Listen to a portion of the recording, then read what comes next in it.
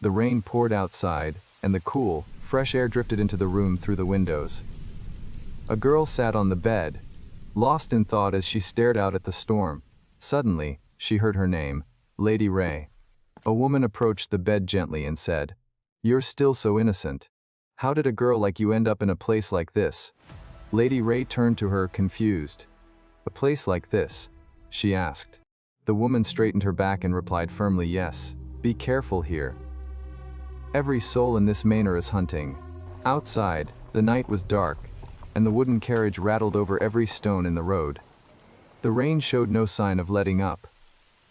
Inside the carriage, Lady Ray and a man, Hayes Lisbon, sat nervously. Hayes was the eldest son of the Lisbon family, and he bit his nails anxiously before suddenly throwing up his hands. "We'll come back as soon as things get better, I promise," he said. Ray stayed silent, which made Hayes raise his voice. "Why aren't you answering me? Stop squinting like something bad happened." Ray finally spoke. "Nothing happened, right? There's a war in our country, and the economy's a mess. Our father left us with nothing but debts, and our mother's in the hospital. My brother was searched and lost everything. Now we've been kicked out of our home, and we have nowhere to go." Hayes tried to comfort her. "I'm telling you, once I sort things out, I'll make sure you live like a queen.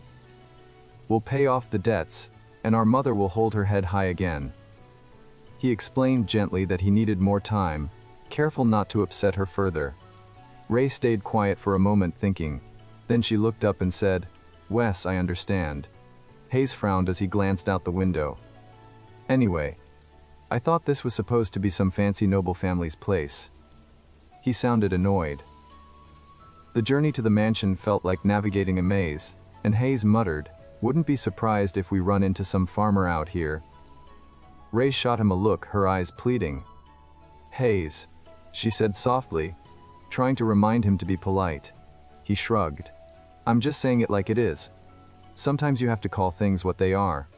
Ray sighed. "Well, at least don't say that in front of them." Hayes widened his eyes. "Do you think I'm stupid? You don't get it, Ray. These nobles are arrogant. But whatever." He didn't stop there.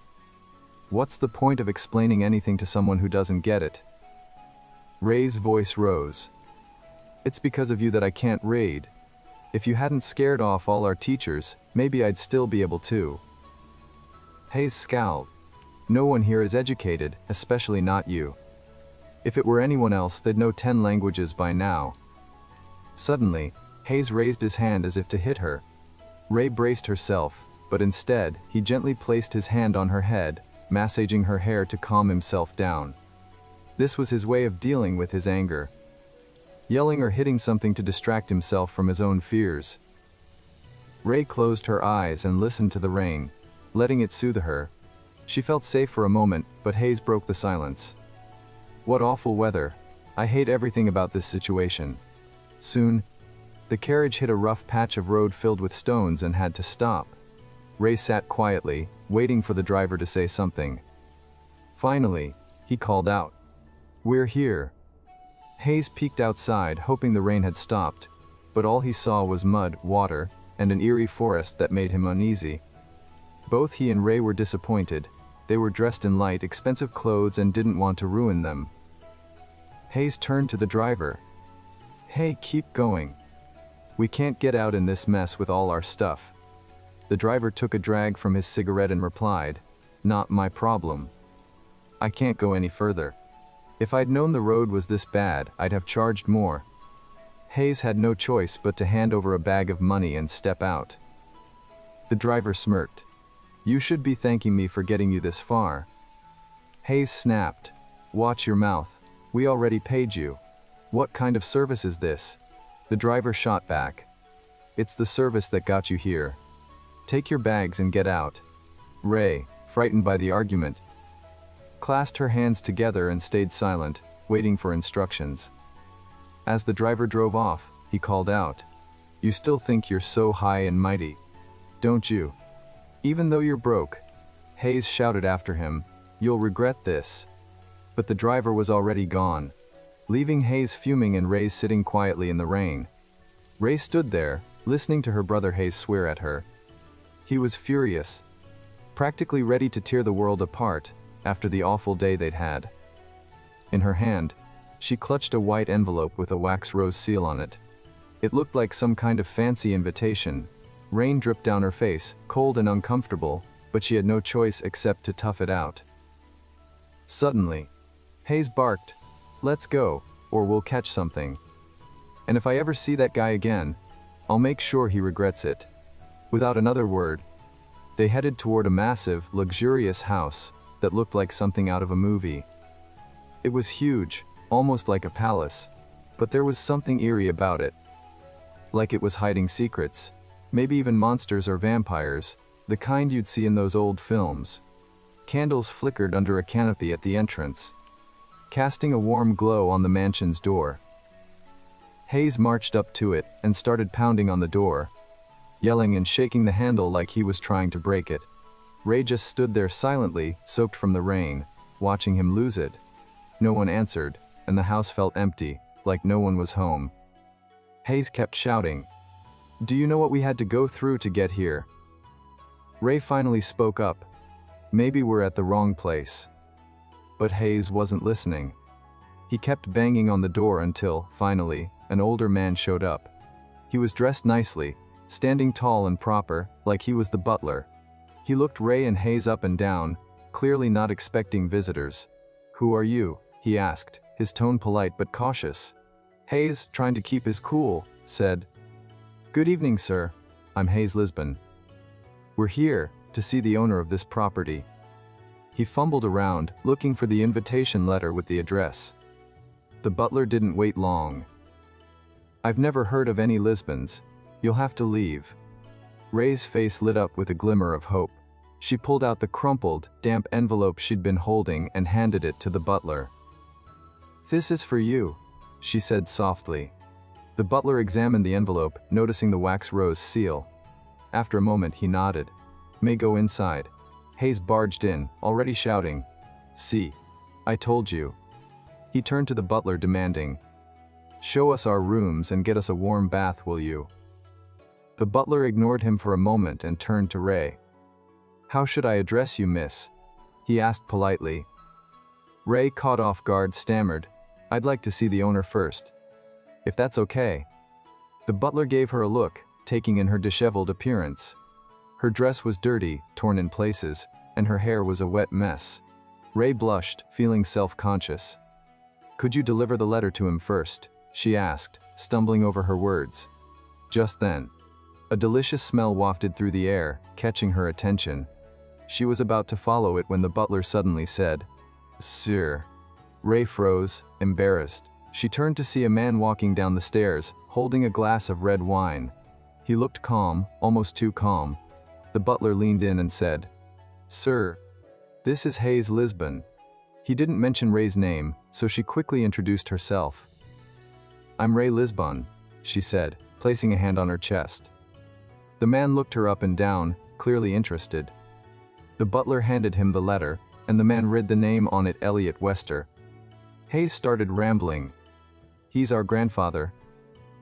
We're in a bit of a tough spot, so we're hoping to stay here for a while. We won't forget your kindness." The man cut him off, not really caring about the details. Instead, he focused on Ray. "By the way," he said, his eyes lingering on her, "your sister, is she engaged?" He walked slowly down the stairs, his gaze fixed on her. Hayes looked shocked, like he couldn't believe someone found his sister attractive. He tried to hide his reaction, but it was clear he was nervous. The man stepped closer to Ray, looking her straight in the eye. "Were you engaged?" he asked. Ray shook her head, saying she wasn't. The man seemed surprised, almost like he couldn't believe no one had snatched her up yet. Ray's heart raced, and she couldn't help but blush under his gaze. The man, Claudine Castle, as he introduced himself, told them they could stay as long as they needed. Hayes, still a bit shaken, asked, "What's your name, sir?" The man replied, "Claudine Castle." Outside, the rain kept pouring as it had been for a week straight. Ray loved the rain, but it felt strange, like it had been following them since they arrived. What worried her more, though, was Hayes. Their relationship was falling apart. They barely talked anymore. And even though Hayes was usually so lively, he seemed to be ignoring her completely. Ray had been keeping quiet about how the servants ignored Hayes' preferences. They didn't care what he wanted. If he didn't like something, they'd just shrug and say, "Don't eat it then." They brushed off his requests, big or small. At first, Hayes wasn't happy with how many servants were around. Mrs. Mary handled the cooking and kept the kitchen clean.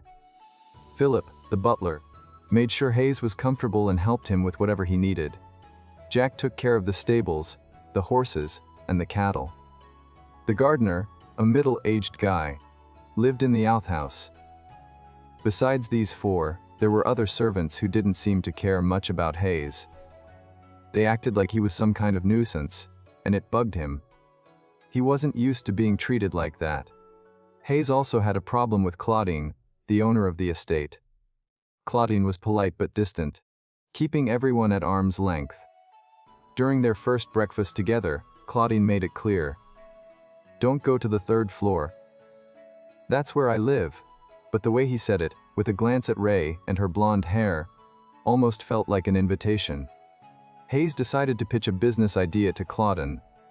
Ray noticed a familiar folder on Claudine's desk and felt a pang of worry. She listened as Hayes started his pitch, talking about his partner's connections, and how they could make money even during the war. Hayes promised Claudine that the investment would pay off, but Claudine didn't seem interested. He barely glanced at the contract. Still, to everyone's surprise, Claudine agreed to invest, but only if Hayes promised to pay back the money if things didn't work out. Hayes agreed without hesitation, but Ray had a bad feeling about it. After that, Hayes was always busy, and Ray was left alone most of the time. She felt stuck, watching the rain from her window, listening to the quiet of the estate. The servants moved around downstairs, but they didn't bother her. Ray didn't mind the solitude. It was what she needed. But one day, an older woman, who seemed to be a servant, approached her. The woman asked if Ray was cold and offered her a blanket. Ray politely declined, but the woman kept staring at her, making Ray uneasy. Finally, the woman spoke up, asking why someone like Ray would end up in a place like this. Ray didn't understand what she meant. She liked it here, especially the sound of the rain. But then the woman's tone changed. She warned Ray to be careful, saying that everyone in the manor was after her. She grabbed Ray's wrist tightly, making her cry out in pain. The woman hissed that Ray's parents were gone, and her brother didn't have a bright future either. She told Ray the place was cursed and warned her not to take anything they offered. Not even a glass of water. "Don't meet them in the fields," she said. "Don't give them your body, and especially not your heart." Ray tried to pull away, but the woman held on, her voice dropping to a whisper. "Do you want to end up like me? The beast is watching you. Don't trust it. It's waiting to drain you dry. I can hear it growling everywhere." Ray was terrified, but the woman finally let go, leaving her shaken and confused. The warning echoed in her mind as she sat alone, the rain still tapping against the window. "Listen, can you hear it?" Ray felt like she was losing her mind, caught in some kind of bad dream. This strange old woman was terrified, and her words had a weird ring of truth to them. Maybe soon, Ray would understand what she meant. Essence. The words stuck in her head. She thought about her grandparents ignoring her, her mom begging for help but getting nowhere, her cousins whispering behind her back. Just a few minutes ago, she'd been standing in the rain, telling herself that being sad was a luxury. Now she tensed up, yanking her arms out of her grandmother's grip. "Let go of me! It hurts!" she shouted.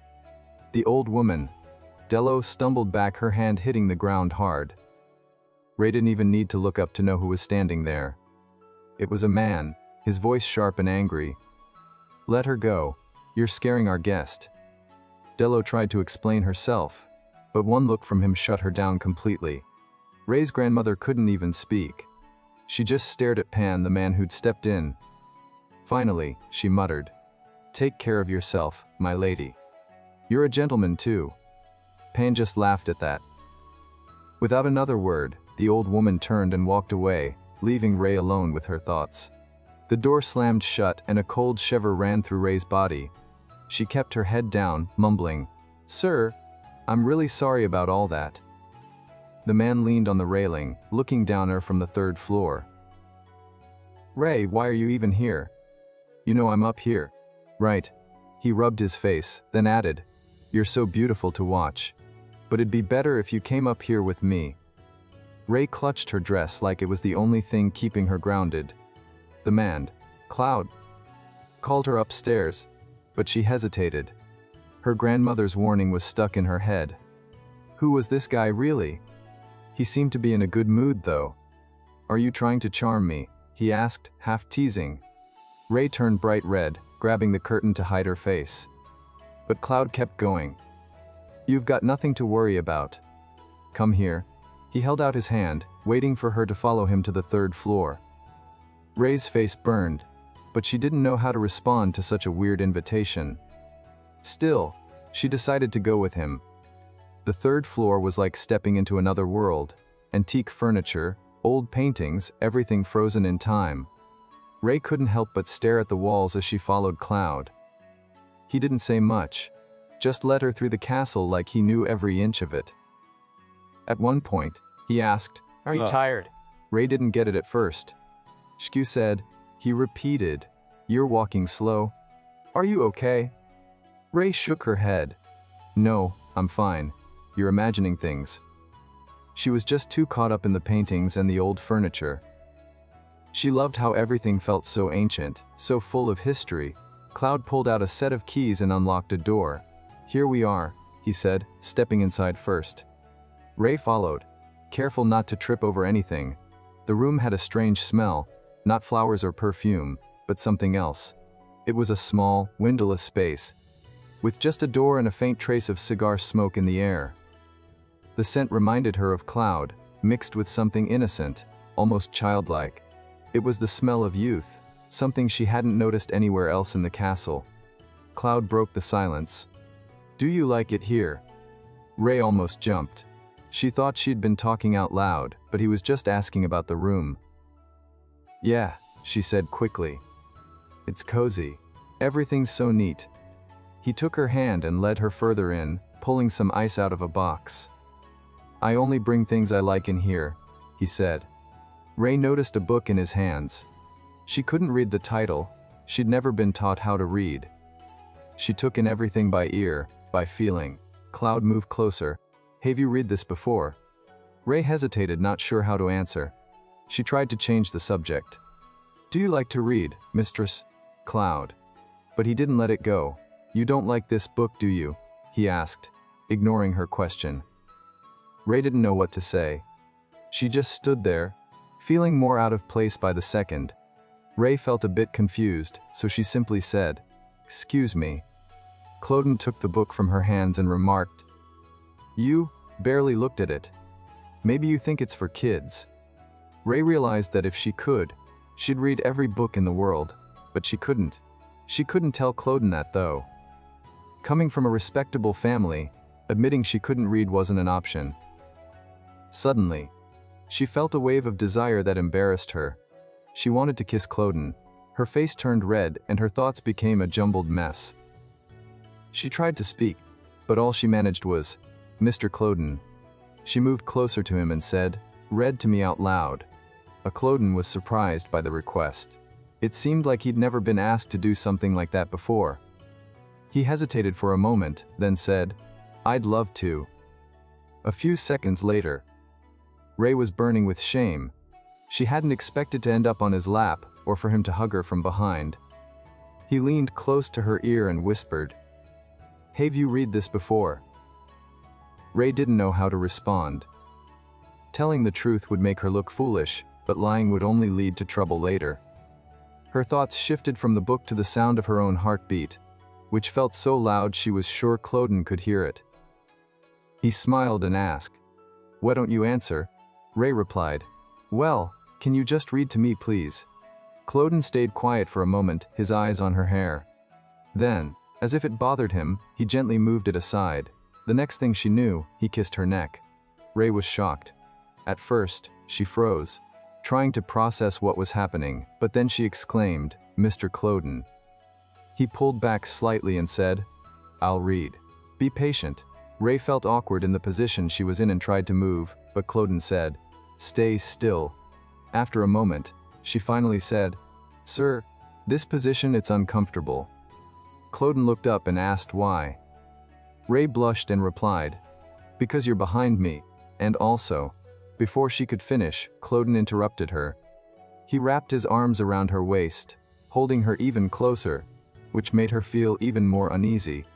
He stayed quiet for a while, then said, "It's not me who can't concentrate on the book." Rei knew they shouldn't be doing this, but she couldn't help herself. She caught herself thinking something strange. She wasn't resisting. In fact, she wanted this closeness to continue. Just then, a servant's voice came from behind the door. "Sir, Hayes Lisbon is back. He wants to meet you downstairs. Will you go out to him?" Rei panicked. Her brother was back, and if he saw her with Cloden, it would be a disaster. The room fell silent except for the sound of doors opening and creaking. Cloden kept kissing her neck, ignoring the servant's question. Finally, Rei pulled away, signaling for him to stop. She realized her brother was probably looking for her, and he couldn't see her like this. When she tried to get up, Cloden abruptly pulled her back, wrapping his arms around her. She felt his tongue touch her neck, which surprised her, but she didn't mind. She tried to say, "Sar," but the servant interrupted again. "Shall I tell him to come back later?" Cloden clenched his fist and replied, "No. Tell him I'll be right down." The servant left to deliver the message. Rei turned to make sure he was gone, not wanting to be seen in such a compromising position. Suddenly, Cloden grabbed her waist and pulled her close again. He placed the book in front of her and held her tightly, not wanting to let go. "I'm lending you this book," he said. "Take it." Rei, her face flushed with shyness, took the book and ran her fingers over it. She hesitated, unsure whether to tell Cloden the truth. He noticed and asked, "What's wrong? Don't you like it?" But it wasn't about the book. Rei replied, "Of course, I do. Why wouldn't I?" She couldn't bring herself to admit she couldn't read. It would ruin everything. Outside, the sun was shining brightly for the first time in a week, its light almost blinding, but Rei didn't care. Rei was thrilled that the rain had finally stopped. She couldn't help but smile, feeling like she could jump for joy. "It's warm outside," she said, "and it's getting even warmer." Cloden stood in the shadowy part of the room, his expression unreadable. He asked Rei, "Do you like warm water?" Her face lit up with happiness, and she turned to him, saying "Wes." But Cloden didn't share her excitement.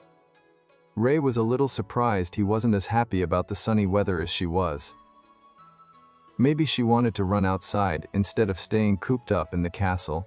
Cloden asked her, "What do you like the heat?" The question caught Rei off guard. It seemed odd, almost pointless.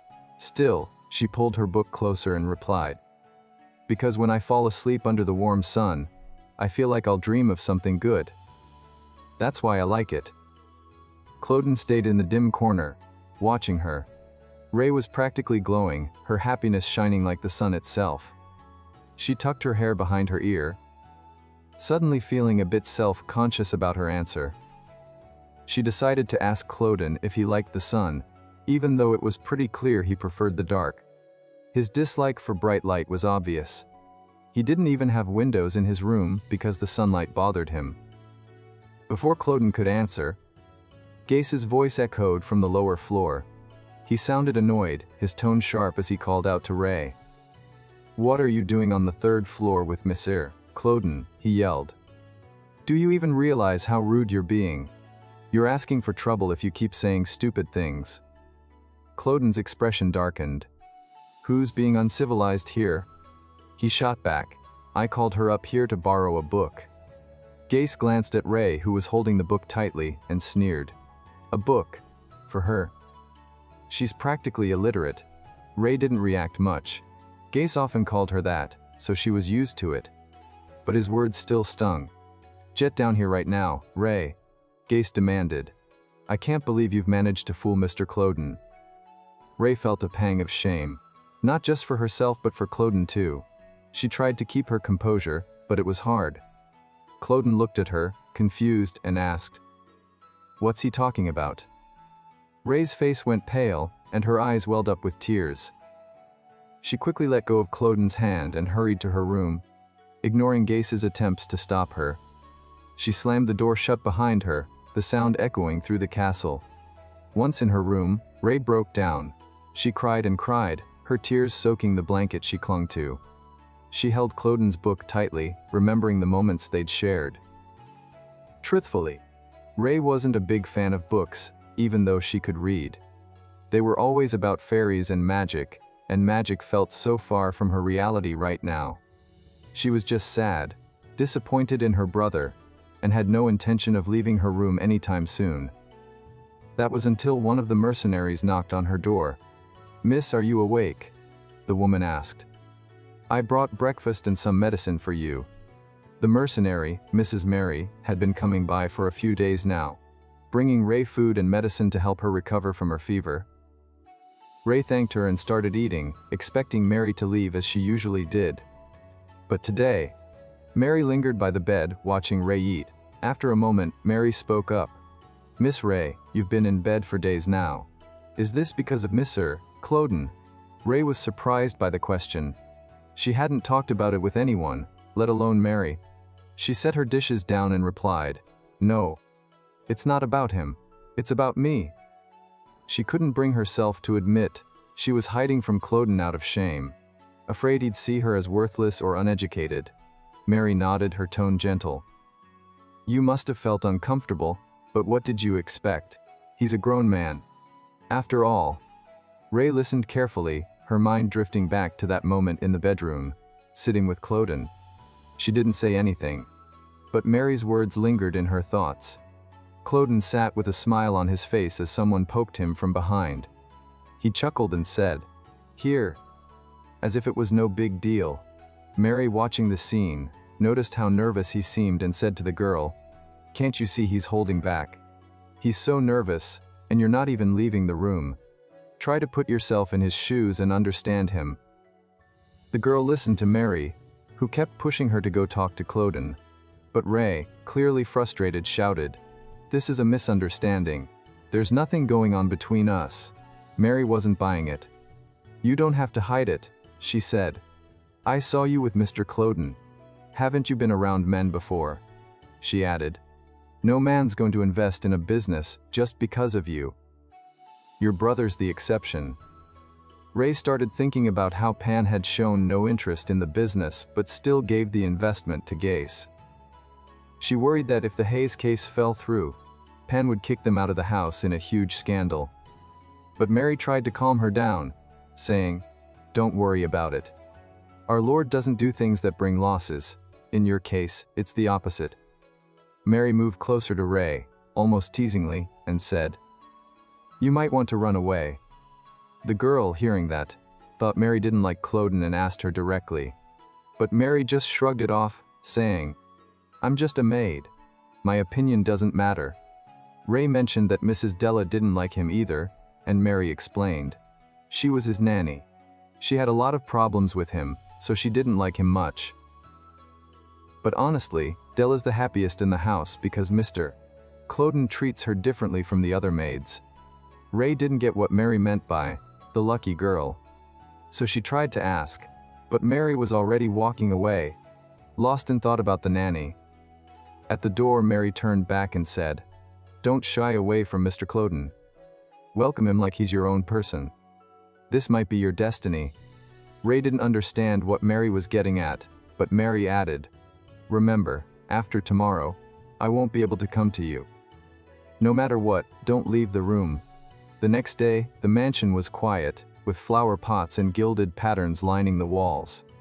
The sound of red heels clicking on the floor echoed through the halls, especially on the third floor. Ray, feeling like she'd been hibernating for days, finally got out of bed after her fever broke. She grabbed Cloden's book and rushed to find him, desperate to apologize for hiding the truth. But when she got to where his room was supposed to be, it was gone. All she saw was a wall. Confused, Ray sat under the wall, wondering where his room had gone. She asked around, but no one knew.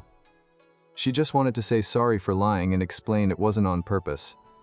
Holding the book tightly, she thought, I hope I can apologize before it's too late. Then she heard a man's voice, moaning behind the next wall. She turned and saw a door. Thinking Pan might be sick, she knocked worried, and asked to be let in. When no one answered, she found a lock, banged on the door a few times, and it opened. She burst into the room, ready to help, but what she saw left her frozen. Cloden was there, repeating her name over and over. Ray was in complete shock, her face burning with embarrassment. Cloden, though, just laughed at how ridiculous he looked, not caring about the situation. But he could see how shocked Ray was. She stood there, staring at him, unable to move or speak. Finally, she managed to say she wanted to return the book.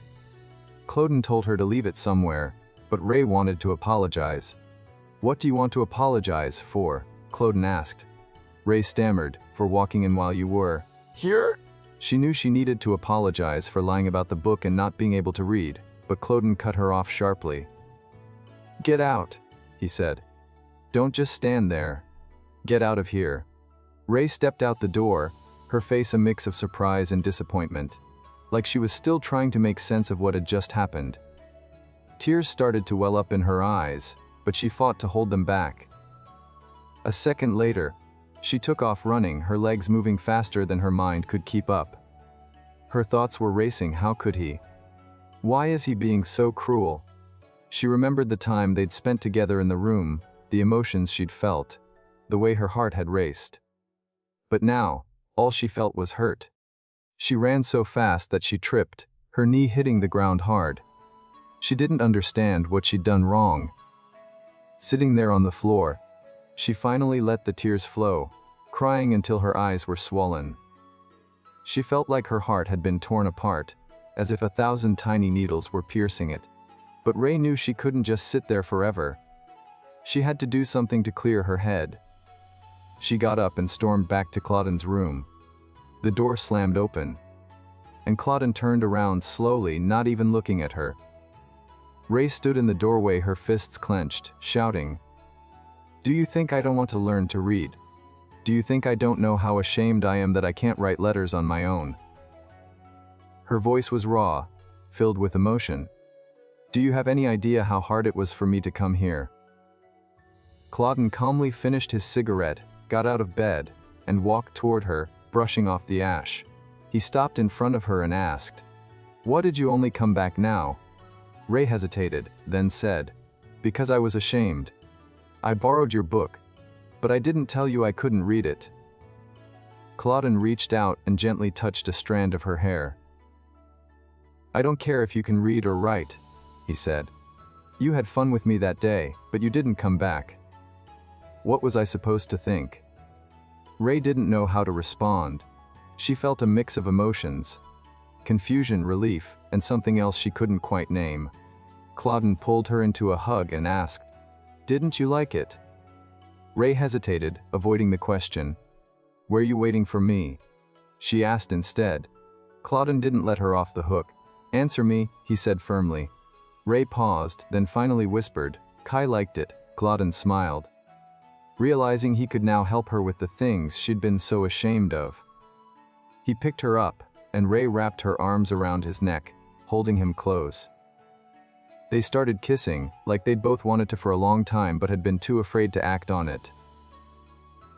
Cloden carried her to the bed, and they kept kissing, lost in the moment.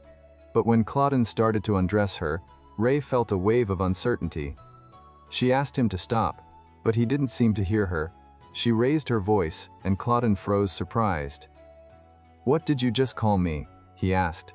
Ray took a deep breath and said, Maybe you should read me a book. I really wanted you to read Cloden's book to me. Cloden was taken aback, but when he saw the hopeful look on Ray's face, he couldn't resist. He smiled and said, Ray. Then he leaned down and whispered, Why are you so beautiful? Ray's heart skipped a beat. She'd heard him call her beautiful before, but this time felt different. She remembered the times he'd complimented her, like when he'd said her sister was beautiful, or when he'd stood on the third floor and told her how much he enjoyed watching her. It was the kind of warmth she'd never felt before, and it made her want to hold him even tighter. Meanwhile, Hayes was trudging through a swamp, cursing under his breath. The rain had turned the ground into a muddy mess, and he was in a full mood. "Of all the days to get caught in the rain," he muttered. He blamed everything on the carrier he'd crossed paths with earlier, calling him every name in the book. Hayes was so angry that he could barely keep it together, gritting his teeth as he pushed forward. When Gates approached him, Hayes snapped, "What do you want? I don't have any money for you." The man shook his head. "You've got it wrong. I just wanted to warn you, the road ahead is dangerous. People are avoiding it." But Hayes wasn't in the mood for advice. "Mind your own business," he barked. "Get out of here." Hayes was already having a terrible day. His mother was getting weaker. His business partner had let him down, and the goods he'd ordered were defective. He felt like everything was falling apart, and he didn't know how to fix it. It was getting dark outside, and Gates was making his way back home. When he stepped inside, he felt the warmth and freshness of the room. He was relieved to finally be in the house. "Hey, where's everyone?" he called out. "I'm having dinner at my place. Maybe I should give this to Ray before dinner. I hope she's not still upset in her room." He was holding a surprise in his hands, something he planned to give to Ray to cheer her up. As he walked further in, the guard suddenly stepped back, startling Hayes. "Oh my gosh," Hayes shouted. "If you heard me coming, you could have said something. Bring dinner to my room, will you?" But the butler just replied, "You're late for dinner. You can go to the kitchen and heat up some leftovers yourself." Hayes was taken aback. He expected to be served in his room, but the butler refused. "Is this how you treat guests?" Hayes snapped. "I've traveled halfway around the world, and this is the mess I come back to. Prepare my dinner right now." But the butler simply turned and walked away. Hayes was furious. "Where are you going? That's an order. Get me my dinner now." He called the butler an old man and hurled a few other insults his way. The butler stayed calm, almost like he was waiting for the right moment or just didn't care. Hayes, in a fit of anger, grabbed a vase and smashed it. "If you're a servant, do your job properly," he yelled. The butler stopped and stood still for a few seconds. Gates froze when he saw something that definitely wasn't human. A long tongue, sharp teeth. And the butler transformed into something terrifying. The creature growled, "Calm down. If you don't want trouble, you miserable human." Hayes' legs gave out, and he fell to the floor. He scrambled to crawl under the wall, trying to protect himself from the monster. He remembered the man on the street, who had pointed to Clauden's estate and said, "Everyone in the village avoids that place." Now Hayes understood why. He started shouting through the estate, "Ray! We need to get out of here! Ray!" "Where are you? She hasn't been hurt, has she?" When he saw Ray alive, he felt a wave of relief. He realized just how much she meant to him. She was sitting with Mr. Clauden, who was reading her a book. They were chatting and laughing, and Gates just stood in the doorway, watching. He couldn't figure out how they'd made up so quickly. But when he tried to shout at her, his throat started to hurt, and then his voice completely disappeared. It was like someone had stolen it. Clauden leaned over and whispered something to Ray. "Ray, your brother is very late. Don't you think that's strange?" Ray realized her brother had been gone for a while, but she hoped he'd come back soon, and everything would go back to normal. They kept reading the book, but then Ray turned to Clauden. "If the Hayes business plant fails and your money doesn't come back, will you hate me?" she asked. Clauden just smiled and laughed. "You really shouldn't worry about that," he said. Ray didn't understand, so she asked again. Clauden spoke slowly and clearly. "I always take what's mine." That's when Hayes realized what was really going on. It wasn't about money or investments. It was about Ray. Hayes tried to scream, but no sound came out. He was trapped, unable to do anything. Ray took Mr. Clauden's hand, and he said, "Don't worry. I always take what's mine." Ray didn't argue. She had no reason not to believe him. "Okay," she said, thinking, "I guess I can relax now." It was dark outside, and the moon shone through the large windows in Clauden's room. Ray hadn't noticed how late it had gotten. She jumped up. "I didn't even realize it was dark. We can continue tomorrow," she said. But Clauden replied, "Can't make it tomorrow. Ray, I told you about our customs. We have to stay in our rooms on a certain day." Ray remembered. "Yes, I remember," she said. She had forgotten how soon that day was coming. It was tomorrow. Ray was quiet for a moment, then asked, "Clauden, about that tradition you mentioned. Do we have to keep it until the day after tomorrow?" She stood in front of him, looking curious. "I heard it's an ancient custom passed down through generations. But it seems like everyone on the estate hates it. What happens if you break it?" Clauden smiled like the answer to Ray's question was the most obvious thing in the world. He held up her hand and said, "You're asking what's going to happen. Ray, if I ever want to go into your room, don't let me in." His eyes locked onto hers, dark and intense, and Ray felt something she couldn't quite put into words. She frowned, confused. "But why shouldn't I let you in?" Before Clauden could answer, he suddenly sniffed the air and muttered, "Mr. Hayes." Ray froze. She turned slowly and saw her brother standing behind her, his expression anything but happy. She hadn't even heard him come in. "Hayes," she stammered, "when did you get back? You've been gone for days. I was worried." Hayes didn't say a word. His eyes burned with anger, and Ray could tell something was seriously wrong. Clauden broke the silence, his tone casual but sharp. "You're not saying much today, Hayes. You must be tired." Hayes clenched his fists, his thoughts screaming inside his head. "You're the one who shut me up, you monster." Ray felt a chill run down her spine. Her brother's glare was so intense, it felt like he wanted to hurt her right then and there.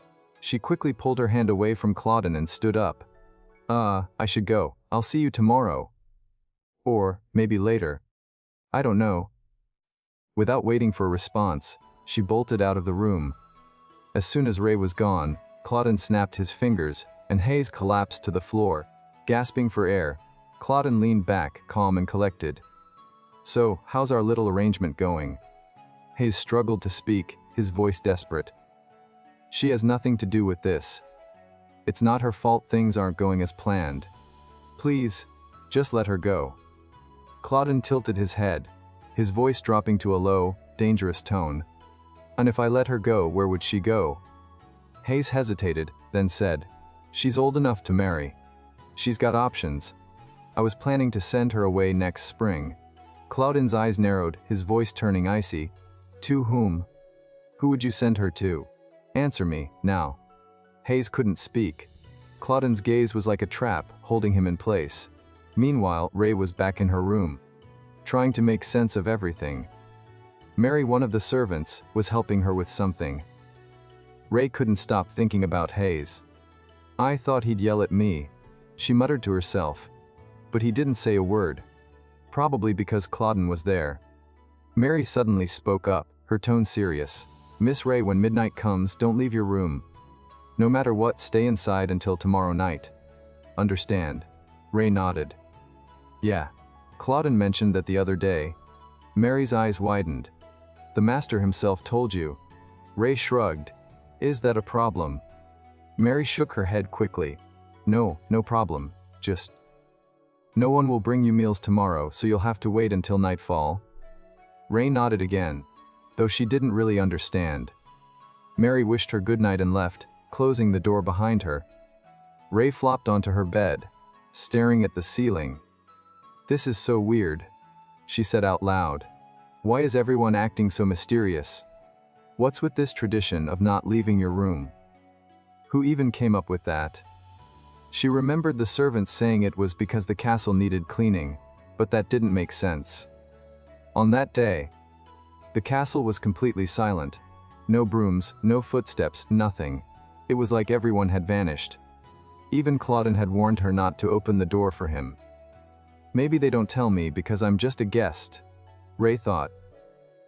Or maybe they think it's so obvious. It doesn't need explaining. But despite the strangeness, there were things about this place that made Ray feel special. The way Claudin looked at her, like she was the most important person in the world. The way he touched her hand, the way he spoke to her. It was all so different from her old life. She felt like she was living in a dream, and she didn't want to wake up.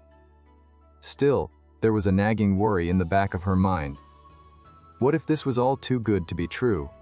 What if everything went back to the way it was before, where she felt small and unimportant? The thought scared her, so she pushed it away and decided to get some sleep. Just as she was drifting off, a loud knock shook her door. The sound was so forceful, it felt like the whole room was trembling. A voice called out from the other side, urgent and demanding. Ray! Open the door, Ray! Open the door. The door creaked open as Ray woke up, confused about why her brother, Hayes, was calling her at such an odd hour. He was furious, ready to scold her for spending time with Claudin. Ray hoped he'd just forget about it, but Hayes kept yelling, forcing her to get up and unlock the door. The moment she did, Hayes burst in looking frantic. Ray, you have no idea what I've been through to get here, he said, his voice shaking. Ray was stunned. What's going on? She asked, her voice tinged with worry. Hayes grabbed her shoulders, his grip tight. We need to get out of here. Now, he insisted. Ray's eyes widened. She couldn't understand why they'd need to run. Just moments ago she'd been thinking how perfect life was here, how much she loved this place. But Hayes wasn't waiting for an explanation. He grabbed her hand and pulled her toward the door, shouting, We can't waste time. We have to go while we still can. Ray yanked her hand free, glaring at him. What are you talking about? This place isn't worthless, she shot back. It's given us a roof over our heads. Where did you even spend all the money Claudin invested? Hayes' anger boiled over. He couldn't hold back anymore and slapped her, leaving a red mark. Ray fell to the floor, stunned. How dare you talk to me like that? Hayes snapped. He grabbed her hair, pulling her close. Do you really think Claudin cares about you? Where's the proof? Ray winced in pain but managed to speak. This place, it's not what you think. Claudin, he's not who you think he is. He's dangerous, Hayes. He's going to destroy you. Her words hung in the air, but Hayes wasn't convinced. He tightened his grip, his voice low and harsh. You're delusional. This luxury has messed with your head. You don't even see what's happening. Ray tried to pull away, but Hayes wasn't letting go. I'm not going anywhere with you, she shouted, her voice breaking. I don't want to run away. Hayes stared at her, his frustration evident. You're crazy, he muttered. He grabbed her hands again, trying to reason with her. Claudin's got you wrapped around his finger. Can't you see that? But Ray wasn't listening. I need to apologize to Claudin, she insisted. For the money, for everything. I don't even know where you'd go if we left. Hayes' patience snapped. You're not getting it, Ray. They want to hurt you. He yelled, his voice rising. Ray stayed defiant, her face a mix of confusion and fear. Hayes tightened his grip on her hands. You're under some kind of spell. You can't even think straight. He started dragging her to the door, his voice firm. I'm your guardian now. You'll do what I say. But Ray pulled her hand free again. No, I have to see Claudin in the morning. At least someone needs to apologize, she said, her voice trembling. Hayes was about to yell again when something caught his attention. He turned his head sharply, his eyes wide. Who are you? He asked, his voice shaky. Ray looked around, confused. There's no one here, Hayes. It's just us, she said. But Hayes wasn't seeing what she was. His face paled as he stared at something, or someone, Ray couldn't see. A twisted smile seemed to form in the air, sending a chill down his spine. Ray noticed the fear in his eyes and started to feel scared herself. Hayes, what's going on? She asked, her voice barely above a whisper. Hayes panicked, pacing back and forth. Why is this happening to me? He muttered, his voice breaking. Then, without warning, he pushed Ray aside and bolted for the door. "I'm not staying here to die," he shouted as he ran. Ray watched in disbelief as her brother disappeared, leaving her alone in the empty house. She sat on the floor, her mind racing. What if Claudine found out about Hayes's escape? What if he found out about the money? The thought of his anger made her stomach churn. "Who'll hate me?" she whispered to herself, tears streaming down her face. I knew this wouldn't last forever. Hayes was never going to make it work. She buried her face in her hands, the weight of reality crashing down on her. As she sat there crying, she heard footsteps behind her. At first, she thought it was Hayes coming back. "Hayes," she called out, her voice shaky. But when she turned, it wasn't her brother, it was Claudine. Ray froze, her heart pounding. She had broken his rules, and now he was here. Tears spilled from her eyes as she braced herself for whatever came next.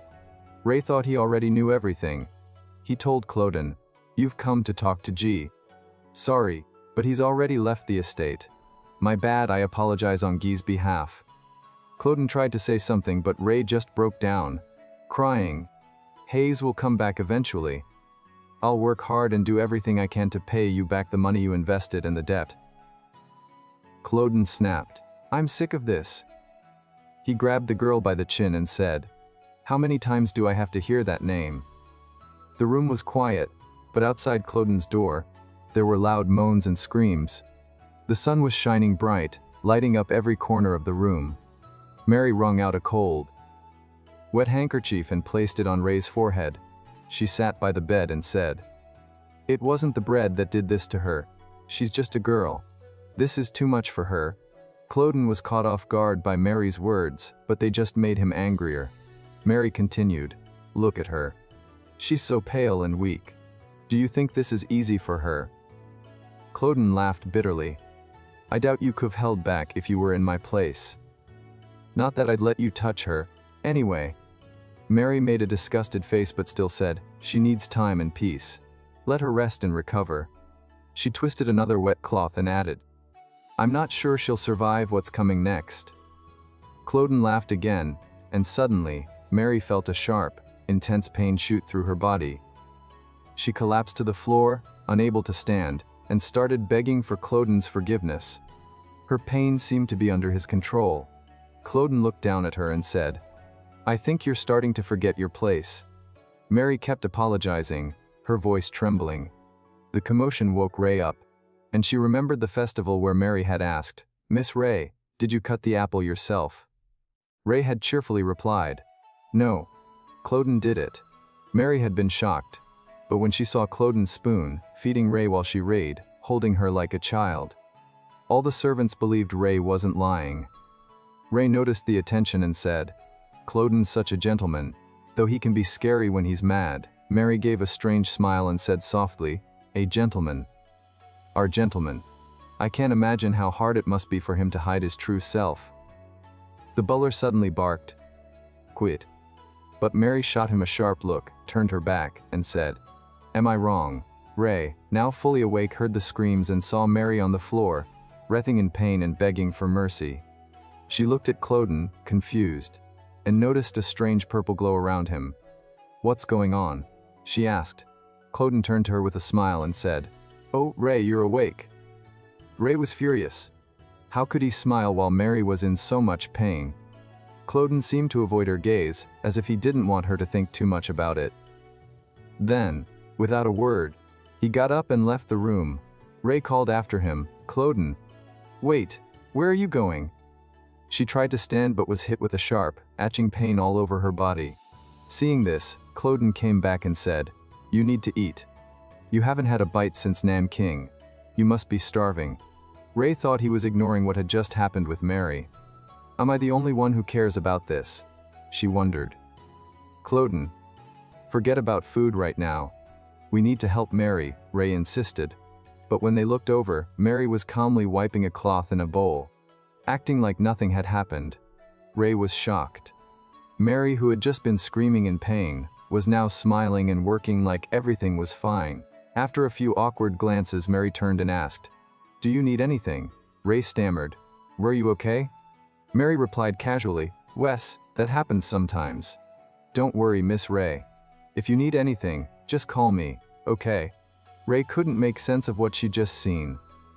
Mary had been in agony moments ago, and now she was acting like it was nothing.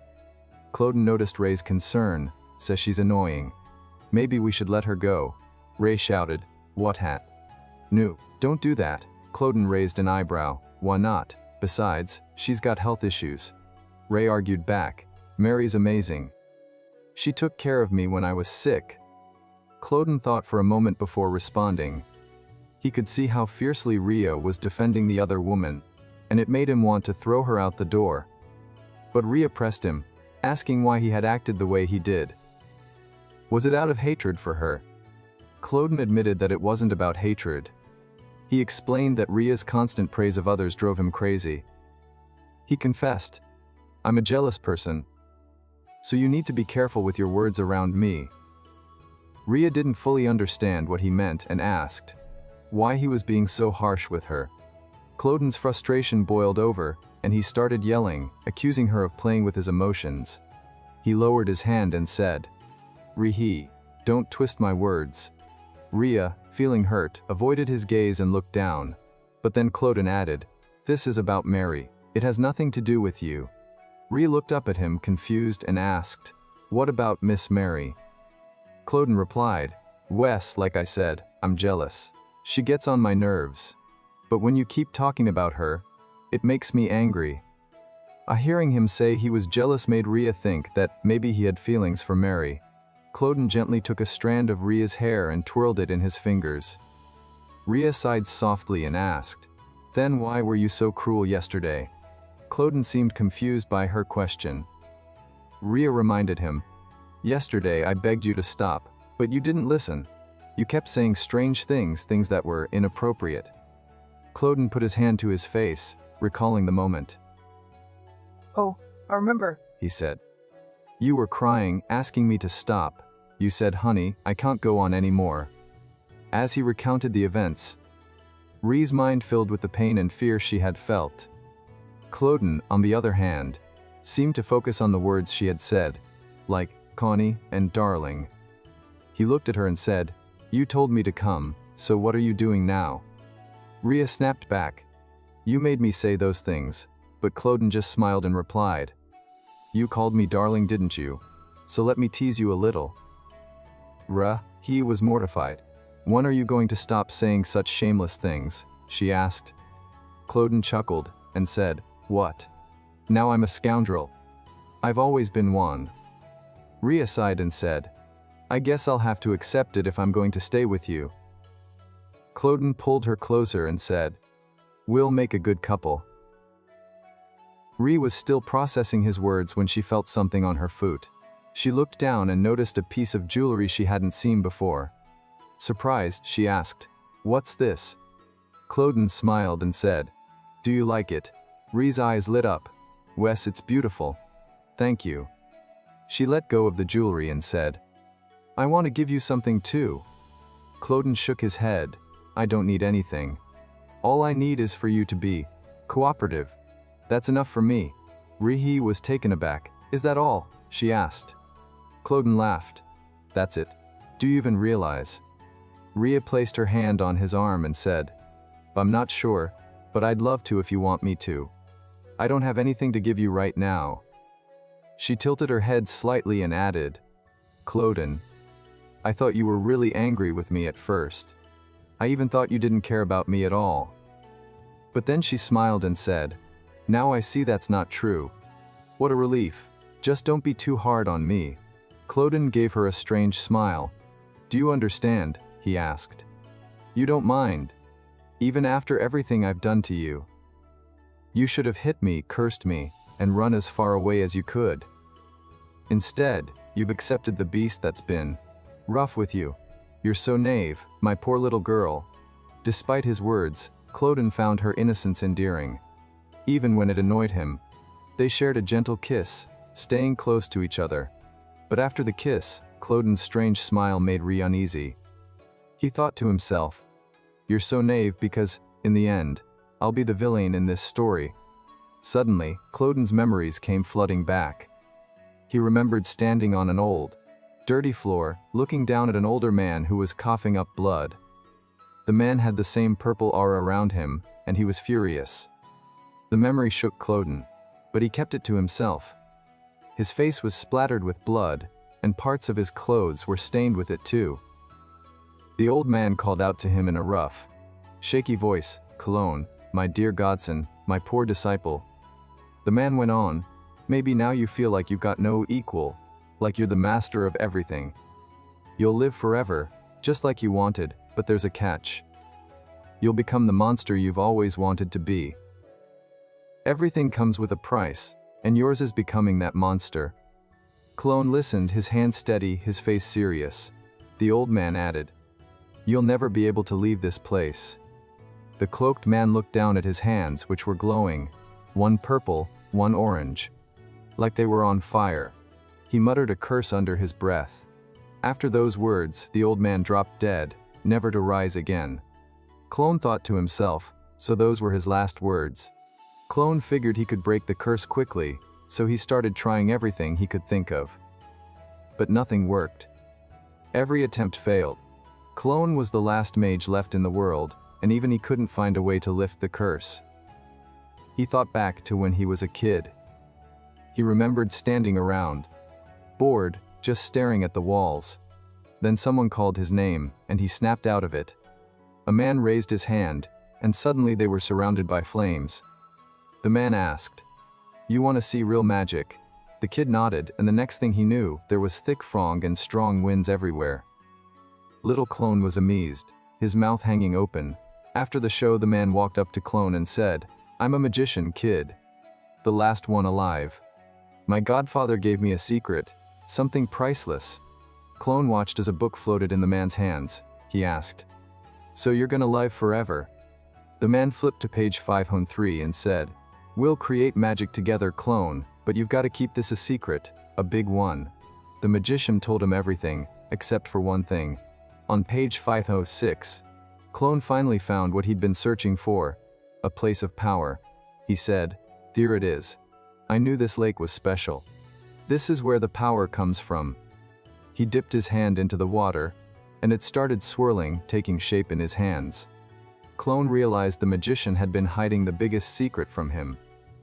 He thought, "If I could take all this water, I could finally end this." But no matter what he tried, the curse wouldn't break. It was like he was trapped behind an unbreakable shield. The curse was stuck to him, thanks to some kind of test cycle. Clone felt awful, like a wild animal that couldn't control itself. The curse didn't just affect him. It drained the people around him too, leaving them exhausted. But they stayed by his side. Even as the curse started taking lives, one by one, only a few were spared. An old woman, trying to protect someone named Ree, looked at Clone and said, "Sir, you know this curse is getting stronger every day. It's gonna lead to something terrible." She got down on her knees and begged, "The more you spread this curse, the worse it's gonna come back to you." Clone just smiled and said, "I can't even get rid of this curse myself. Why should I care about anyone else?" He leaned in closer and whispered, "I'm stuck in this nightmare. I don't even remember what normal feels like anymore. I've been like this for too long." His smile turned dark as he added, "I can't escape this cursed castle, no matter how much I want to. I'm like a dog on a leash, stuck in this room." Meanwhile, Clone heard someone say, "Sir, everything's ready for you." He looked up and saw his butler, who was clearly worried about him. The butler asked, "Are you okay? Is your thirst bothering you again? And where's Lady Ray?" Clone took a deep breath and replied quietly, "No, don't bother her. She's in the garden, having a picnic." The butler hesitated, then said, "I forgot, there's juice outside." He thought about going to get her but stopped when Clone said, "No, leave her be." Out in the garden, Lady Ray was sitting, sipping tea and enjoying herself. Mary stood nearby, pouring tea for her. When they finished, Lady Ray asked, "How was it?" "Mary." She laughed and said it'd be nice if Clone could join us. Mary looked down, embarrassed, and said, "I'm sorry, but Mr. Clone's busy. He's got a lot on his plate." Lady Ray nodded and said, I get it. It must be hard carrying such a burden. She noticed her glass was empty and added, oh, I'm out of water. I'll go get some more. But before she could, she heard heavy, slow footsteps approaching. It was the gardener, coming closer. Ray greeted the gardener with a friendly hello. The gardener seemed a bit uneasy, but bowed politely and handed her a handkerchief with some sandwiches. Have you had breakfast yet? Try these sandwiches. They're made using Mrs. Mary's best recipe, he said. The butler, holding a candle to light the way, glanced at them and asked, Are you on duty today? The gardener hesitated for a moment before mumbling, Well. The butler was surprised. The gardener hadn't spoken in years. What is it? The butler asked. The gardener tried to explain that Ray Lisbon wanted blue roses to bloom in the garden. The butler was confused. Why did Ray's wishes matter to the gardener? He pressed for an explanation, and the gardener pointed to a man in prison, saying, Because she wants to see them. The butler replied firmly, No, you shouldn't want to be in his place. The gardener started to say more, but the butler cut him off. Don't even think about looking at what belongs to the Lord. He doesn't show mercy. Haven't you learned that after all these years living here? The butler warned the gardener to mind his own business and focus on his work. Then, looking at the man lying on the ground, he added, This guy won't last long. Suddenly, the imprisoned man started shaking the bars and screaming for attention. When the butler returned, the man begged, Please, let me see Mr. Cloden. A ship is due at the port soon, bringing the goods. I promised to repay the money. The butler wasn't convinced. You can't repay the debt, he said, but the man insisted it was possible. Then he caught sight of a mirror and saw his face covered in pimples and rashes. He flew into a rage. What have you done to me? What happened to my face? He screamed, smashing the mirror into pieces. The butler stayed calm. You can't undo the curse once it's taken hold. The man shouted. Don't lie. Do you even know who I am? I'm the heir to the Lisbon family. The butler sighed. Listen, son, I'm not thrilled to have a newcomer, especially someone like you who has no idea where he is. He picked up a shard of the broken mirror and added, Let me tell you something. I used to serve my master when he was young. I was loyal to him, heart and soul. But then I decided to leave this place. And this is what happened to me. I'm not the only one. His words sent a chill down the Lisbon hare's spine. Everyone here is reaping the same fruit from the same tree. Everyone owes the master. The butler continued. The Lisbon hare realized he'd stumbled into a den of monsters. The guard warned him not to leave the castle or try to escape, or the curse would turn him into a monster too. But the Lisbon hare wasn't ready to give up. Clutching his mouth to stifle a scream, he couldn't help but cry out as if he were being torn apart. Meanwhile, the gardener approached Cloden, who listened carefully. The gardener bowed his head and said, I need your help to grow a specific kind of roses. He'd come to Cloden hoping to repay his kindness. Cloden looked at him with interest. What kind of roses do you want to plant? He asked. The gardener blushed, embarrassed, and didn't know how to end the conversation. He thought he might be asking for too much, but to his surprise, Cloden said, That's not a bad idea. He handed the gardener a blue rose seed, leaving him stunned and grateful. The gardener thanked him over and over for the precious seed, never expecting such generosity from Cloden. Cloden added, I'll fulfill your every wish. You'll have everything you desire. By now, it was light outside, and Cloden's thoughts turned to Ray, who was peacefully reading a book in her room. After finishing the book, she sighed and looked at the stack of books beside her. Ray missed Cloden. They hadn't seen each other in days. She wanted to go to him but didn't want to be a bother. Suddenly, she heard rain pounding on the window. She rushed to close it, but her joy overflowed when she saw something that made her heart race. She grabbed an umbrella and ran outside, thrilled to find blue roses in the garden. Their beauty took her breath away.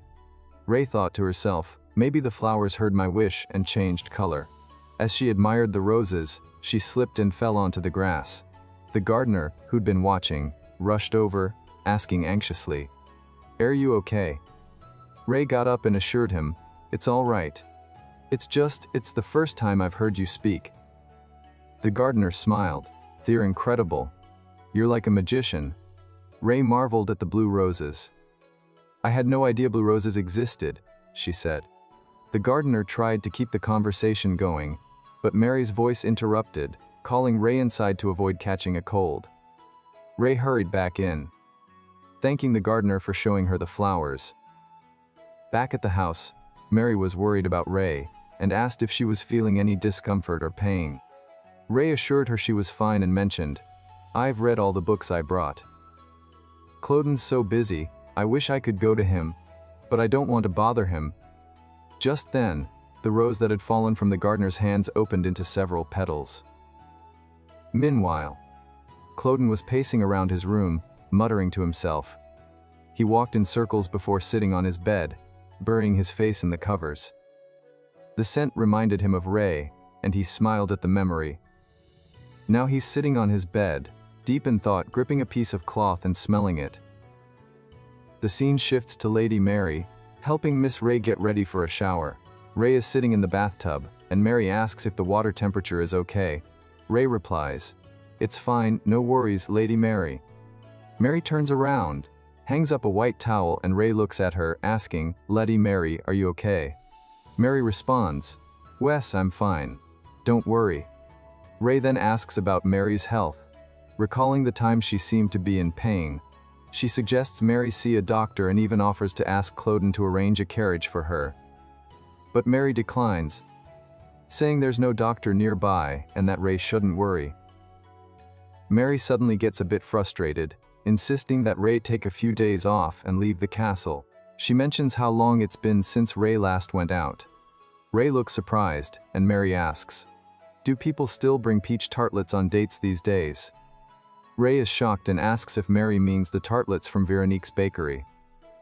Mary confirms, reminiscing about how people used to fight over lovers who stopped by.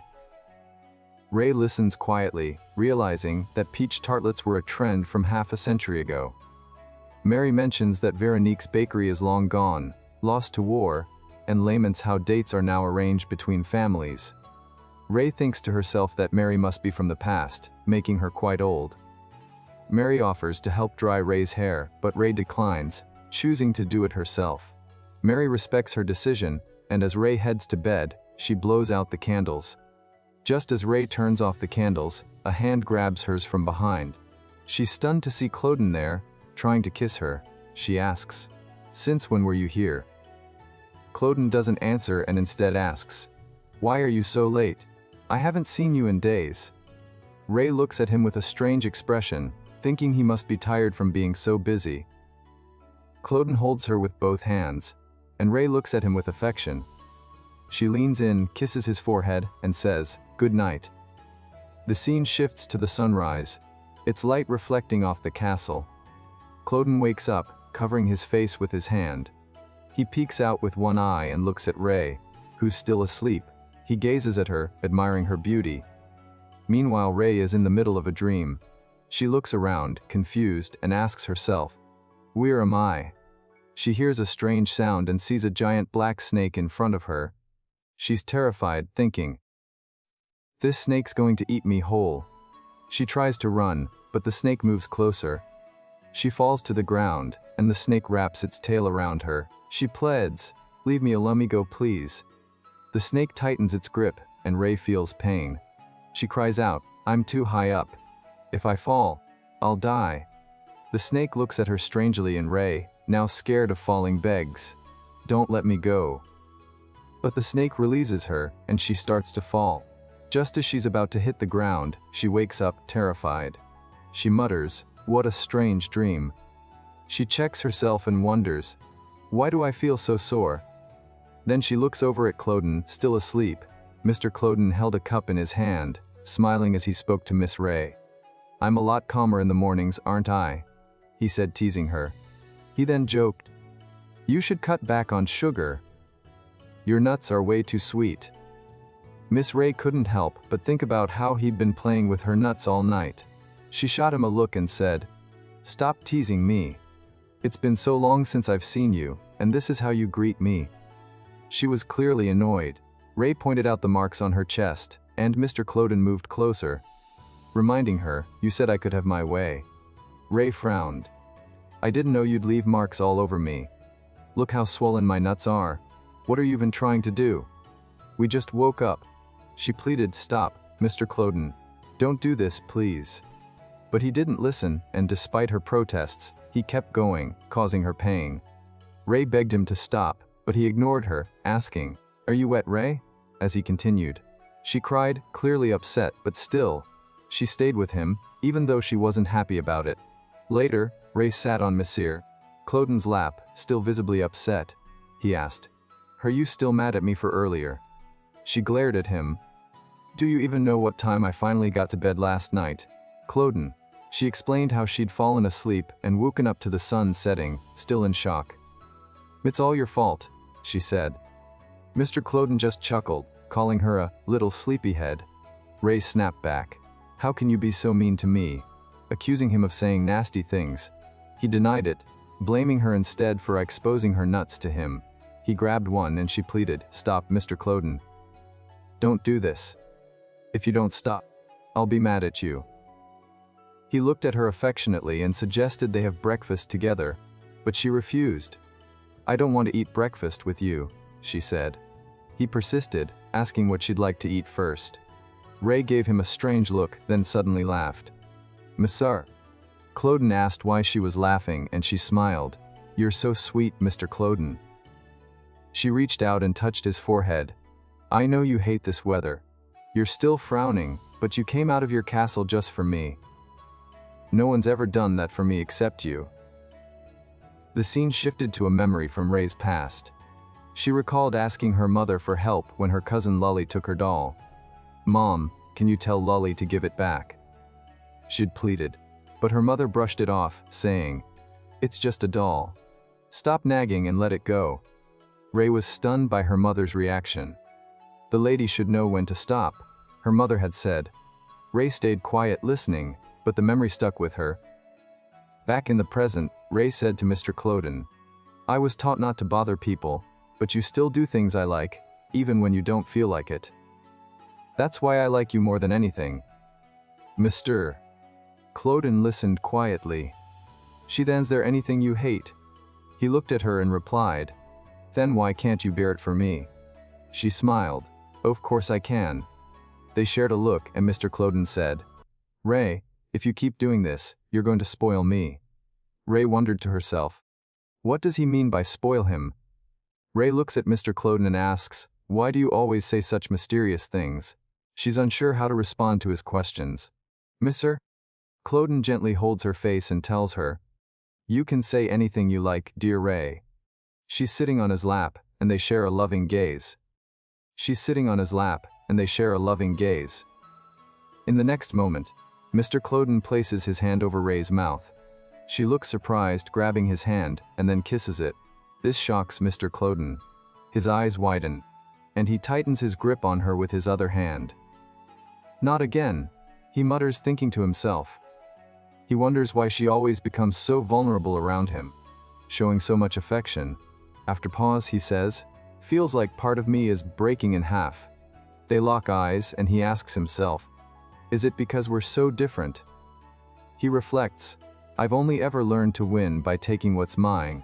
If only I could learn to be vulnerable like her." Suddenly he says, "No," and adds, "If only I could have avoided that curse." He pauses, thinking, maybe I wouldn't feel this way. Ray watches him, sensing he's deep in thought. She calls his name, but he doesn't respond. He keeps thinking, if I could have avoided that curse. His eyes burn with emotion, and he mutters, "Am I? Did I just?" He stops himself, refusing to regret his past. "No way, not me. I've never regretted anything in my life," he says, putting a hand to his face. "Even my curse. I've only ever been annoyed by how inconvenient it is. But why do I feel so terrible?" Just then, a man's voice echoes in his mind, saying, "One day, that temper of yours will make you want to end it all." Ray notices birds flying away and asks, "Why did those birds just fly away?" "Cloden, are you okay? You don't look well." Mr. Cloden turns to her and says, "It's too late for me to be a good person now." He looks at her intently and adds, "I'll turn you into someone like me. We'll do things together." The scene shifts to Mr. Hayes Lisbon, who's in pain inside Mr. Cloden's prison. Two servants approach him. The old butler says, "I told you, you can't die, even if you want to." Hayes' head down snaps, "Shut up, butler." The butler replies, "Come out, Hayes." Hayes looks up surprised and asks, "What now?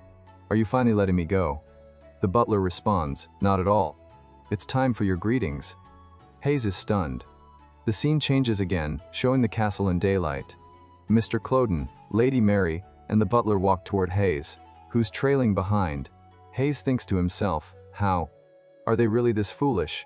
Do they think an old man and an old lady can stop me? My hands are free. This is my chance to escape this nightmare. I just need to push them and run." As he's plotting, Lady Mary turns to him and says, "From now on, we'll call you John. What are you doing with your hands?" "Stop it." Hayes relaxes, thinking she didn't catch on to his plan. He moves his hands behind his back. Lady Mary continues, "What do you mean, John?" Hayes glares at her and says, "My name is Hayes Lisbon, not John." She laughs and replies, "There's no one here by that name anymore." She then warns him to behave differently in front of her master. Hayes was getting frustrated. He turned to the old lady and demanded, "What do you mean by that?" But before she could answer, the butler stepped in, saying, "We're waiting here for the master." Hayes clenched his fists, thinking they weren't even listening to him.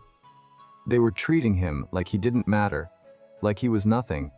The butler and Lady Mary kept talking, completely ignoring Hayes standing behind them. Lady Ray chimed in, "How long do we have to wait here?" The butler replied, "Until this morning." Lady Ray added, "He doesn't know when to stop once he starts, you know." Spending time with Ray.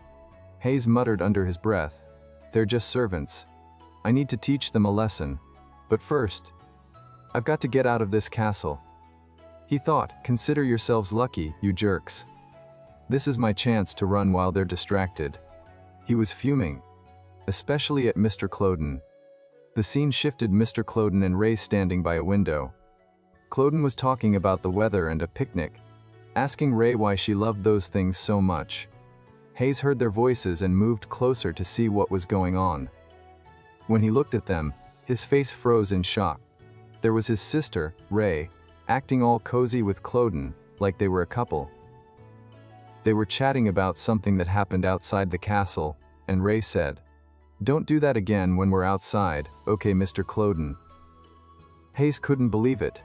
His sister was alive and well, while he was stuck in this prison of a castle. Cloden smirked and said, "I'll think about it if you give me a kiss right now." Ray laughed and replied, "You're such a tease." Then they started kissing. Hayes stared at them, thinking, "While I was in here suffering, you were fawning over that beast like a lovesick puppy. Ray, you traitor. You're kissing up to the monster who abandoned your own brother." He wanted to yell, but the servants shot him a look and said, "No." Then Cloden waved his hand, and suddenly Hayes couldn't move or speak. He was trapped. Hayes tried to say something, but his voice came out all wrong. In his head, he was panicking. What's happening to me? Why can't I speak? But out loud, he just said, "Hello, nice to meet you." He was furious, thinking, this guy put a spell on me again. Cloden looked at Hayes, saw he couldn't talk, and gave him this creepy smile. Hayes tried to say his name, but in his mind, he was screaming Ray. Ray looked at Hayes, confused, and asked Cloden, "Who's this guy? What's he doing here?" The butler grabbed Hayes and said, "His name's sorry hums John. He's new here." Hayes stared at Ray, thinking, why doesn't she recognize me? "I know I look different, but come on, it's me." The butler added, "Wee Woo needed someone to help around the castle. He's just another servant.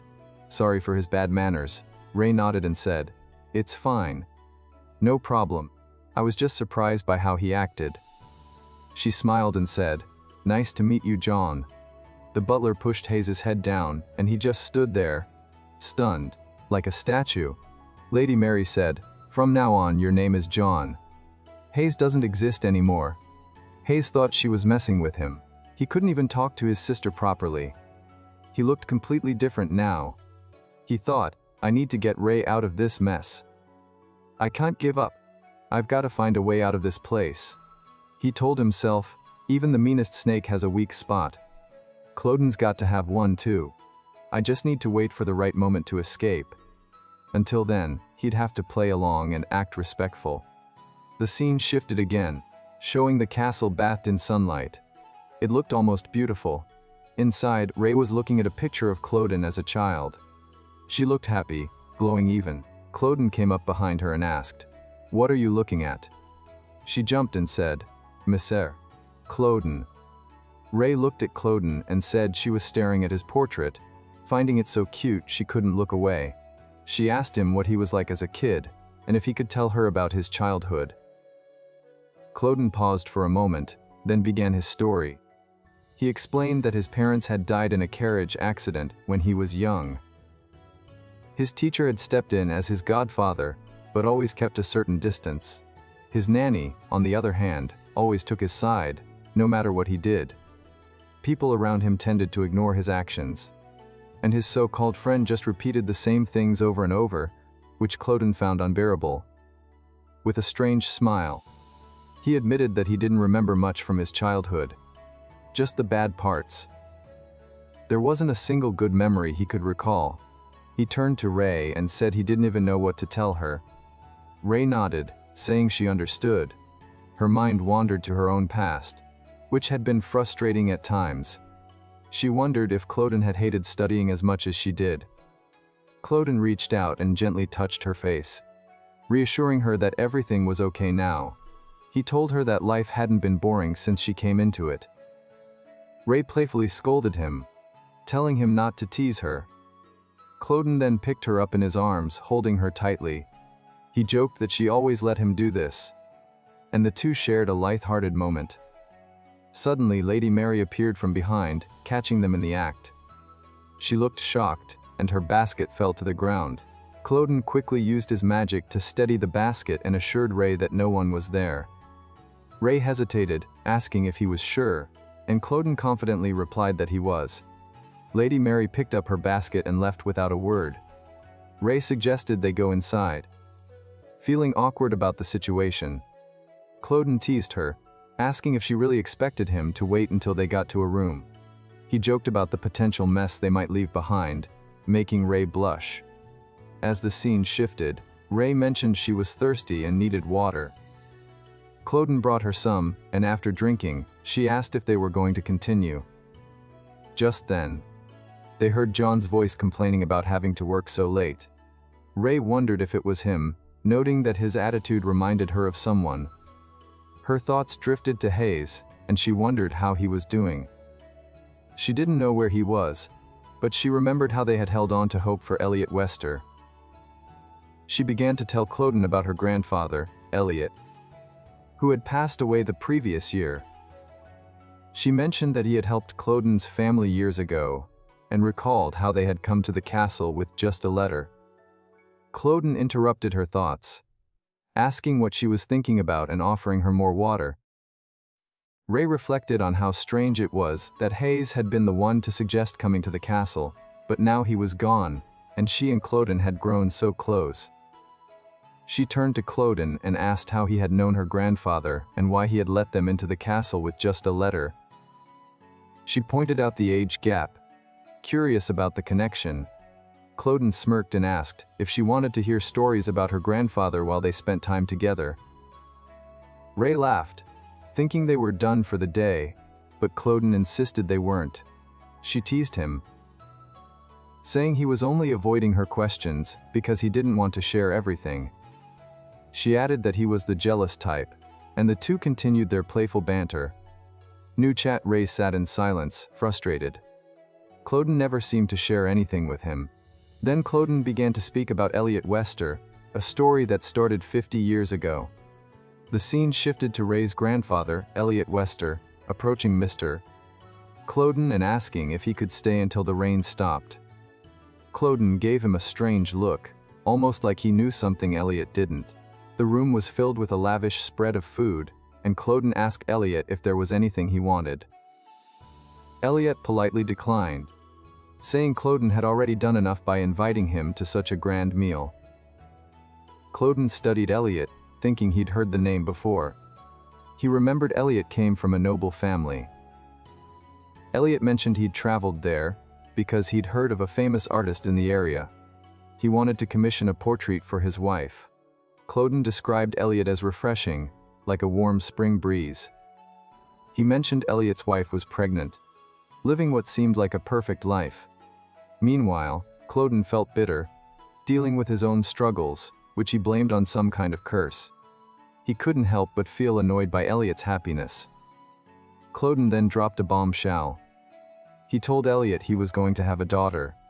Elliot was surprised and asked how Cloden knew. Cloden shrugged it off, saying it was just a hunch.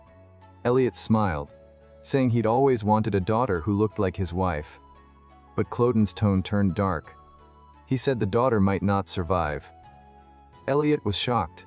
Cloden continued, saying Elliot's wife was sick, wasn't she? Elliot stood up, stunned, and asked how Cloden knew about his wife's condition. Cloden then proposed a deal. He offered to help Elliot's wife give birth safely, but in return, Elliot had to send his daughter to Cloden once she was older. As Cloden spoke, his eyes seemed to glow. Elliot was taken aback, thinking Cloden was joking. But Cloden wasn't laughing. He sipped his wine calmly, while Elliot grew angrier, his face turning red. Elliot tried to brush it off, blaming the wine for making him hear things wrong. He admitted he hadn't come for a portrait but for medicine for his wife.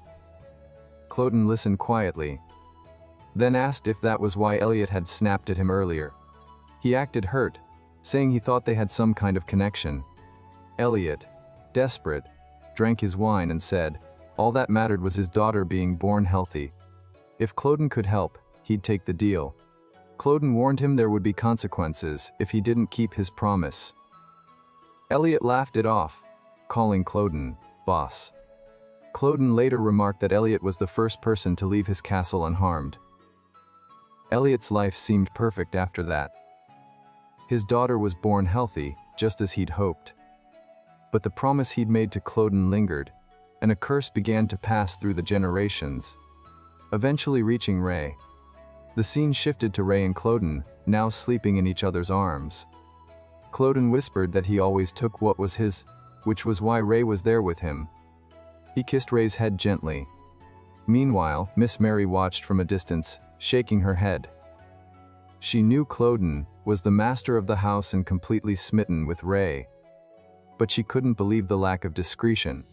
She thought back to what she'd seen earlier in the corridor, cringing at the memory. It was all too much for her to process. Ray stood behind Mary, watching her. Mary turned and noticed him. "Lady Mary," she said, then paused, looking at Ray with curiosity. "What brings you here?" She touched her head, feeling a sharp pain, and wondered if it was the master's doing. Ray stepped closer, concerned. "Are you all right, Miss Mary?" he asked. But Mary was distracted, thinking she should be with the master at this hour. She brushed it off. "It's nothing," she said, then repeated, "What brings you here, Lady Ray?" Ray hesitated before speaking. "I had a question on my mind. I didn't know who else to ask." Mary tilted her head. "What did you want to ask?" Ray fumbled with his words. "Do lovers usually do that as often as they can?" Mary looked confused. Ray quickly added, "It's not what I expected. I thought lovers would go on picnics or shop in town, things like that." Mary thought for a moment. For someone like Ray, those expectations made sense. But for someone like Mr. Clotten, it was just fantasy. She replied, "It's normal in the first few months of marriage. Especially when you're in love. Master Clotten might be a bit intense, but it's not unusual." Ray nodded quietly. "Okay. I see." Mary seemed satisfied with her and offered some advice. "Why don't you suggest something to Master Clotten? Maybe ask for a new pair of shoes. I'm sure he'd get you something special." Ray's eyes lit up. "Should I?" Maybe he'll ask me to come with him. Mary smiled. Bring his favorite snacks along the way. She paused, then asked, that enough, or do you want more? Ray held the tray and nodded. This should be enough. Thank you, Lady Mary. After Ray left, Mary sighed to herself. As long as he's obsessed with her, her normal life is over. It's getting worse every day. If she ever leaves him, it's us servants who'll suffer. She holds all the power now. If something happens to her, I can't even imagine the fallout. She's not asking for shoes or flowers. She's letting it slide. I need to do something before she gets tired of him. Mary walked over to the butler. Where's the master? I didn't see him. The butler replied, I think he's in his study. Why do you ask? Mary brushed off his concern. There's something I need to tell him. The butler looked worried. Are you all right, Mary? You don't look well. She ignored him and headed toward the study, muttering to herself, I've thought about this all night. Before Lady Ray runs away and we're left dealing with the mess, I need to step in. If we can have some peace in this castle, it'll be worth it. But is this the right thing to do? Maybe I'm out of my mind. Should I turn back? She entered the study and found Master Cloden and Ray sleeping together on the sofa. Cloden glared at Mary as she approached. What brings you here? He asked sharply. Mary took a deep breath. I don't know if Lady Ray has mentioned it, but she only has one pair of shoes. It'd be nice to get her a new pair. She mentioned wanting to visit the nearby town. Cloden frowned. She didn't tell me that. He paused, then added, Keep doing what you're doing. Listen to her. Let her talk about her feelings. She needs someone to lean on, especially since her brother disappeared. Mary clenched her fists, thinking, You're behind all this, you monster. But she kept her composure. Cloden continued, She had a hard time at first, but she's used to it now. Mary nodded. If there's nothing else you need, I'll excuse myself. Cloden stopped her. Mary, tell the butler to ready the carriage. Mary was shocked. The carriage? She asked, her voice trembling. She thought to herself, Cloden's never stepped outside this castle before. Now he's ready to leave. She apologized and left his room. The scene shifted to Ray sleeping peacefully on Cloden's chest, completely carefree. Lady Mary entered Ray's room, saying, Wake up, Lady Ray. Ray, still half asleep, asked, What's going on? Mary replied, You need to get dressed quickly. Ray, confused, asked, Do we have guests today?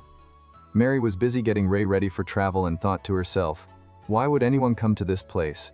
Out loud, she said, No one's coming. You're going outside the castle. Ray was shied.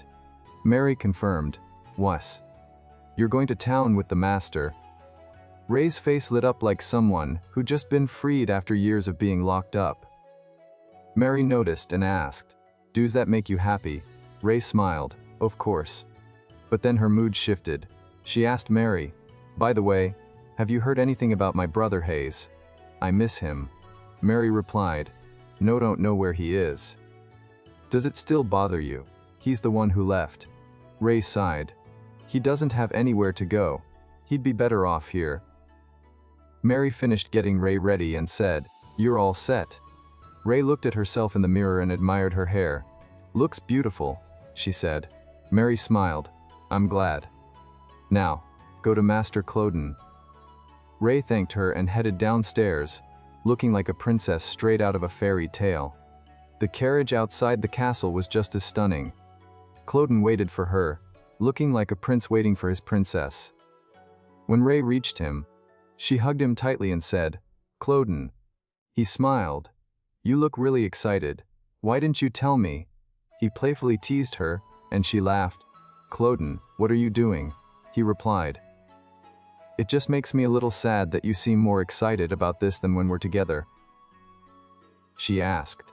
You're joking, right? Meanwhile, the butler told John to tie something to the carriage. John complained. Why me? You can do it yourself. The butler shot back. Do you want dinner tonight or not? John grumbled. You're threatening me with food now. Ray overheard and thought, he talks just like Hayes. I've never heard anyone else talk like that. The butler announced, "The carriage is ready. Cloden says go." Ray thanked him, and they climbed into the carriage. As they rode off, Ray noticed John trying to say something. She wondered if he wanted her to meet him later. She asked Cloden, who was driving, "Is anyone controlling the horse?" Cloden replied, "No, this horse is specially trained. He used his magic to guide the horse." Ray was amazed. "I didn't know that was possible. Where are we going, by the way?" Cloden smiled. "We're getting you a new pair of shoes." Ray looked at her shoes and smiled, feeling happy. The two of them chatted as they headed to town. In the carriage, Ray felt a little guilty. "Cloden, you always give me everything I want, but I haven't given you anything in return. My brother even caused damage to your property. It makes me sad that I can't repay you." Cloden's tone turned serious. "Don't say that, Ray. I don't expect anything from you except your love." He held her hand and looked into her eyes. "When you talk like that, it sounds like you're only with me because you feel like you owe me." Ray quickly replied, "That's not what I meant, Cloden. I just..." She trailed off as Cloden tightened his grip on her hand. He said, "I knew from the start he'd never be able to pay me back." Ray looked at him, confused. "What?" Ray paused for a moment and asked, "What do you mean, Mr. Cloden? Why did you help his business?" Cloden replied, "Because I wanted to leave a good impression on you, Ray. I did it all for you." Ray looked confused and said, "Cloden, what are you doing?" Cloden smiled and said, "When I was about to sign the contract, I remembered you looking at me with those sweet eyes." Ray shook his head. "When did I? I don't remember." Cloden looked at Ray and said, "Anyway, money doesn't matter to me. It's you, Ray. I care about you. That's what's important." Cloden continued, "Look how you were sitting on top of me like this." Ray hesitated. "You did all this for me?" Cloden nodded. "Wes, everything for you." He leaned in and said, "No, kiss me, Ray." Ray pulled back. "Cloden, I don't want to do this right now. It's not the right time. Please." But Cloden didn't listen and whispered, "Then bite me, Ray." They started kissing, but Ray wasn't ready and said, "What are you doing? Please stop." Despite her protests, the moment escalated. The scene shifted, and they found themselves in a beautiful city. Ray seemed happy to see other people after a long time. Cloden smiled and said, "Ray, I'm happy to see your face.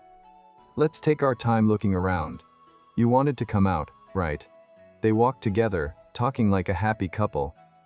Cloden put his hand on her and teased, "Is it because you're not wearing anything underneath?" Ray looked shocked and glanced down. Cloden laughed. "We need to get you new shoes now." "Ray?" He continued to tease, "Are you worried something might spill while you try them on? Can you imagine what would happen?" He leaned closer, licking her ear. "Do you want me to clean it up for you?" Ray was fed up and snapped, "Be quiet, Mr. Cloden. Don't tease me. This isn't the right place." Cloden grabbed her hand and said, "I guess I shouldn't be doing this to a modest lady." He looked at her with affection and asked, "Would you grant me the honor of escorting you, my lady?" Ray looked at him with wide eyes and replied, "Wes, I will." "Let her," Ray said. "Cloden, I can't tell you how thankful I am for your kindness."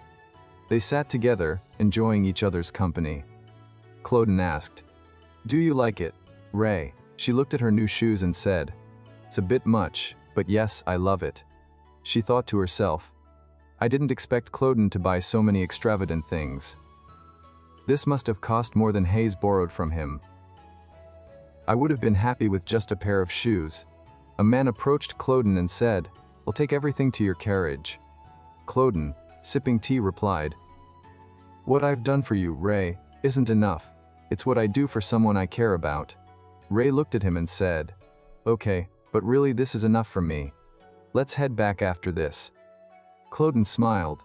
"We still have one more stop." Ray sighed. "We've been to every store around here." Cloden grinned. "We still need to get you some new underthings." Ray blushed. "I thought we were done with this. It's not the right place or time for these things." "Cloden, I want to leave."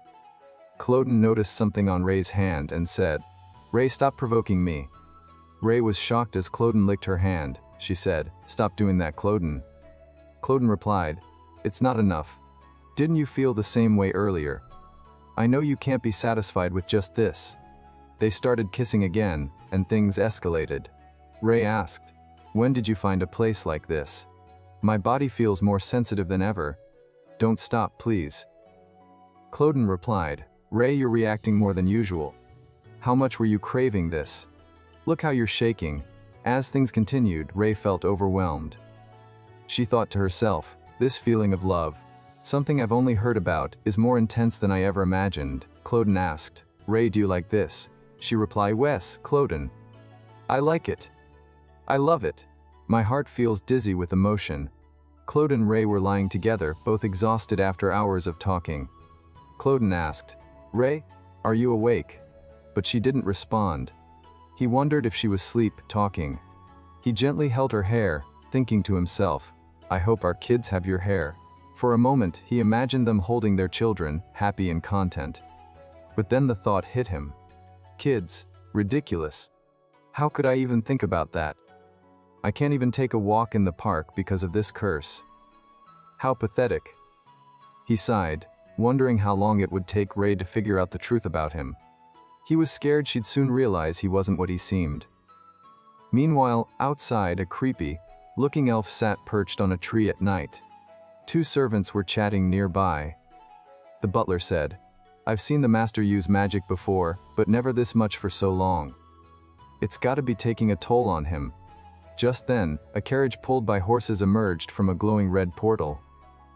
The servants waited as Cloden stepped out, carrying Ray in his arms. The butler approached and asked, "Master, would you like me to carry her inside, or should I prepare a bath for her?" Cloden shot him a sharp look. Why? "So you can get your hands on her." "Not happening." He walked off, leaving the butler coughing and on his knees after Cloden used his magic on him. Lady Mary stood nearby holding a lamp. "Let me help you, Master Cloden," she offered. Inside the castle, Cloden laid Ray down on her bed. Lady Mary suggested, "I can change her clothes for her," but Cloden ignored her and started removing Ray's shoes himself. Mary watched him, thinking, "He's doing everything himself again." After a moment, she said, "I can take it from here, Master." But Cloden just kept staring at Ray, lost in thought. He put his hand on his head, looking exhausted. Mary finally said, "I'll leave you to rest, Master Cloden. You look worn out." Cloden muttered, "I wish I could be normal. I've never felt this kind of regret before. What do I have to do to break this curse? I need to be free." He sounded defeated, like he'd given up hope. Mary left the room, thinking about how Cloden had spent years trying to lift the curse but eventually stopped. Now, he only went to his lab to make painkillers. The scene shifted to a memory of Ray's past. Two servants were shocked, yelling, "Damn you, Professor." Mary remembered how Cloden had once been determined to find a way to break the curse but had given up over time. Now, he only went to the lab to distract himself. Back in the present, Cloden stood up and headed for the lab. Mary asked, "Are you going to start your research again, Master?" Cloden didn't answer and just walked out. Mary was stunned. "I think he's going to try again," she said to herself. Even though he knows it's impossible. Later, sunlight streamed through the castle windows. Ray's voice broke the silence. "You want me to wear this now? But I'm not going anywhere today." Mary replied, "You don't have to go anywhere. It's fun to dress up sometimes." She thought about how their little retreat had felt like a dream. Cloden had been busy with work, and things had gone back to normal. The only difference was the daily gifts Cloden sent Ray. "Your new dress and shoes arrived this morning," Mary said. "Master Cloden has good taste, that's for sure." Ray gave her a strange look. Mary asked, "What's with the long face? Don't you like it?" Ray shook her head. "No, it's not that. It's just these dresses probably cost more than Hay's debt to Cloden." Mary reassured her. "Master would buy you a whole dress shop if you asked. He cares about you. The other ladies would be jealous." Ray looked sad. "Do you really think so?" she asked. Mary nodded. "Of course. but Ray couldn't shake the feeling that she wasn't special. Later, a strange woman approached Ray.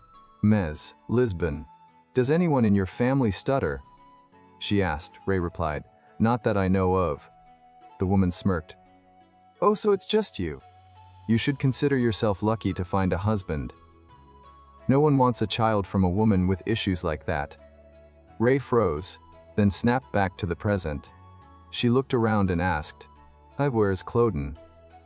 Mary noticed that Cloden hadn't been around for days and wondered where he was. She turned to Lady Ray and asked, "Do you know if he's busy? I haven't seen him in a while." Lady Ray, who had just finished dressing up, replied, "That's why I got you ready. It's time for Master Cloden's afternoon snack." With that, she grabbed a plate and headed to Cloden's room, calling out, "Cloden, it's me. I brought you something to eat." Cloden stepped out of his room, looking a bit off. Lady Ray immediately noticed something was wrong. "Are you okay?" she asked. "I heard a loud noise from your room earlier." Her eyes fell on his hand, and she gasped, "You're bleeding. What happened?" Cloden brushed it off, saying, "It's nothing." "Why are you here?" Lady Ray wasn't convinced. "I just came to bring you food, but you're hurt. Let me help you with that." She reached for a bandage, but Cloden stopped her. "It's fine. Just leave it. I'm really busy right now, so please just go." Lady Ray frowned. "Cloden, I want to see what's going on in there." "What were you doing?" Cloden shook his head. "No, it's not safe. There's broken glass everywhere. Just go back, Ray." But Lady Ray wasn't having it. "Why are you so hurt? Are you hiding something from me?" Cloden looked confused. "What are you talking about?" Lady Ray sighed, frustrated. "Oh, what did I just do?" She was clearly upset that he wouldn't let her in. Seeing his irritation, she backed off. "Fine, if you want me to leave, I'll go. I didn't mean to bother you." Cloden's expression softened. "Wait, Ray, I never said you were a bother. Don't ever say that." She nodded, still looking uneasy. "'Kay, I'll go. You should get back to work." But Cloden wasn't ready to let her leave. He grabbed her hand. "Are you running away from me?" he asked, his voice tense. Lady Ray looked surprised. "Running away? No. I was just gonna ask the housekeepers to clean up the broken glass." Cloden's eyes burned with frustration. "Ray, I don't care if you yell at me or get mad. But it drives me crazy when you try to leave. It feels like my head's about to explode." Lady Ray hesitated, her nerves showing. "I just didn't want to annoy you.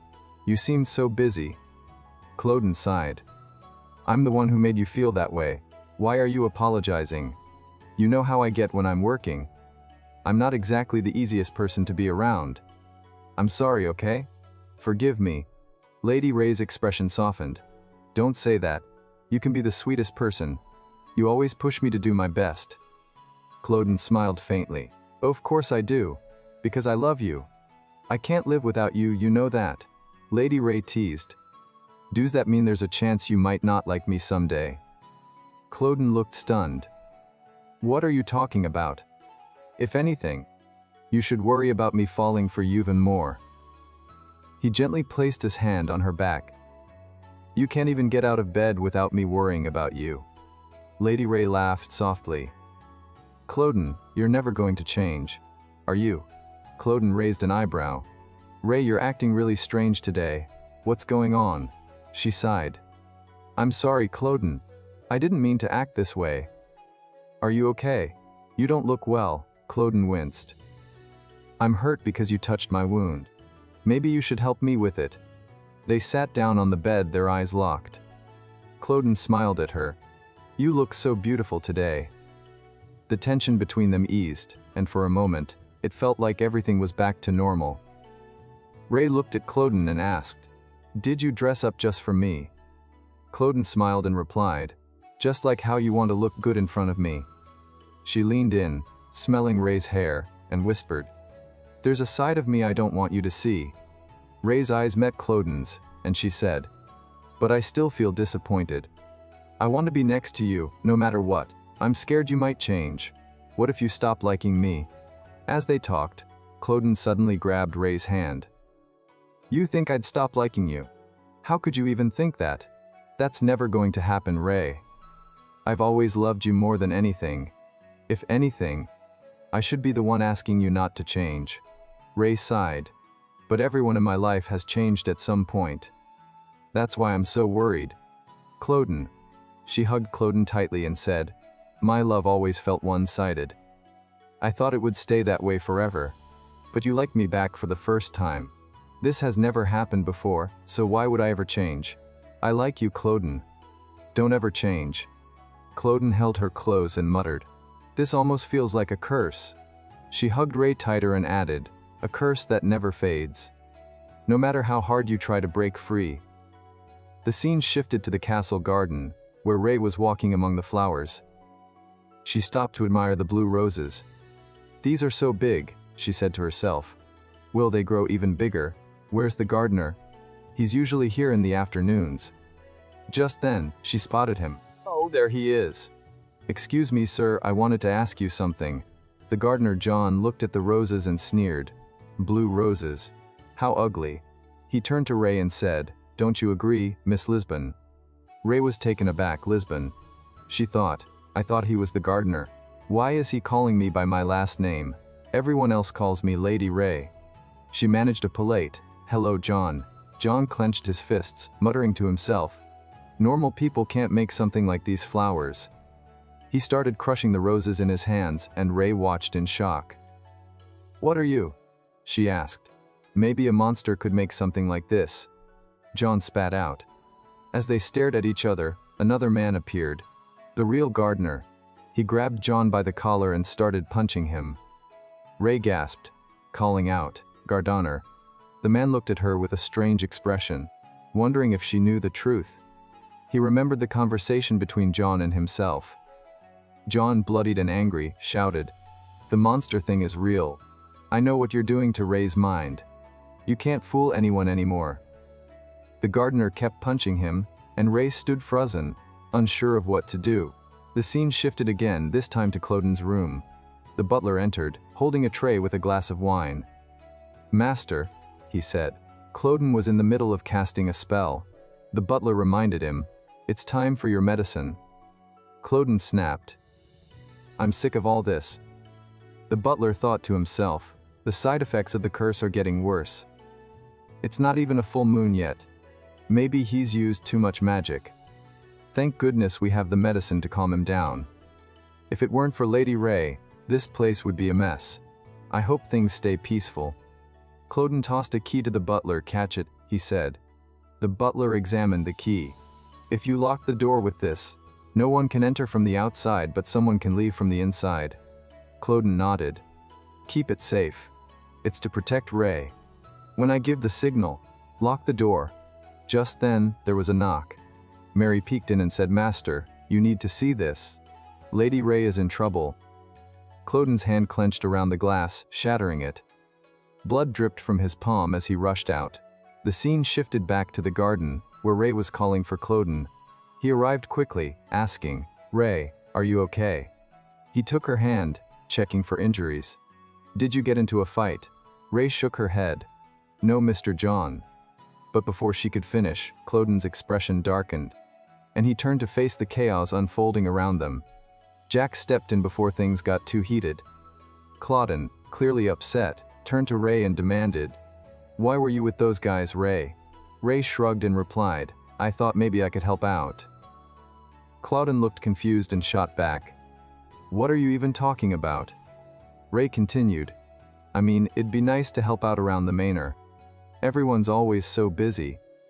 Cloden's frustration boiled over as he grabbed her hand tightly. You don't need to do stuff like that. I don't want you touching dirt. If you ever do, I'll make sure the person responsible pays for it. Ray looked shocked. What are you talking about? She asked. The servants nearby were visibly shaken by Cloden's outburst. Cloden kept going. It's the same with everything else. You don't have to lift a finger. I told you I'd give you the best of everything. Ray sighed and said, Cloden, you treat me like a princess. You're saying I can be as lazy as I want and do whatever I please. Cloden nodded. Yeah, that sounds about right.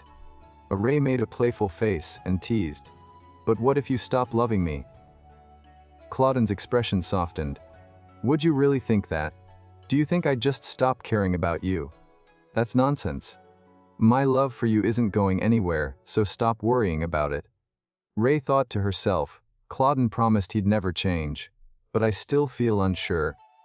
I need something solid, something that'll keep me here, even if his feelings shift. She looked at Clauden and said, Okay, I know you're not going to change. I was just outside looking at flowers. I ran into those guys by accident. I didn't mean to make things worse.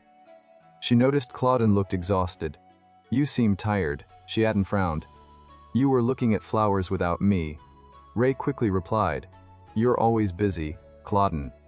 I'll make sure to ask you next time. Let's just go inside, okay? Before they left, Clauden pointed at John and barked. Make sure he gets proper training. I don't want this happening again. The butler nodded nervously. Yes, sir. It won't happen again. As Clauden and Ray walked away, the butler muttered to himself. It's that time of year again when the curse gets worse. The medicine helps calm him down, but I thought for sure he'd lose it completely this time. Lady Mary, who had been watching, chimed in. Guess you live and learn. The butler sighed in relief. At least he kept his cool this time. Mary wasn't so sure. I don't know if that's a good thing or a bad thing, she said. The butler shot her a look. Stop overthinking it. I'm already tired of dealing with those two. Mary frowned. I'm just saying our lives depend on Ray now. If she ever decides to leave, what do you think will happen? The butler waved her off. That's a pointless worry. We just need to do our jobs. Meanwhile, John tried to defend himself. I told the truth, and he started hitting me. The butler snapped. Know your place, John. We only let it slide before because you came from a wealthy family. John glared. You turned a blind eye to me. The butler cut him off. From now on, you'll follow the rules like everyone else. The scene shifted to a dining room where Clauden was sitting at a table loaded with food. Ray walked over and sat on his lap. You enjoying your meal, Clauden? She asked, noticing he seemed off. You're burning up. Are you feeling okay? Let me help you cool down. She reached out to touch his face, but Clauden grabbed her hand and pulled her close. Let me quench my thirst, he whispered before they got caught up in the moment. Afterward, Clauden looked troubled. I don't think it's just a fever. I thought I had more time, but I can't control myself anymore. I'm hurting her. He ran a hand over his face, his voice heavy with regret. If I keep going like this, I'll end up destroying everything. Ray was about to leave the room when Clauden stopped him, asking him to wait. Ray hesitated but eventually stepped out. Once alone, Clauden muttered to himself, urging Ray to stay away. He felt the need to call Mary and hide until the next day to keep Ray safe. He decided to have Mary prepare everything they needed. Moments later, Ray returned with a bucket of water. Clauden, deep in thought, wondered if Philip had cast the spell as he had asked Tio to do. Ray, noticing Clauden's pale face, assumed he was sick and gently dabbed his forehead with a wet towel. Clauden's eyes met Ray's, and Ray frowned. You must be really sick, Clauden. I told you I was getting a wet towel. Should I call a doctor? Ray asked, concern evident in his voice. Clauden groaned. I feel like I'm going to throw up. Ray hesitated, unsure of what to do. I heard this might help, he said, continuing to press the towel to Clauden's face. Clauden mumbled, I'm so thirsty. If only I could take a sip. He reached out, but Ray pulled back. No. Clauden, now. You're sick. Please calm down, Ray insisted, his voice firm but gentle. Clauden quickly changed the subject, trying to lighten the mood. I meant a sip of ice, cold water. What were you thinking, Ray? He said with a weak smile. Ray's eyes widened in surprise. Clauden, stop joking around. I was worried sick about you, and all you do is tease me. Ray replied, half relieved, half annoyed. Clauden then asked, By the way, Ray, are you done with your meal? Ray nodded. Wes, I'm finished. Clauden's tone shifted, becoming more serious. Good. Now go back to your room. Ray? Ray looked confused. What? Why so sudden? You know the customs of this manor. I should have told you earlier, but you can't leave your room until tomorrow. Mary will take care of anything you need, Claudine explained. Ray's face fell. Does that mean I won't see you tonight? I really wanted to spend time with you, he said, his voice tinged with disappointment. Claudine's expression hardened. Not tonight. It's not happening, he said firmly. Ray protested, but why? We could've. Before he could finish, Mary and the butler entered, interrupting the conversation. Lady Ray, let's go, Mary said gently, guiding Ray away. As they walked, Claudine called out from behind, Ray, if anyone comes to your room tonight, don't open the door. No matter what. Ray turned, puzzled. What do you mean, Claudine? Claudine's voice softened. Just promise me. If you do, I'll take you somewhere fun tomorrow. Ray sighed but agreed. You better keep your promise, Claudine. As Ray walked away with Mary and the butler, Claudine coughed violently, blood staining his lips. He muttered to himself, that damn curse. Meanwhile, Ray couldn't shake the strange request. Don't open the door. What kind of favor is that? He wondered aloud. Mary reassured him, it's all part of the master's plan. He cares deeply for you, Lady Ray. Please trust him. The butler added, everything he does is for your sake, just follow his wishes. Ray reluctantly nodded. Fine. I won't open the door. Mary offered to help prepare the bed, but Ray declined. No thank you. I can manage. The butler closed the door behind him, whispering, may everything go smoothly this time. Alone in his room, Ray lay on the bed, his mind racing. Claudine's always been secretive. But this is different. He looked so sick and tired. I hope he's not pushing himself too hard. He recalled their earlier conversation. He said he just wanted cold water, but he was sick. How could he joke like that? Something feels off. I can't wait for this to be over, Gar. With that, Ray drifted off to sleep. Elsewhere, Philip and Mary were deep in conversation. Did you find him? Mary asked urgently. Philip shook his head. No. I couldn't find him anywhere. Ray searched the main building and the garden, but he wasn't there. Lady Mary suggested. You don't think he went to see Lady Ray, do you? Last time, she couldn't move for days. At least he didn't completely lose it then, but this time, no one's going to stop him. Even if Lady Ray is the sweetest, most innocent person alive, if she sees him like this, she'll definitely run. Claudine stepped in. Stop, Mary. You're overthinking it. The master said he prepared a strong spell. He promised he could protect Lady Ray no matter what. Lady Mary sighed in relief. That's good to hear. But we should still check her room, just in case. She paused, then added, actually, when a starving beast is teased with food right in front of it, no one can stop its rage. He might even hurt us. Claudine reassured her, I trust his magic. Meanwhile, Ray woke up from a nightmare, her heart racing. Just a bad dream, she muttered. But I feel so scared. Maybe it's because I went straight to bed after dinner. I should get some water. She got up, but as she did, there was a strange knock on her door. Claudine's voice came from the other side. Ray opened the door. It's me, Claudine. Ray was shocked. Claudine. What are you doing here at this hour? Yeah, it's me, Claudine replied. You're not asleep yet? No. I didn't open the door, Ray said, hesitating. I had a nightmare, and now I have this bad feeling. I just woke up. Claudine pressed. Really? Ray nodded, even though he couldn't see her. Yeah, I think I'm going back to sleep. Suddenly, Claudine started hitting the door, startling Ray. Ray, opened the door. I want to see your face. Ray hesitated. Claudine, you told me not to open the door. Even if you came by tonight. Claudine's tone softened. I'll sing you a lullaby. I'll let you rest your head on my arm. Ray wavered but eventually opened the door, apologizing. I'm sorry for breaking my promise. Claudine smiled. You promised to take me somewhere fun if we kept our promise. Ray nodded. That's right. But then Claudine's mood shifted. He started hitting the door again, accusing her. Open the door. Are you with someone else? Is it the gardener? You've been spending time with him, haven't you? Ray denied it, confused. What are you talking about? That's not true. She thought to herself, Clauden's played jokes before, but he's never been this scary. Clauden admired the door's strength. I made this door, but I didn't expect it to hold up so well. Then he stopped and sighed. You're a good girl, Fime. You win this time. Somewhere fun, huh? How about the ocean? We can go see the ocean, Ray. I must have scared you. Are you mad at me? Ray assured him, no, Clauden. I'm not mad. Clauden sounded hurt. Then why are you so cold? You won't even open the door for me. Am I asking too much? Is this how you really feel about me? Ray was scared and confused. What's going on? What's that thunder?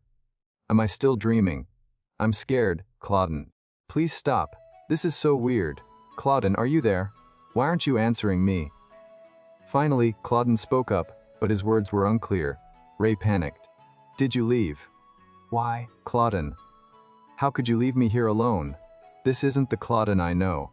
Is it because he thought I was with someone else? When he said he was sick and made me promise not to open the door, was he testing me this whole time? Ray's expression changed as she realized something. No, this is all a misunderstanding, Clauden. You know how I feel about you. I love you, Clauden. Suddenly, Clauden appears from behind and grabs Ray, asking, Do you love me, you precious thing? Guess God didn't completely forget about me. After all, he gave me you, Ray. Ray responds, I'm glad you're still here, Clauden. As she speaks, she notices a full moon behind him, and when she shifts her gaze, she sees the ocean. Confused, she says, The ocean. This doesn't make sense. How is this even possible? Clauden doesn't answer but instead tells her, Open your mouth, Ray. Before leaning in to kiss her, the interaction between them begins, feeling a mix of emotions. She wonders aloud, is this a dream or real life? But everything feels so real. Clauden's intensity grows and Ray pleads, Please, slow down, Clauden. It's too much. I'm in pain. Please stop. But Clauden doesn't seem to want to stop. He asks, Do you want me to stop? Ray replies, You're not letting me go. I don't like this. Clauden smirks and says, You don't mean that. Don't you want me to keep going until you can't think straight? Huh? Don't you? Ray? Ray shakes her head. No, I don't want that. It's too much. Clauden teases. Do you want me to go easy on you? Ray insists. No, Clauden. I don't want that either. Clauden argues. Can't you see I'm already holding back? But Ray cries. Stop, Clauden, please stop. This is too much for me. Desplauden seems to be enjoying himself, while Ray is clearly in distress, tears streaming down her face. She begs, I want to go home, Clauden. Please, can we go home now? Clauden replies, Are you calling the manor home now? Ray asks, Isn't it? Then she notices floating books around them and asks, What is this, Clauden? But Clauden doesn't answer. Instead, he takes her to his room, and their encounter continues for hours. The scene shifts to the next morning. Sunlight glimmers off the ocean waves, and the camera moves to Clauden's castle, where he's lying in bed. He mutters to himself, How strange. My head feels clear after sending Ray back to her room last night. But how did I end up back in my own bed? He turns his head and is shocked to see Ray sleeping beside him. He stares at her, confused, thinking she was supposed to be in her room. Memories of the previous night flood his mind. How he had asked Ray if she wanted to stay in the castle. The scene flashes back to Ray again, but this time she looks unhappy. Clauden says, Maybe you shouldn't have pushed me when you know how I am. Ray pleads, Please, Clauden, you're hurting me. Frustrated, Clauden tightens his grip and asks, Why do you keep calling my name? Back in the present, Clauden doesn't seem happy. He puts his hand on his face, clearly upset, and admits to himself that what he did was wrong. The scene shifts again, and we see Ray sleeping. She wakes up to the smell of something delicious and mutters, I'm so hungry. Someone places a hand on her head, and she finds the warmth comforting. It's Clauden who softly says, Sleep tight, Ray. Ray opens her eyes and calls out, Clauden, where are you going? Clauden moves toward her but seems ashamed, likely because of what happened the night before. Ray coughs and mentions her sore throat. realizing she's still in her clothes from the previous day. Claudine tries to leave the room, but Ray stops him, asking, "Where are we?" Claudine looks at her and says, "You wanted to see the ocean. We're at the ocean." Ray shakes her head. "That's not what I meant. Why was I told not to leave my room on that day? What's going on, Claudine? Why are we by the ocean? I didn't even step outside my room. Tell me, Claudine. Everything's so confusing." Claudine's eyes burn with intensity, but he stays silent, like a statue. Ray insists, "Tell me the whole story." Claudine grabs her wrist as if he wants to kiss her, but she pulls away, demanding answers. Claudine admits, "I just want to kiss you." Ray asks, "Core you a fairy or something?" Claudine grabs her hand and says, "Do you think fairies carry around something as monstrous as this? Do you think fairies lose control like some animal?" Ray is left speechless. Claudine thinks to himself that he needs to keep his distance from her. He brings her a plate of food and says, "If you want to think of me as a fairy, go ahead. But I'm just an animal who can't control my desires." The scene ends with Ray staring at him, still confused and unsure of what to think. Claudine stood there, frozen as Ray's voice trembled behind him. "Please don't let me hurt you," she whispered. "A fairy like you. I don't want to mess you up anymore. You were mumbling about being hungry in your sleep. Eat something." Then she softened, adding, "Oh, you already know, Claudine, I'm starving. And you know I love you so much." Claudine's mind spun. After all the junk he'd put her through, she still said it. "I love you, Claudine." Even now, in the middle of this mess, what kind of woman was she? But Ray cut him before he could figure it out. "This isn't fair, Claudine," she snapped. "You made me fall for you, but I'm the one who barely knows a darn thing. You out of everyone in this creepy old manor. Stay in my room and don't come out, you told me. Seriously." She stepped closer and wrapped her arms around him from behind, squeezing tight. "But you're the one who tricked me," she said. "You made me open that door for you. So why? How come you never tell me anything?" Claudine sighed and tugged at her. "Let's go, Ray." She yanked back. "No, I don't want to go." He grabbed her hand, firm this time, and repeated, "Let's go." But she wasn't having it. "Why?" I said no. "I want to know what's behind all this." Her voice softened a little. "We're lovers, right? Doesn't that mean I should know more about you?" Claudine's face twisted, looking all kinds of weird. Inside, he was losing it. Dang it, why does she keep pushing? I don't want to spill it. I'm going nuts here. What if I just stop fighting it? What if I chuck every last bit of control out the window? If I could just sink my teeth into this off-limits sweetness, how good would that feel? Ray broke his spiral. "You should eat first. I hate you.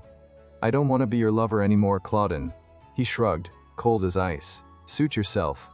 That hit her hard. Ray's voice cracked. "See, Claudine, you're never scared of losing me." That lit a fire in him. He was burning up inside. "I feel like I'm losing my mind," he growled. "I might snap any second. If I don't keep myself in check, I might even rip Ray to pieces." She shot back. "I'm the one tiptoeing around you all the time. I'm the one bringing up the tough stuff. Even when you're acting all weird, I'm stuck playing clueless. What am I to you, Claudine? Just some girl you don't have to open up to." Her voice climbed. "Claudine, this is too much. I'm ticked off because of how you're acting." He slammed a hand to his head, fuming. "This woman's driving me up the wall." Ray kept going. "I've got a million questions, but I've never had the guts to ask." Claudine snapped. "Stop talking. Ray, before I kiss you." She blinked at him. "That's all you've got to say?" He didn't answer, just stood there silent. She stared at him, then muttered, "He's not saying anything. Guess I've got to shut up." With a sigh, she added, "I'm going to bed." Later, Claudine watched her sleep, his jaw tight. "I hate her being here," he mumbled to himself. Then the scene shifted. Lady Mary came bustling in, carrying a tray of food for Ray. She stepped into the room and froze. "I've told them 100 times to keep the hall windows shut. Who opened them?" She glanced around. Ray wasn't there. "This is Lady Ray's floor," she said, stunned. She started calling out for her. Then she spotted the open doors and dropped the plate. Food splattering everywhere. The scene cut to Butler and John bickering downstairs. "Told you. I've never done this before," John grumbled. Lady Mary rushed in, panic all over her face. John muttered under his breath, "Tisk, a lowly maid shouldn't be yelling like that." Butler turned to her. "What's wrong, Lady Ray?" Mary's voice shook. "She's not in her room." Butler shrugged. "Maybe she went for a walk." John's head snapped up. "Wait, are they talking about my sister Ray?" Mary kept going, frantic. "She hasn't even touched the food I brought. And all the windows in the hallway. Shattered. The master's gone and done it again. What we've been dreading, just like last time." John cut in, eyes wide. "What do you mean? Last time?" The scene kicks off with Mary looking confused. "What do you mean?" she asks, her voice shaky. "Are you talking about my sister right now? Did that jerk Cloden do something to her? Is he trying to turn her into some kind of freak too?" John, her brother, suddenly loses it. "Shut up, John. Be quiet." Mary and someone else snap at him, but John's not backing down. "Why don't you just finish us off?" he yells. "Stop making us Lisbons more miserable than we already are." Lady Mary steps in, pointing a finger at him. "Would you try running off, huh? Leaving your precious sister behind?" John fires back. "Run away. You've got it all wrong. The second I found someone to help us, I was coming back for Ray." Lady Mary doesn't buy it. "And what if she turned into a monster while you were gone?" "God's got a cruel sense of humor, doesn't he? Poor Lady Ray, stuck with a brother like you her whole life." A Cloden butts in, scoffing. "What are you even saying? You're just a maid who's only good for mopping floors." That sets Lady Mary off. "Maid. Say that again, John. You think I'm here because I want to be, leaving my kids and husband behind." Before it gets worse, the butler jumps in. "Cut it out, both of you. This isn't the time for this nonsense." They both glance at him and cool off a bit.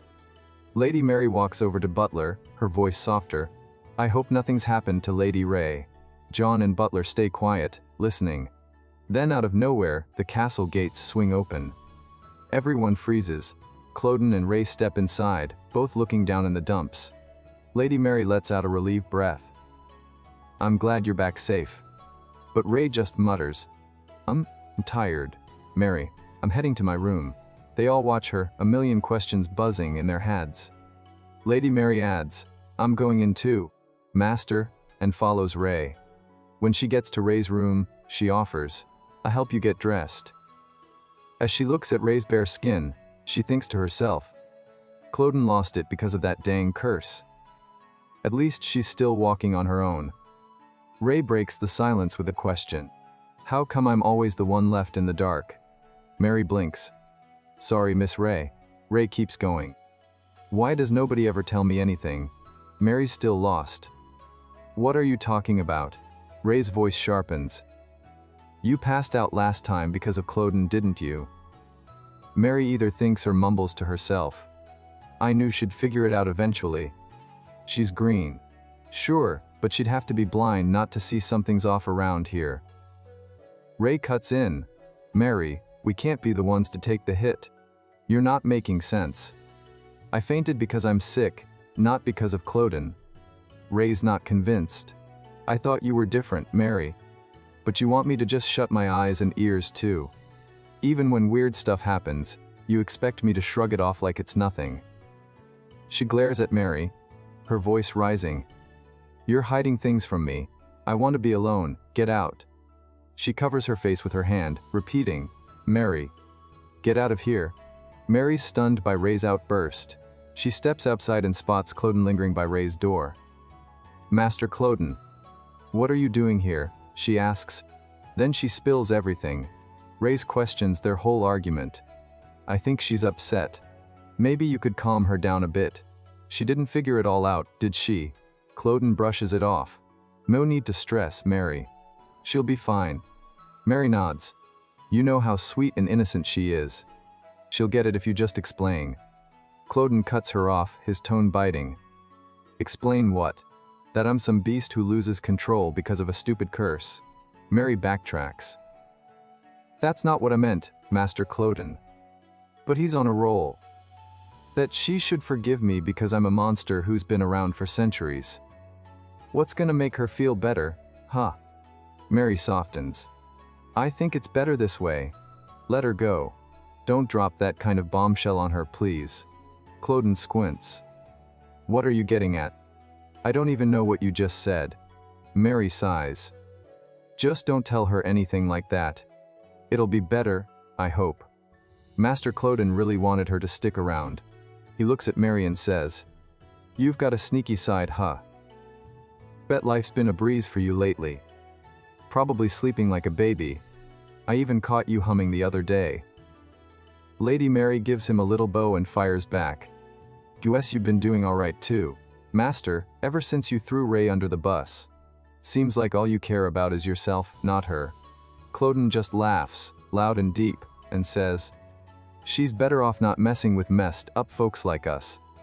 This might be for the best. Then the scene shifts. Cloden and Ray are sitting at a table, picking at their food. Ray's clearly not in the mood. She shoves her chair back, stands up, and heads out. Mary calls after her, Hey, Lady Ray. Why didn't you finish your dinner? Ray doesn't even turn around, just says, Starting tomorrow, I'm eating in my room. I need some space. She walks off, leaving Mary staring at Cloden. Do something, Mary says. But Cloden doesn't even blink. Just grabs his wine and takes a swig. Mary keeps going. I've never seen her this ticked off. I was worried she'd blow up. But I figured they were crazy about each other. Thought they just needed a minute. Now she can't even stand being near you. And you're not lifting a finger to fix it. This can't go down like this. Right then, the butler cuts in. What's up with you, Mary? She sighs. Lady Ray's made up her mind. No, scratch that. She's burying how she feels about him. And Cloden, he's doing zilch. If she walks out for good, he's gonna lose it and take it out on us. I'm not letting that happen. The butler raises an eyebrow. You got a plan? Mary nods. Yeah? I've got something in mind. Next thing you know, she's in the kitchen, messing around with some ingredients. While she's at it, her mind drifts back to when she first showed up at Cloden's place, desperate for a job. He'd asked her, You've got 2 kids, right? She'd nodded. Yeah, Master Cloden. He'd smirked and said, My garden's a disaster lately. Send one of them over when they're old enough. The memory fades. And now you see Cloden's castle in all its glory, big, beautiful, almost unreal. Mary's voice kicks in again. When my family was getting hit hard by some awful sickness, I dragged myself to this place, clinging to any hope I could find. The guy who owned it, mysterious as heck, stepped up and helped me out big time. Gave me medicine that worked like magic. For the first time, you see her genuinely happy, hanging out with her kid. She goes on, My son couldn't even get out of bed, no matter what I did. That stuff fixed him in days. I couldn't thank the master enough. You see her lugging a bucket of clothes, her kid bouncing around, all smiles. But then it cuts to her darker thoughts. She's watching her son, now grown up with his wife, looking happy as ever. She mutters to herself, People can be two-faced. It's just how it goes. So yeah, I went back on my deal with Cloden. Guy lives in a castle this huge, he can find help anywhere. He was nice enough to save my family, so I figured he'd let it slide.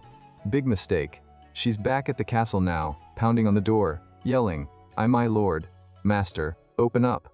Forgive me please, help me. Cloden finally swings it open. She drops to her knees begging, Master, I'm so sorry. He looks down at her, cold as ice, and says, Looks like you've got a curse on you now. Can't help you. Should have stuck to our deal. Tears pour down her face as she sobs. Scene shifts again. Mary's resting in her room. The butler walks in with some food.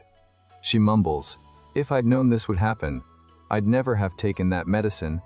He asks, How long you planning to mope like that? She shrugs.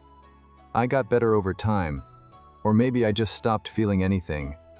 You see her working around the mansion, lost in her head. I kept telling myself I was making up for breaking that promise. That my family'd be closer to something bigger because I took the hit. She's back in the kitchen now, mixing up some stuff, pouring it into a jug, setting it on a tray. She grabs the tea, heads to Cloden's room, and knocks. I made this for Lady Ray. She's got a cold. But she won't let me in. Her mind flashes back to Cloden's words. All you care about is yourself, not Ray. Guess life's been easy since you made her the fall guy. The story shifts to the present, where she shrugs and says, so what? Master Cloden was the one who given up on breaking the curse, but Lady Ray was the spark that turned things around. Cloden looks at her and says, Mary, after all this, you really want me to let that go? She fires back, Master. Lady Ray sounds like she's burning up with a nasty fever. Cloden smirks and says, call me sly or cunning if you want. I stopped caring about good and evil a long time ago. Lady Mary mutters to herself, or maybe says out loud, I don't think Master Cloden's giving up on Lady Ray anytime soon. Then she adds to him, but I bet she'd open the door for you, Master Cloden. She keeps going, we're just a bunch of lonely souls stuck in this messed up castle. Under her breath, or maybe out loud, she adds, I hope they patch things up soon. We need Lady Ray back in the game. Then maybe us monsters can finally feel a little human. The scene switches, and there's Cloden standing outside Ray's room, holding a tray with a jug of tea. The door creaks open, and he steps in to find Ray either knocked out or tossing with a fever. He sets the tray on a table, and she mumbles in her sleep, No, I don't want this. I'm sorry, don't leave me, Cloden. He catches her words, sits by her side, and rests a hand on her forehead. She stirs awake, sniffing the air. What's that weird smell? Did Lady Mary swing by? Then she spots Cloden in the chair and snaps, Cloden, what are you doing here? He ignores her tone, reaching out to feel her forehead again. I don't think you've got a fever, he says. Please, Ray, drink this. It'll help you feel better. She glances at him, or maybe just thinks it, and says, he must have thought I was sick. Then she calls out, Hey, Cloden, my stomach's acting up, he asks, stomach pain. Anywhere else? She groans, my shoulders, my back's killing me, my legs sore, and my hands too. Cloden presses, where's it hurt the most? She grimaces and says, my stomach's the worst. Next thing you know, Cloden leans in. They start kissing, and she whispers, this fills up the empty spot in my heart. He's the first one who really saw me. I don't care if he's a monster. I'd let him gobble me up if it's someone as sweet and kind as him. Things heat up, and they're tangled up together for hours. Later, the scene shifts to nighttime in the beastly castle. They're crashed out in bed together. Cloden glances at Ray, who's fast asleep, when suddenly his old master's spirit pops up. The spirit says, see it now. I knew you'd find it, Cloden. Took you long enough. No regrets, right? Cloden chuckles, regrets? You kidding? He goes on, I could feel it. The walls I'd built up for years were crumbling. At first, she was just something shiny to play with. Then he softens. Ray, you already know this. I fell for you hard. Almost feel bad keeping you locked up here. Turns me into a helpless goof. They wrap their arms around each other tight and drift off. The scene flips again, and Ray's chowing down on some food. She says, thanks a ton, Lady Mary, for looking out for me. Sorry I snapped at you yesterday over something dumb. I really appreciate you. Mary brushes it off. No biggie. I messed up too. She eyes Ray and asks, did you get to talk to him? Didn't the master stop by your room last night? Talking always fixes stuff. Ray zones out for a second, says, yeah, I should talk to him, huh? Mary nudges, so you haven't yet? Ray sighs. I'm just chicken, Mary. She makes a weird face. Or maybe says, Lady Mary, I can't answer all those big questions you've got about this place. Only the master's got those answers. Mary nods and says, I get what you're hinting at. The scene cuts one last time, and there's Lady Ray, passed out on the sofa. Ray wakes up and murmurs to herself about Cloden enjoying the rain. The more she tries to figure Cloden out, the more mysterious he becomes. But when she's with him, Even the raindrops feel like blessings. When she's alone though, the sunshine feels too harsh. It's strange, she thinks. Falling in love feels like falling into a deep hole, and that's why she never wanted to know what it was like. Now, she laughs and cries because of Claudin. She's already been tamed by him. She heads to the library muttering, "Here I'm again." But she doesn't know where Claudin is. Claudin shows up, grabs a book for her, and hands it over, saying, "Here it is." Ray looks at him with a curious expression and asks, "What brings you here, Claudin?" She keeps her gaze on him, her eyes filled with questions. "What do you think about us, Claudin? Is there nothing you want to say to me? Am I part of your future?" Claudin replies, "The weather looks nice today, but it's not the kind of weather you enjoy." Ray smiles and says, "No, I like rainy days." Claudin then asks, "You weren't next to me when I woke up. How come you just left without waking me?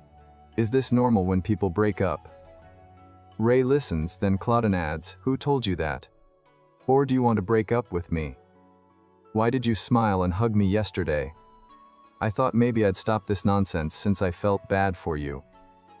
But why do you have to come to me like this every time? You know, taking away something you gave me drives me crazy." Ray places her hands on Claudin's shoulders and says, "I don't want you to stop. Claudin, I love you." Claudin looks a bit shocked. Ray continues, "Sometimes I don't understand why you do the things you do or why you can't answer my questions. Even if it's out of the ordinary, maybe it's because I've never relied on anyone like I do with you, Claudin.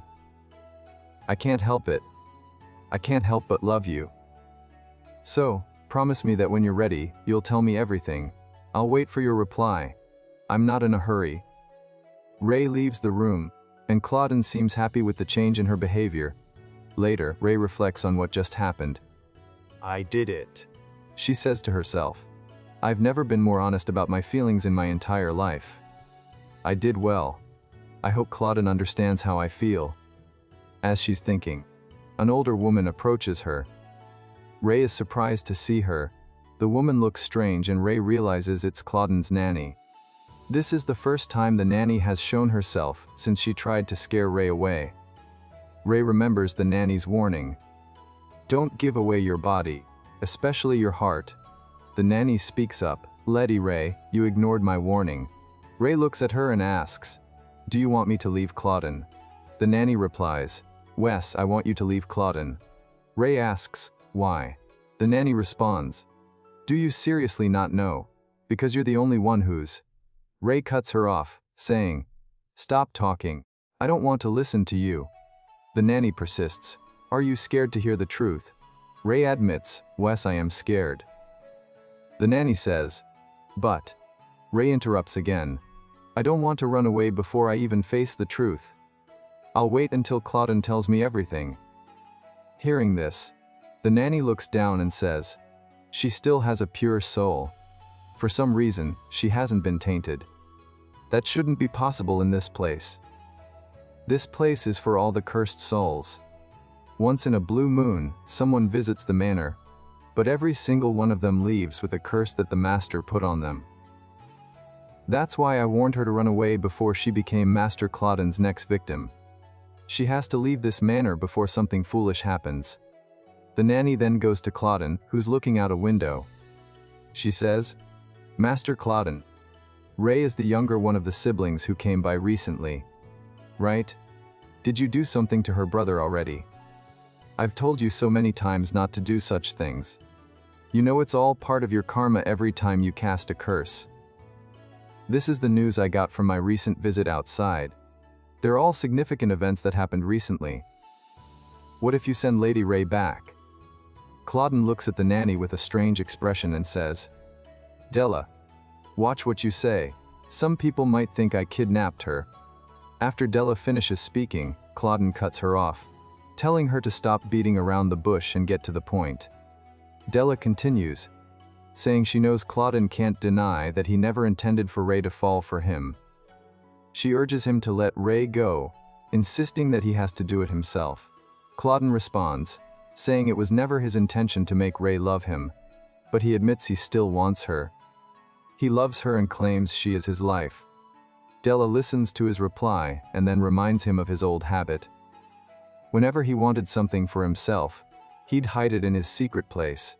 She warns him that if he starts obsessing over someone, it could lead to destruction. She then tells Claudine that she isn't cursed like him. When the curse hit, she was lucky enough to be out of the manor, which is why she's the only one who can leave the property. She explains that she's not a monster, but she's not human either because of Claudine's presence in the manor. She doesn't die, but she's not a ghost. Just stuck in an empty shell of a body. She can't disappear, but if she leaves the manor, she might not last long. Della then asks Claudine if he plans to turn Ray into someone like her. Claudine doesn't respond to Della's words. Instead, he seems lost in thought, remembering his intimate moments with Ray. Della pleads with him, saying she doesn't want both of them to walk down a path of destruction. She hopes karma doesn't catch up to him. But Claudine ignores her, still staring out the window. After a moment, he calls for Philip, his butler. When Philip arrives, Claudine coldly orders him to never let Della step foot in the manor again. Philip is shocked. Della has been like a nanny to Claudine. He tries to reason with Claudine, saying Della won't survive long if she's banished. Claudine, however, doesn't care. He angrily tells Philip that it doesn't matter to him whether Della lives or dies. He insists that Della made an inappropriate comment about Ray and must never return to the castle or speak to Ray again. The scene shifts to Ray, who's walking through the castle, clearly troubled by what Della told her about leaving Claudine. She remembers Della's warning. "You ignored my warning. You're not expecting Claudine to change, are you? Some things are bound to stay the same no matter how hard you try. You'll regret your decision, Ray." Ray shakes off the memory, muttering to herself about how much is going on. She's not sure if she trusts Claudine completely, but before she can dwell on it, John appears and interrupts her thoughts. He offers her a drink, but Ray declines, saying she was just heading to the kitchen. John then asks Ray if she's happy, mentioning that he heard she had a brother but seems fine without him. Ray looks at him, confused, and asks what he's talking about. She admits it's been a while since her brother left, and she hasn't heard from him since. John presses her, asking if she knows where he is. When Ray says no, John tells her to look at him closely and asks if he reminds her of anyone. Ray seems startled and starts to say something, but John cuts her off, confirming that he is who she thinks he is. He asks if she recognizes him and expresses how frustrating it's been for him. Ray hesitates, then asks if he used to work at the Lisbon Manor. John seems shocked by her question. Before they can continue, Lady Mary interrupts, teasing John about being bored and suggesting she could report him to Claudine for more work. She then turns to Ray, asking if she's okay and if John said anything strange. Ray reassures her, saying it's nothing serious, but her head hurts from all the drama with Claudine. She wonders why she keeps getting caught up in these weird situations. Turning to Lady Mary, Ray asks if she can get a drink to clear her mind. Later, Ray is sitting on the sofa, sipping a drink Lady Mary gave her. She comments that it's strong but has a low alcohol content, and it's helping her relax. As she sits there, Claudine appears beside her, gently brushing her hair with his hand. Ray notices him and asks when he arrived. Claudine says he just got there and asks her to come closer. Ray hugs him tightly, and the two seem happy together. As they sit there, Ray smiles and tells Claudine he has the prettiest lips. Claudine and Ray were in the middle of an intimate moment. Ray gently touched Claudine's lips, and he kissed her softly. She whispered, "Please, Claudine, stay the night with me." Claudine hesitated for a moment but then pulled her closer. Ray looked at him, a little surprised, and asked, "What are you trying to do, Claudine?" Without saying much, Claudine guided her to the bed. Claudine then mentioned, "You know I didn't have a mother growing up. There's something I've always wanted to try." Ray, curious, asked, "What is it? What do you want me to do?" Claudine didn't answer right away but started to remove her clothes. He explained, "When I was young, I heard about children who would find comfort by being close to their mothers. I guess I just wanted to feel that kind of closeness. Ray seemed unsure and said, "Wait, Cloden, I'm not sure I'm ready for this." But Cloden continued, and Ray eventually said, "Please stop, Cloden. This is too much." Cloden replied, "But it feels so natural, like it's meant to be." Ray insisted, "Nothing good is coming from this. Please, just stop." Despite her protests, the two of them continued to explore their connection, trying different ways to be close to each other. Cloden said, "From now on, we'll share everything." As they were lost in the moment, Lady Ray watched them through a small opening in the wall. The butler, Philip, noticed her and asked, "What are you doing here, Mary?" "This isn't appropriate," Mary replied. "Keep your voice down, Philip. You'll disturb them." Philip looked through the hole and was shocked by what he saw. "What on earth are they doing? This is unacceptable," he said. Mary just smiled and said, "It's quite a sight, isn't it? Don't tell me you're embarrassed." Philip shook his head and muttered, "You've been alone for too long, Mary. This isn't right." He then closed the door, saying, "At least have some respect for their privacy." As he walked away, he thought to himself, "I hope this doesn't cause any trouble." Meanwhile, Cloden and Ray continued to be close, but eventually, they stopped. Ray looked at Cloden and said, "Maybe I was too loud earlier, or maybe I had too much to drink. Did I do something wrong?" Cloden reassured her, "No, you didn't. Maybe I just didn't want to push you too far." Ray seemed thoughtful and asked, "Cloden, can I ask you something?" He nodded, and she continued, "Why didn't you go all the way earlier?" Cloden smiled and said, "Maybe next time, Ray. I don't want you to feel overwhelmed." He then checked if she was comfortable and asked, "Is everything okay with you?" Ray nodded and said, Yeah. "I'm fine. Don't worry about me." Later, as they lay together, Ray fell into a deep sleep. Cloden noticed something unusual and whispered, "Ray, are you asleep?" He held her close but couldn't shake the thoughts running through his mind. He muttered to himself, "What if I can't control this? What if Ray has to deal with this every day? She'd never turn away from me, but I don't want to burden her." He looked at his hands, lost in thought, and said, "This isn't enough." Just then, the butler appeared and said, "Master Cloden, are you all right?" Cloden snapped out of his thoughts and replied, "Wes. Philip, I'm fine. Just make sure everything is prepared for tomorrow." The butler nodded and left, while Cloden stared out the window, thinking about how Ray would react when she woke up and found him gone.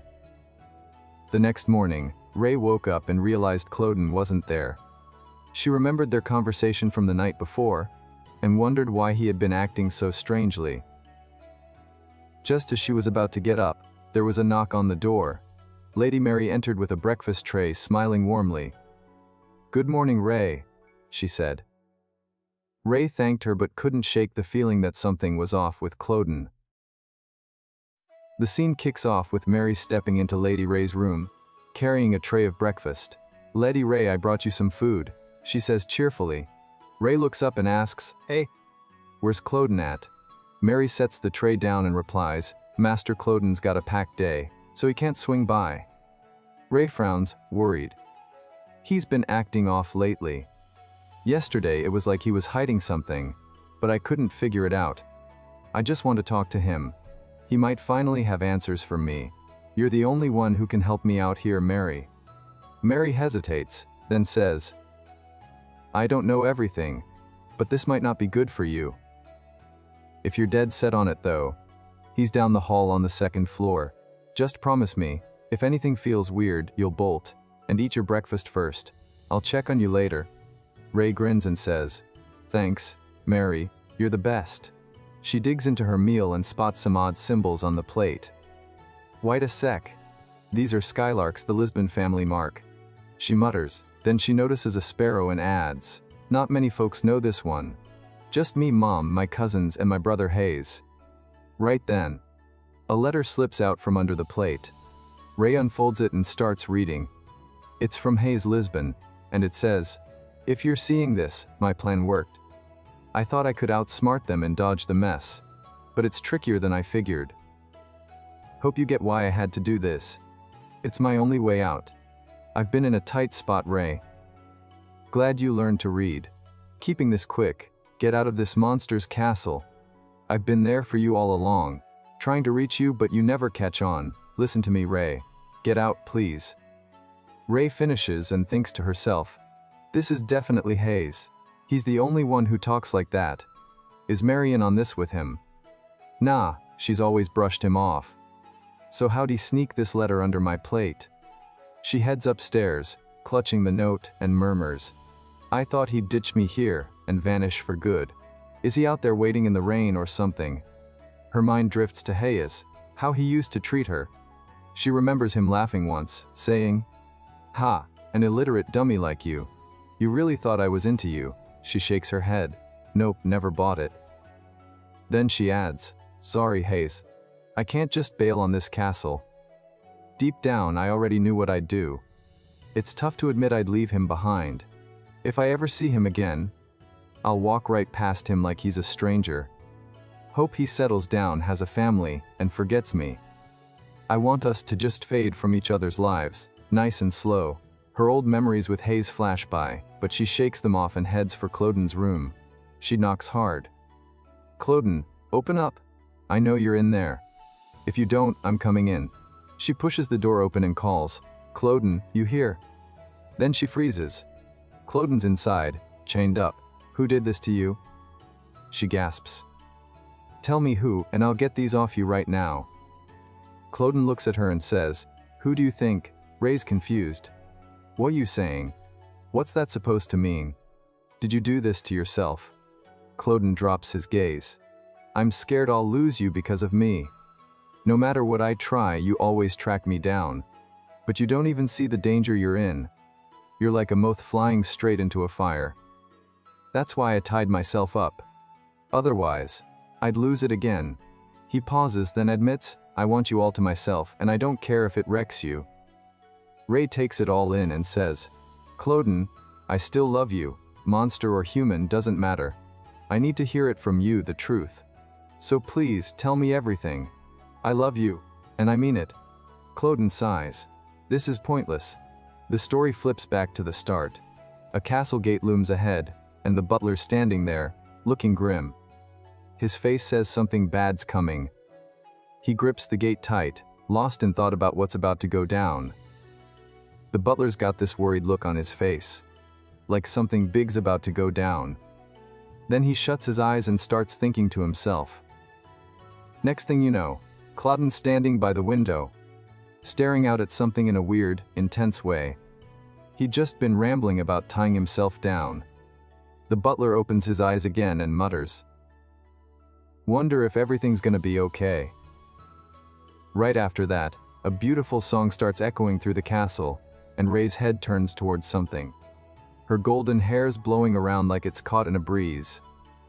In the butler's mind, old memories of Lady Ray flash by, and he says under his breath, if Master Cloden ever hurts Lady Ray in any way. His hand clenches tight, real tight. He keeps talking to himself. I've been gone from this castle way too long. Then he starts wandering through the halls, mumbling, if I could go back in time, could I fix Master Cloden? After a bit, he shakes his head and says, nah, I just mess up the same way over and over. So he figures the only one who can change Cloden is already here, Lady Ray. Then the scene shifts. Cloden's all chained up, staring at Ray in this odd, desperate way. He calls out to her, come closer.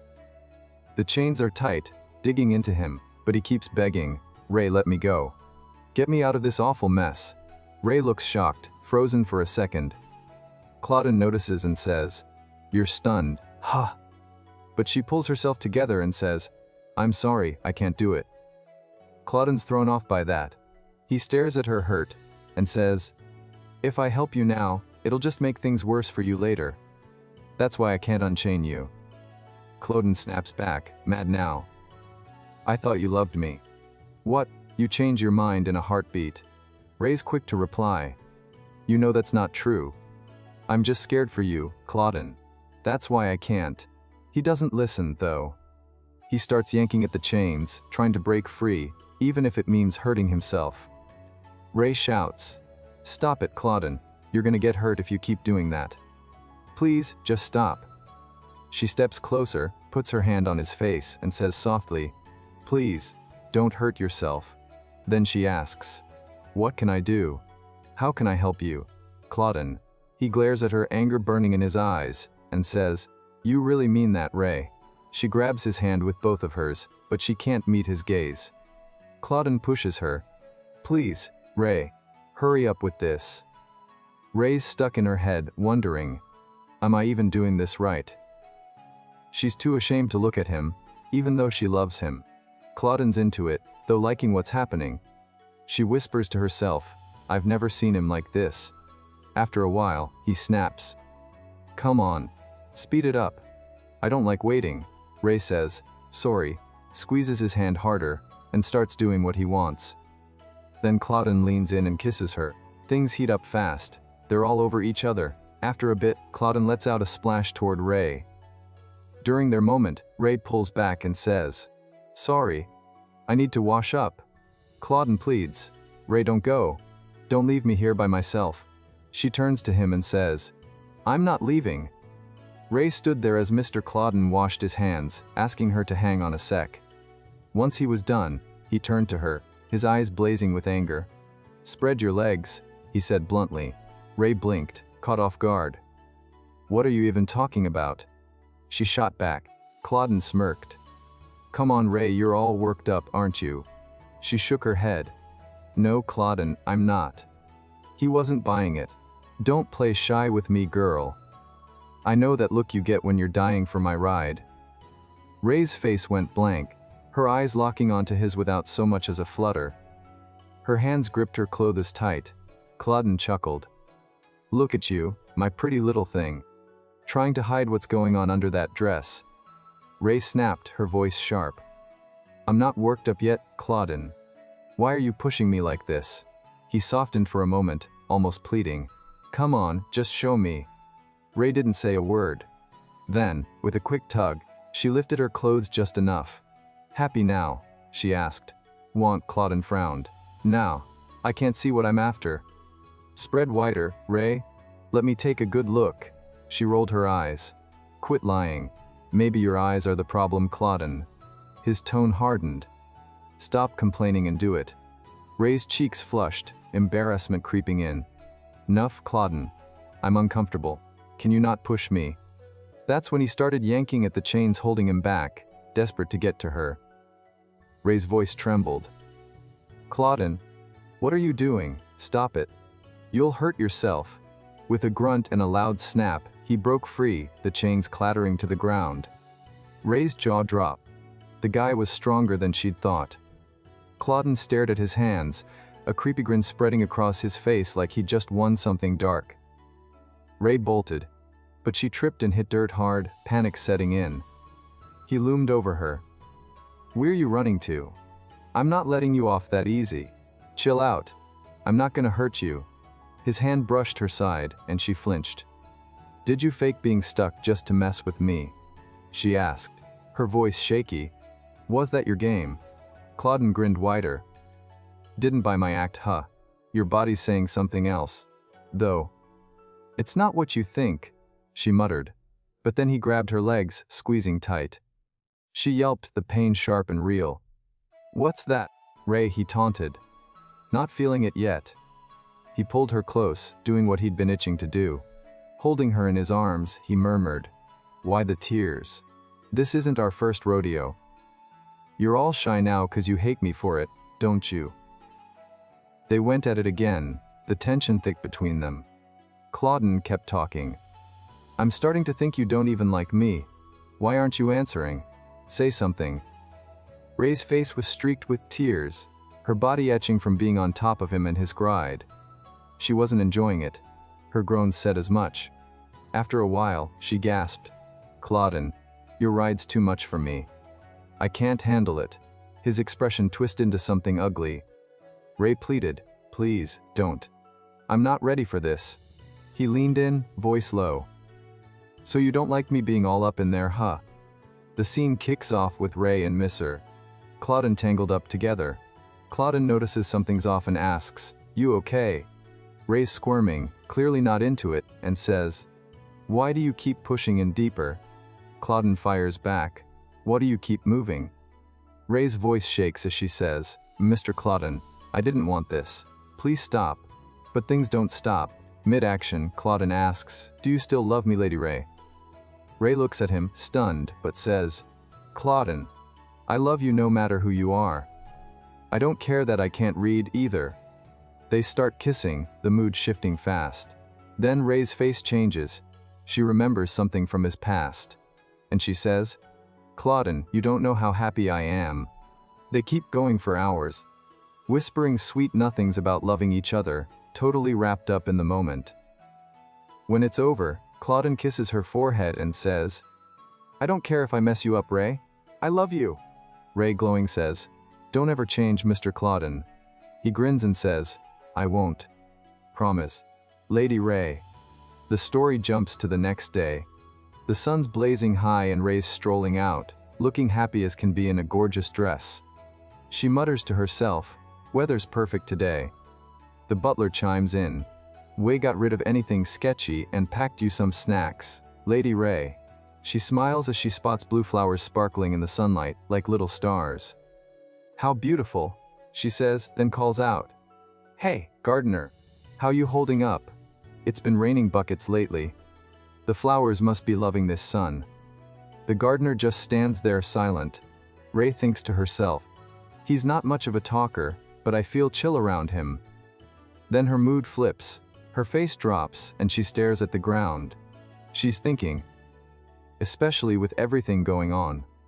My brother's missing, and I haven't gotten a single letter. Her mind drifts back to last night. Claudine had said he was scared of losing her because of something he did. She snaps out of it as the gardener hands her a blue flower. She's shocked but takes it, thinking, a flower that means happiness, and here I am looking all gloomy. She perks up and says, "Thanks for being so sweet." Smiling now, she adds, "This place is weird, but there are good people here who care." She looks at the gardener's bright blue eyes and asks, "Do you know what this flower's called?" He's caught off guard but doesn't answer. Then out of nowhere, Claudine shows up, looking dark and terrifying, like something straight out of a nightmare. His eyes are blazing, and he booms, "Ray, where'd you run off to? And where'd all the blue flowers go?" Ray's thrown off and says, "Claudine, what's wrong with you?" He snaps, "You're asking me what's wrong. Like you don't know." His gaze drops to her feet, and he says, "You don't even wear the shoes I got you, but you're grinning over some wilted flower. What's your deal, Ray?" He's fuming now and adds, "If you're so happy with those beat-up old shoes, just toss everything else I gave you." Ray tries to explain, "That's not it. I just wanted to keep them as long as I could." Claudine's not having it. "I don't care, Ray. Why wear those raggedy things?" He yells for the butler, who rushes over and says, Master." Claudine growls, "Get the gardener out of here. I don't want to see his face." The gardener's stunned, and Ray's had enough. She turns to Claudine and says, "What are you trying to pull?" The whole mess starts over something as dumb as shoes. Claudine's firing the gardener, who looks like he's been through the ringer, standing there with both hands on his head, totally lost. Rio pipes up, "I just figured it didn't matter where I wore the shoes. They'd wear out either way." He gets that Claudine's ticked off, but he thinks this is over the top. Then Claudine turns to Lady Ray, snapping, "So, what's your take on that flower he gave you?" "Answer me, Ray. He handed it to you to cheer you up. Don't tell me that's why you're so worked up." Claudine's not letting it go. "What if it is? What's the big deal? Tell me." Lady Ray pushes back. "All he did was give me a flower. He was just being nice. That's it." Jordan, standing off to the side, gives a weak smile and mutters, "Sorry, I can't be that thoughtful. Is that why you wanted to dump me?" Lady Ray shakes her head. "Claudine, that's not what I'm saying." Claudine's had enough. He storms off toward the castle and barks at Philip, the butler. Get rid of that gardener. The day fades into night, and now Cloden and Lady Ray are sitting at a dinner table loaded with food. Neither of them says a word. They won't even look at each other. Awkward doesn't even cover it. After a while, Cloden breaks the silence. Lady Mary. She perks up. Wes, master. What do you need? He leans toward the butler. I know that guy's hiding out in the barn. Deal with it before I lose my patience. Lady Ray shoots Cloden a weird look. In her head, she's wondering how this guy can punish someone without a shred of proof. She finally speaks up. Cloden, do you really have to take it this far? I don't get why you're so mad over something this small. I told you the gardener didn't do anything wrong. Why are you still going after him? Cloden turns to her, his expression odd, and says, So what if he's innocent? You planning to stash him in your room, Lady Ray? That hits her hard. She locks eyes with him, not blinking, fuming inside. I'm done here, she says. I can't sit and eat with you acting like this. She bolts toward her room. Cloden calls after her, Lady Ray, don't do this. But she's already gone. Later that night, with the moon high in the sky, Lady Mary tries to calm her down. Lady Ray, take it easy. But Ray's not having it. Let me go, Mary. I don't get why Cloden's blowing this out of proportion. I told him it's no big deal, but he keeps pinning stuff on me. It's driving me nuts. Mary grabs her hand tight. He's just jealous. He's so crazy about you that even little things set him off. Couples fight. It's normal. Lady Ray sighs. If he's jealous, why can't he just say it? That's how he is with everything. He picks fights over stuff we could fix with a quick, honest talk. She clutches her dress, her voice shaky. He whispers how much he loves me, then shoves me away when he's mad. I don't get how he flips so fast. Why won't he just tell me what's wrong? I thought love was supposed to feel good, but this. It's not like that for me. Mary, what do I do to make him happy? Tears start rolling down her face. Loving Cloden is weighing me down, and I don't know how to handle it. Every time he blames me for something I didn't do, it's too much. The scene shifts again.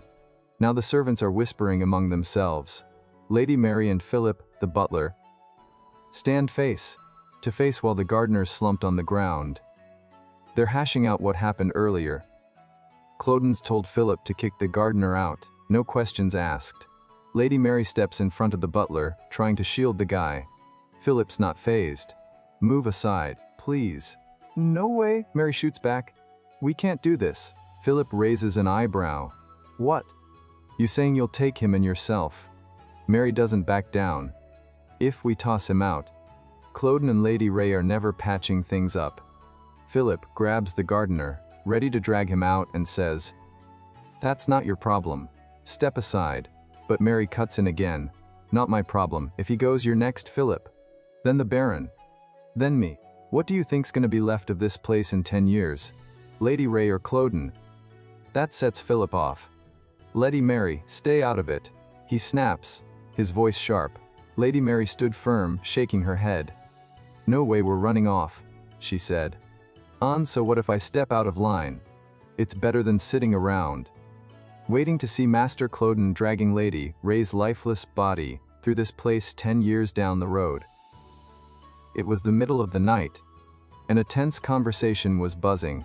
The butler piped up after hearing her, his voice low. So what's your plan then? You know there's no hiding from Master Cloden in this castle. And who's gonna take the heat if he catches us? Devon.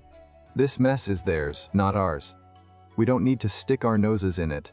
Lady Mary didn't back down. Master Cloden told Lady Ray he loved her, she said.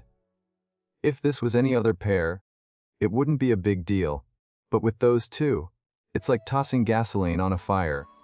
Especially since Lady Ray's been saying he's getting to be too much for her. She kept going, her words heavy. That's how it is with everything. When what you expect falls apart, all your hope turns into a big pile of nothing. And when love flips to hate, that's when people lose it. She looked at the two men, pleading, just hear me out this once. Yeah, we're not exactly pros at this, but we can still buy ourselves a few days. Don't you think, butler? The butler and Cloden paid close attention, hanging on her every word. The butler rubbed his chin. I don't know, 3 days maybe, if luck's on our side. Then the scene shifted. Sunlight poured in, and the castle's dining room came into view. The table was loaded with half-eaten dishes, and Cloden and Lady Ray sat there, eating breakfast. Not a word passed between them, just chewing and staring. Lady Mary watched them, worry creasing her face. These still haven't said a thing to each other, she muttered. Out of nowhere, Cloden broke the silence. Lady Mary, can you grab us some more sauce? His tone was casual, like nothing was wrong. Wes, master, she replied, quick to please. Anything for you. Lady Ray kept eating and shook her head. I don't want any sauce, she said flatly. That threw Lady Mary off. She glanced between them, totally lost. After a beat, Cloden shrugged. Do what you want, he said, then slammed his hand on the table, making the dishes rattle. Lady Ray didn't flinch. Cloden, you don't have to hit the table like that, she said, her voice sharp. He fired back. Oh, so now that's a problem too. She wasn't having it. I don't want to hear it, she snapped. Cloden leaned in, his eyes narrowing. If you're so fed up with everything, why don't you just leave? Sounds like you think I'm the issue here. Lady Mary stayed quiet, her gaze flicking to him. Then Lady Ray stood up, muttering, Thanks for dinner, before heading to her room. Cloden and Lady Mary watched her go, the air thick with tension. Later, Lady Ray lounged on a sofa in her room. Lady Mary walked in, holding something. Ray looked up, annoyed. Lady Mary, what's this? She demanded. Mary handed it over. Take this, she said. Lady Ray frowned. Paper. Why'd you bring me this? Lady Mary shrugged. Thought it might help to write down what's going on in your head. Lady Ray's eyes narrowed. Did Cloden put you up to this? Mary shook her head. No, it's not like that. Even if you wrote something, he probably wouldn't read it. He'd just get mad and rip it up. Lady Mary tried to lift her spirits. Don't say that, Lady Ray. You know how much Cloden loves you. He wouldn't do that. They were mid-conversation when a knock came at the door.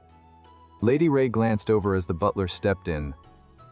Lady Ray, I've got something for you, he said, holding out a letter. Master Cloden asked me to bring this. Her jaw dropped. Cloden did this? She asked, stunned. Lady Mary and the butler exchanged a shocked look. What just happened? Mary jumped in. If you want to write back. He said you can leave it under the vase by the staircase.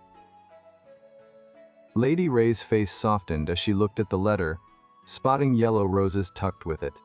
Yellow roses, she murmured, a small smile creeping in. The servants nodded. We'll leave you to it, they said. Let us know if you need anything. Then they slipped out, leaving her alone. Outside the room, Lady Mary turned to the butler, a grin tugging at her lips. Looks like our little plan worked, for now at least. Butler told Lady Mary. Wes, at least we managed to give her the latter part. Master Cloden found out about our plans. Lady Mary looked surprised. What did you say?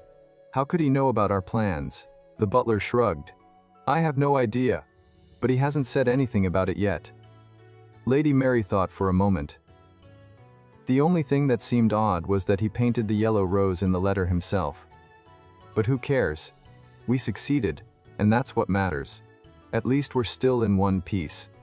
She paused, then added, Master Cloden wants to make things right with Lady Ray. I'm sure of it. She placed a hand on the butler's shoulder. We can relax for now. Don't worry about them. Lady Ray left the butler and headed toward the kitchen. The butler still seemed uneasy. He wasn't satisfied. He was worried that if Master Cloden found out what they were up to, there'd be consequences.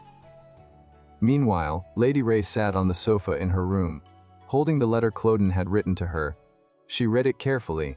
The letter began, Ray, when do you plan on giving me back the book you borrowed?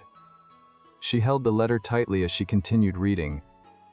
Cloden had written, I remember everything that's mine. I know what's missing, even when I look at the empty space on my bookshelves. Do you remember the secret room I showed you? Ray, you must know I always keep track of what I cherish.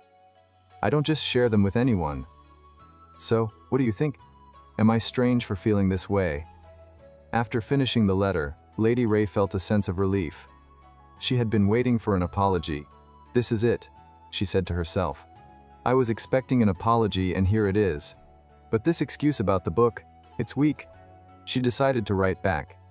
Dear Cloden, she began, I apologize if my spelling is off. This is the first time I've written a letter to someone. Of course, I remember the room. It was the first time we really talked. I knew the things you kept there were important to you. But Cloden, I'm not just something you can tuck away. Getting a flower from the gardener doesn't mean anything to me. So don't worry about that. It's not the gardener's fault. My heart was always yours to keep. Even when I got that flower, I was thinking of you, Cloden. She continued writing. I'm not that smart, Cloden. I was just trying to understand where you were coming from. All I ever do is think about you and long for you. And now, here I am, waiting for you. She paused, then added, do you really think I got upset because I was mad? Not a chance. She looked at the door, then got up to go meet Cloden. Outside the castle, someone called out, Reddy, you've got a letter. She took the letter and began reading. Another yellow rose, she muttered. I swear, it's the same as last time. She stopped reading and sighed. Cloden's words echoed in her mind. I want to hear you say it. I want to hear you say you love me. Come to where all the yellow roses are. Ray, I'll be waiting for you there. Everyone has something they love, and I love you the most. You're the most important thing in my life. Lady Ray thought about her family. My mother loved her wealth and honor. My father loved his business. My brother loved his clothes and his dignity, she said to herself. But I'm the one who needs to make up my mind. With that, she started running toward the garden where the yellow roses were. As she ran, she whispered, how could I have been so upset with him? And yet, she finds herself running back to him whenever he says he misses her. After that, they find themselves in a beautiful garden filled with yellow roses. Cloden stands in front of Lady Ray, and they lock eyes, both filled with affection. Lady Ray smiles softly and says, what is this feeling? It's something I've never felt before. It's a little painful, but I'm still trying to figure it out. She pauses, then adds, slow down, in a gentle voice. But one thing I know for sure is that I love you, Ray. Cloden looks at her with fiery eyes, his black hair tousled by the breeze. Ray, you came here to hear me say this, didn't you? He asks. Without waiting for an answer, they pull each other into a tight embrace.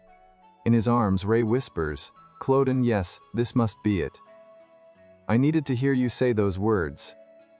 The scene shifts to their bedroom, where Gladden and Ray are wrapped in each other's arms, lost in their intimate moment. They spend hours together, both clearly enjoying the closeness. Ray seems especially happy and Gladden starts again, both of them fully immersed in the moment. Ray looks content, her happiness evident as they continue. After some time the moment ends, and the scene changes once more. Outside, the sun is high in the sky, casting light over a grand castle. Ray's brother, Hayes, is carrying a tray, heading toward the gardener. He grumbles to himself, remembering how the butler ordered him to deliver the food. How dare he make me run his errands? Hayes mutters under his breath. He reaches the basement where the gardener is locked up, still looking as sad as ever. The gardener glances at Hayes with a strange expression. Hayes sets the tray down and starts eating, muttering, what did you even do to end up here? It can't just be because you killed some flowers. Did you steal something? He shakes his head. I know what it's like dealing with nobles. They're always trying to get something from you. The gardener replies slowly, I didn't steal anything. But I agree, this place is harsh. Do you really think it's fair to lock someone up over something like money? Hayes raises an eyebrow, and the gardener continues. Can you do me a favor? Can you check if the flowers are still alive? Hayes chuckles mockingly. What flowers are you talking about? But after a moment, he sighs and stands up. Fine, It's not like I have anything better to do. But you owe me for this. The scene shifts back inside the castle, where Cloden and Ray are still in their room, their voices carrying through the halls. In the midst of their moment, Ray asks, "Do you like this, Cloden?" He responds with a simple, "Yes, I do." Ray's voice trembles slightly and she whispers, "Please, Cloden, that's enough." But Cloden doesn't stop, and they continue, their connection deepening as the scene fades. Cloden asked Miss Ray to slow down a bit, as it was starting to hurt her. After a moment he continued, and she asked him to pause for a second, feeling tired.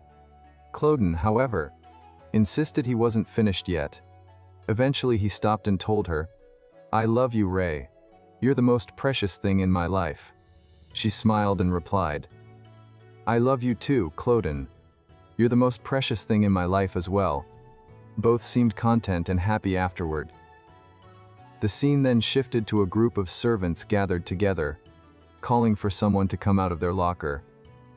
Miss Ray approached the gardener and handed him a blanket, informing him that Master Cloden wanted him back at work starting the next day.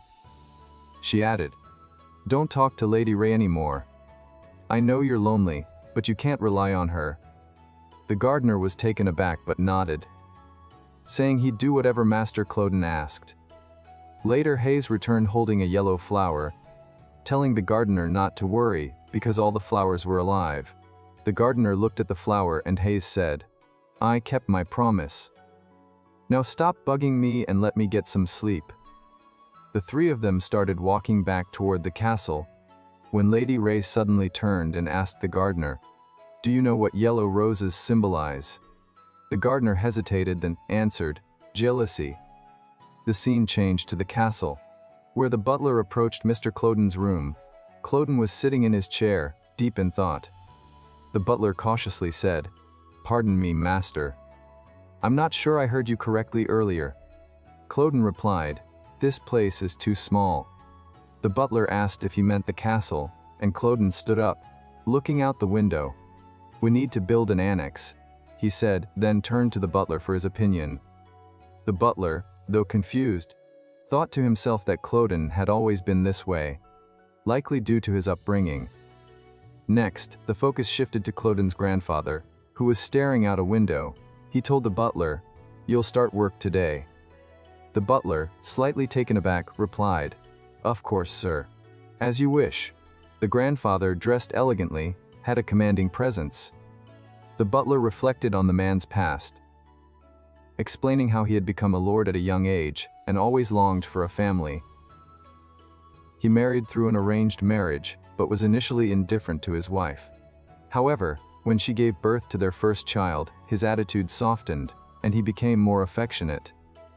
The butler continued the story, describing how the grandfather and grandmother looked happy in a picture with their newborn son.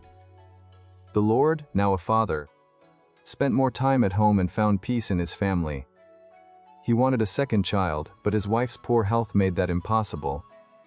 Their relationship, which had been growing closer, began to drift apart again. Despite this, their son, Edmund Castler, grew up to be a great man. The grandfather adored his son, and the butler showed a picture of Edmund with his grandmother, sitting with a young woman. However, tensions arose when the grandfather slammed his hand on the table and confronted Edmund, asking, "Do you really think that's a good enough reason to throw away your betrothed and bring some random woman instead?" Edmund and his father stood face to face, tension thick in the air. Edmund spoke first, his voice firm but desperate. "I can't live without her," he said. His grandfather, Cloden, didn't take it well. He glared at his son, his anger barely contained. "Do you really think that's a good enough reason to throw away your betrothed and bring some random woman into this family?" He snapped, pointing a finger at Edmund. "She's not even from nobility. Her father's a poor artist. Think about what people will say behind our backs." Edmund didn't back down. "And what's wrong with that?" He shot back. His father and grandfather both stared at him, shocked. "What did you just say?" Cloden growled, his teeth clenched. But Edmund stood his ground. "I'd rather die than spend my life worrying about what other people think." Cloden slammed his fist on the table, the sound echoing through the room. The butler, watching from the sidelines, later explained that the parents had no choice but to allow the marriage. They weren't happy about it, but they loved their son too much to stand in his way.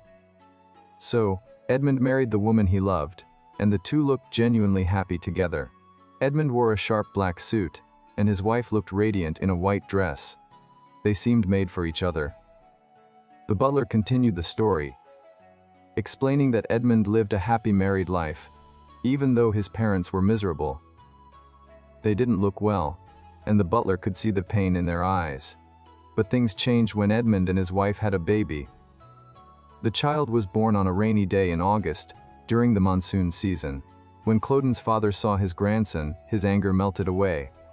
He smiled and said, "I'll name him Cloden, after my grandfather."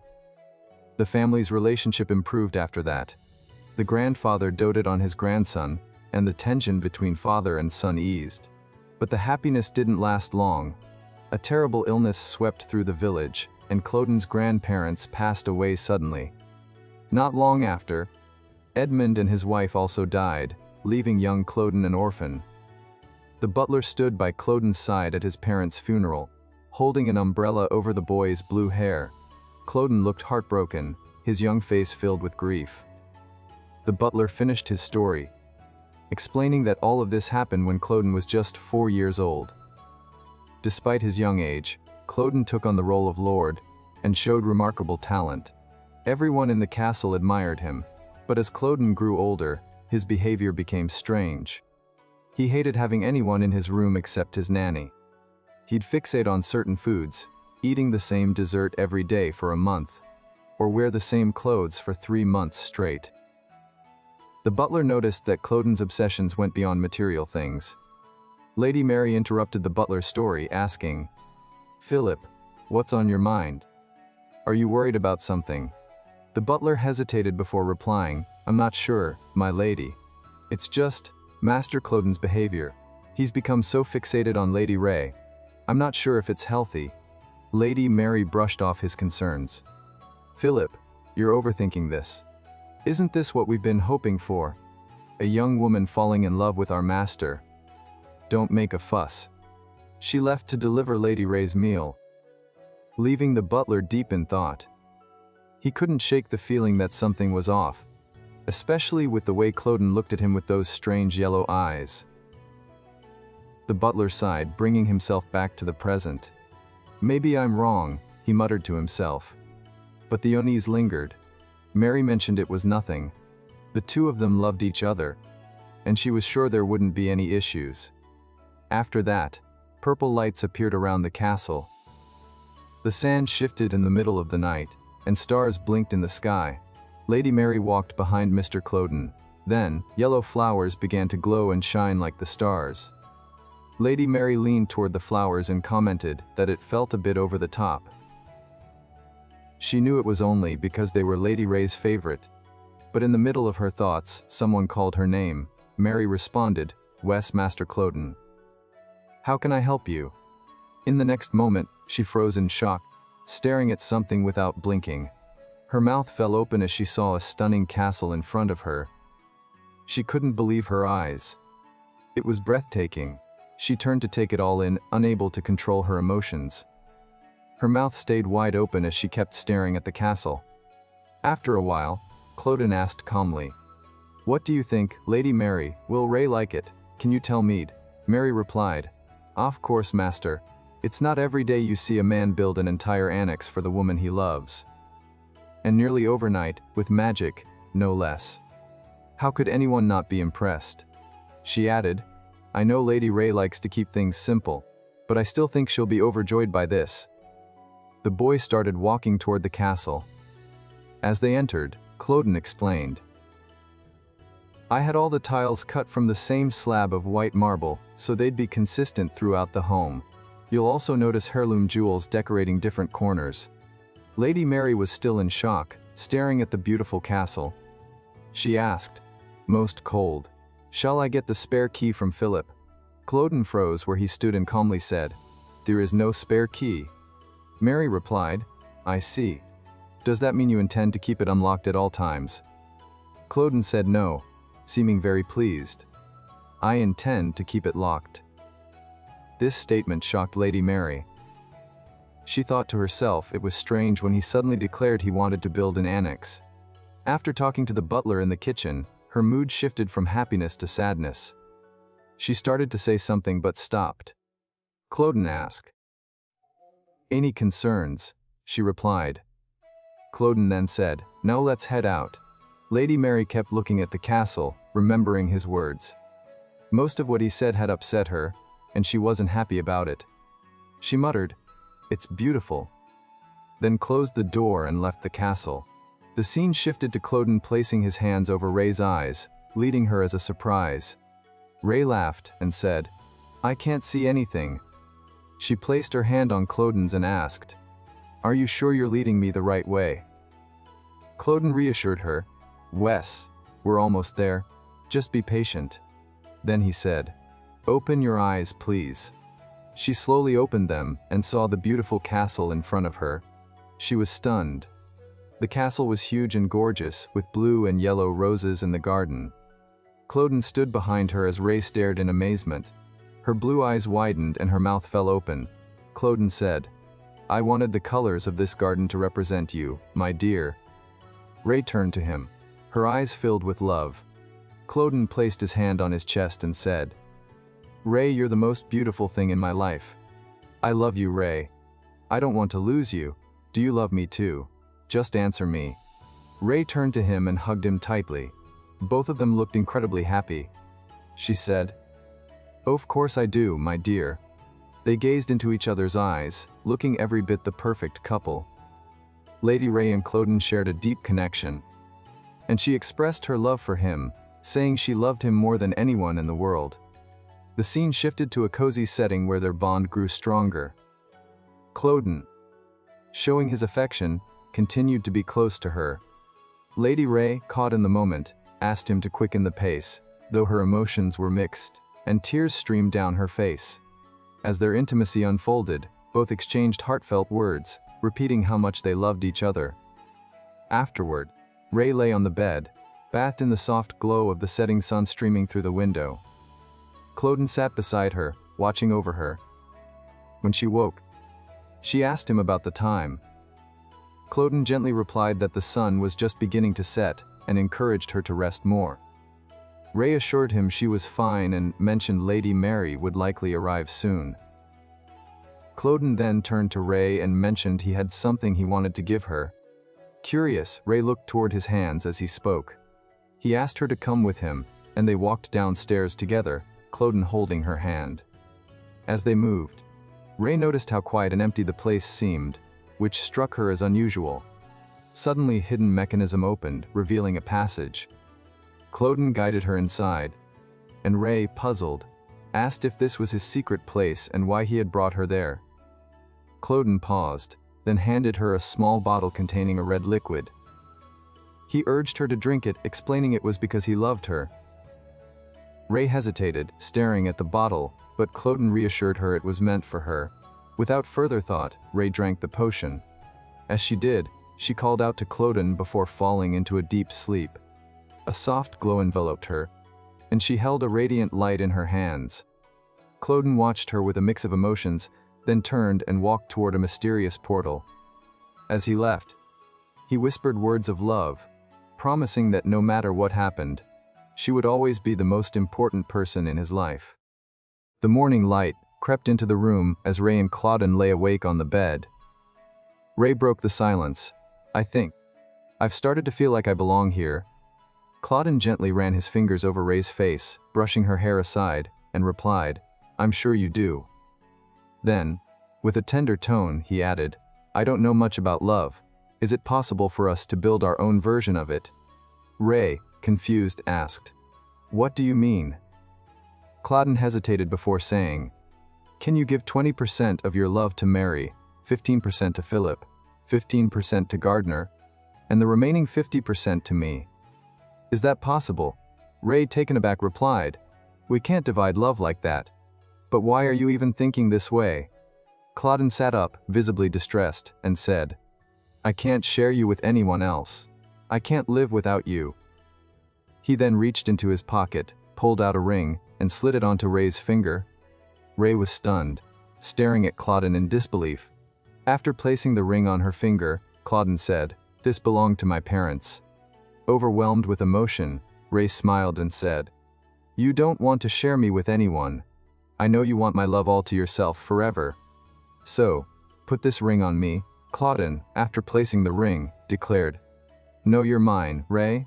Ray nodded. "Wes, I'm yours. And you're mine too." Claudine kissed her hand and pulled her into a tight embrace. Ray whispered, "Wes, "I'm yours." The chirping of birds filled the room as sunlight streamed in. Claudine gently tried to wake Ray, who mumbled, "Is it morning already? I'm so hungry. Why am I so hungry in the morning?" Claudine stroked her hair and said, "Come on, Ray, let's go downstairs for breakfast." When Ray reached the dining table, she was shocked by the spread of food. Her hunger was insatiable. Claudine urged her, "What's wrong, Ray? Start eating." Ray devoured everything like she hadn't eaten in ages. Claudine chuckled, "You must be really hungry. Here, have this too." Ray cleaned the table, but her hunger didn't subside. Claudine asked, "Do you need more, Ray?" His voice snapped her out of her trance. She looked around in disbelief and asked, "Did I eat all of this? How is that possible? This can't be real." Claudine calmly reassured her, "It's nothing unusual, Ray. I'm eating with you too." Ray muttered, "No one eats this much. Not even my parents or my brother Hayes." Claudine, understanding her state, gently said, "You must be feeling sleepy, right?" He held her as she weakly replied, "I feel dizzy. Or maybe I'm still dreaming." Claudine lifted her in his arms, kissed her cheek, and said, "No, you can't sleep yet. You still need to take your medicine." He pulled out a thin bottle filled with a blood-red liquid. "Here, drink this. It's good for your health. Come on, drink up. It's for both of us." He poured the entire bottle into her mouth, and Ray drifted into a deep sleep. Claudine's final words echoed in her mind, "This is for us." The sun had risen when Ray opened her eyes. Claudine was still asleep. Ray couldn't remember when she had fallen asleep, and as she began to think about the past day, her memories felt hazy. Then it came back to her. She had drunk the potion from Claudine's hand. After that, everything was a blur. Lost in her thoughts. She realized that the more time she spent here, the more the line between day and night seemed to fade. It felt as if no one lived here except her and Claudine. She wondered where everyone else had gone and what they were doing. When would Lady Mary return? Ray's gaze fell on the mirror, and her anxiety grew. What is happening to me? Why am I becoming so weak? I've been eating so much, yet I'm losing weight. How is this possible? Then she remembered the potion Claudine had given her, claiming it was for her health. Lost in these thoughts, she found herself at the dining table. Claudine asked, "Do you need anything else to eat?" Ray mumbled absent-mindedly, "Did I really eat all this?" No, Claudine, I can't eat anymore. This feels so strange." Claudine quickly reassured her, "It's fine, Ray. But how is it possible that you ate the entire table by yourself? How could that happen?" He stared at her intently, his voice cold as he asked, "Ray, what's going on in your mind? What are you trying to say?" "Nothing. I'm sorry. I think I'm feeling dizzy from eating so much," Ray replied. Claudine gently placed his hand on her shoulder, his voice filled with concern. "Are you feeling any pain?" "No, nothing like that," Ray said quickly. Claudine nodded. "I'm seeing rapid progress." "Progress?" Ray asked, confused. Claudine didn't explain. "Never mind. Come on, let me take you to bed." He lifted her and carried her to the bedroom. Once there, he said, "Ray, it's time for your medicine." He brought out the same red vial and handed it to her. "Drink it." Then he began changing his clothes. Ray hesitated, staring at the vial. She didn't know what to do. Just then, a voice whispered, "Don't drink it." Ray froze, her heart racing. She looked around, trying to figure out where the voice had come from. Had Claudine heard it too? "Hide it," the voice urged. "Quickly, hide it." Ray fumbled, trying to conceal the vial. Claudine turned and asked, "Did you take your medicine?" In a shaky voice, Ray replied, Wes, Claudine, I drank it. Claudine approached her, kissed her forehead, and said, "You're such a good girl, Ray. You know I would never harm you, right?" He cupped her face in his hands, pulling her closer, his eyes locking onto hers. "You once said you wanted to stay with me forever.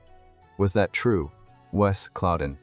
"I want to stay with you forever," Ray whispered. "Do you really mean that?" Claudine asked, his voice soft but intense. Wes. "Claudine, I dude," he said. "If that's true, then drink the medicine." As he spoke, he pulled the hidden vial from under the pillow and placed it in front of her. Ray looked at him, ashamed that her lie had been exposed. "Do you dislike this medicine so much that you'd hide it from me?" Claudine asked. "No, Claudine, I didn't want to deceive you. I just..." Before she could finish, Claudine silenced her with a kiss. "You think too much," he said tenderly. "Don't overthink things. Don't you want to be close to me, to the one you love?" "Wes, I want to stay with you, in your arms, by your side," Ray replied. But deep down, she couldn't shake the thought, what does this mean? Is Claudine trying to turn me into something? When Ray opened her eyes, she quietly slipped out of the room. The sound of the door opening woke Claudine as well. When he opened his eyes and realized Ray wasn't in the room, he fell into deep thought. He began to ponder. Forever. Such an enchanting, captivating word.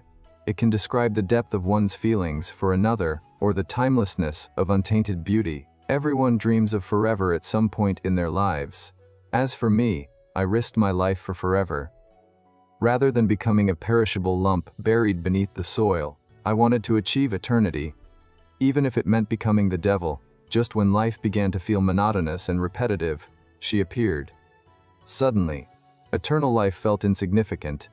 It pales in comparison to Ray, who taught me what love is. But does she feel the same way about me? Claudine lit a cigar and continued to think. But for now, these thoughts are not for her. Give it 3 years, and she'll start asking rational questions. Like why she can't leave this place. Why isn't anyone looking for her? How long will she have to endure this prison-like life? But if she bears a child, giving birth will be the least of our worries. Will we be able to live as normal parents? He frowned, troubled by his thoughts. Surely, Ray will say she understands. She's kind and lonely. She might endure it for a decade. Or perhaps she'll hide her true feelings for the rest of her life out of pity for the monster she lives with. Claudine glanced at the potion on the table. Either way, it all comes down to my jealousy. We don't need a child. We don't need anyone else. If there's no way to keep Ray beside me forever, then I must create a way myself. He clenched the potion tightly in his fist, a new determination shining in his eyes. And now, she will spend forever with me. The more I corrupt her, the more she appeals to me. I love that she lets me drag her along despite knowing everything. I love when she cries, as if she wouldn't know what to do without me, when she begs for more. I need her to be so delusional that she doesn't realize she's living in hell on earth. But I will be with her there forever. Claudine was lost in his thoughts, spiraling deeper into his obsession. On the other hand, Ray was also lost in thought, running anxiously through the hallway. Her breath was heavy and her mind raced. No, Claudine would never do anything bad to me. He would never hurt me. He said he loves me. He would never harm me. I should talk to him. She was thinking this when suddenly, she heard a voice. There's no point in talking to Claudine, Ray. Startled, she stopped and looked around. Behind her stood Claudine, but he was in his childhood form, around 10 to 12 years old. He extended his hand toward her and said, "Come with me, Ray. I want to show you something." Ray stared at him in confusion but took his hand anyway. She didn't understand what was happening. The child said, "Don't look back. Just come with me. We don't have much time. Nothing will happen to you. Trust me." With that, he gestured and a door opened. Ray and the child stepped outside, but everything there was strange, like a twisted maze. In front of Ray stood her younger self. She was drenched in sweat, crying and saying, "Hayes ruined everything." Ray asked the younger Claudine, "Is that me?" The younger Claudine replied, "No, that's not you." Those are your memories, appearing as if they're you. Ray insisted, how is that possible? That is me. I remember all of this. This rabbit doll was a gift from my grandfather. When Hei's doll got ruined, he cut the ear off my doll too, so they would match. I remember, Ray wanted to stop Hei's. She begged him, crying, please don't do this. But Hei's didn't listen. He cut the ear off Ray's doll. Ray cried and squirmed, but Hei's ignored her. Suddenly, Ray noticed bloodied hands emerging from behind her, trying to drag her away. They covered her mouth, and her younger self's expression changed. She smiled and said to Ray, you will stay with Cloden forever. The bloodied hands began dragging her away, and little Ray said, you can't leave Cloden. He's all I've got. I shall love Cloden forever. The younger Cloden grew anxious. He grabbed Ray's face with both hands and said, Ray, don't forget. You can't forget. You don't forgot for a moment how you got here and where you came from. This is the only way we can be together again. But Ray was drifting away from him, falling into a deep, dark abyss. Cloden reached out, but Ray was pulled further away by the bloodied hands. Ray thought to herself, Cloden, will I be stuck here forever? Will I become like everyone else? I love you, Cloden, but I don't want this. I must go back to Cloden. She began to struggle against the bloodied hands. I need to go back to Cloden. He must be worried that I'm gone. I need to hurry back. No, I must return to Cloden. She screamed and thrashed until her eyes snapped open. She was back in her bedroom. Then she heard Cloden's voice. Ray, are you okay? You must have had a nightmare. Why are you crying? Cloden gently stroked her cheeks and asked, what happened, Ray? Why aren't you saying anything? Ray replied in a trembling voice, Cloden, my hunger is gone. The mansion was in complete disarray. For Philip, more than anyone else, it was a disaster. The main house, once bustling with life, now stood eerily empty. There was no time or clarity to address the chaos, and the way out seemed uncertain. The newly built annex loomed ominously, snatching away any remaining hope. Philip couldn't help but feel responsible. Wasn't it he who had brought the master here every day without fail? It had been 3 days since anyone had seen the master or Ray. Philip was psychologically unstable, and Mrs. Mary, who had grown fond of Ray, was a nervous wreck. The gardener, who once tended to the flowers with care, now stayed holed up in his quarters, refusing to come out. Meanwhile, the stable keeper, Jack, wandered aimlessly as if he had found his own world.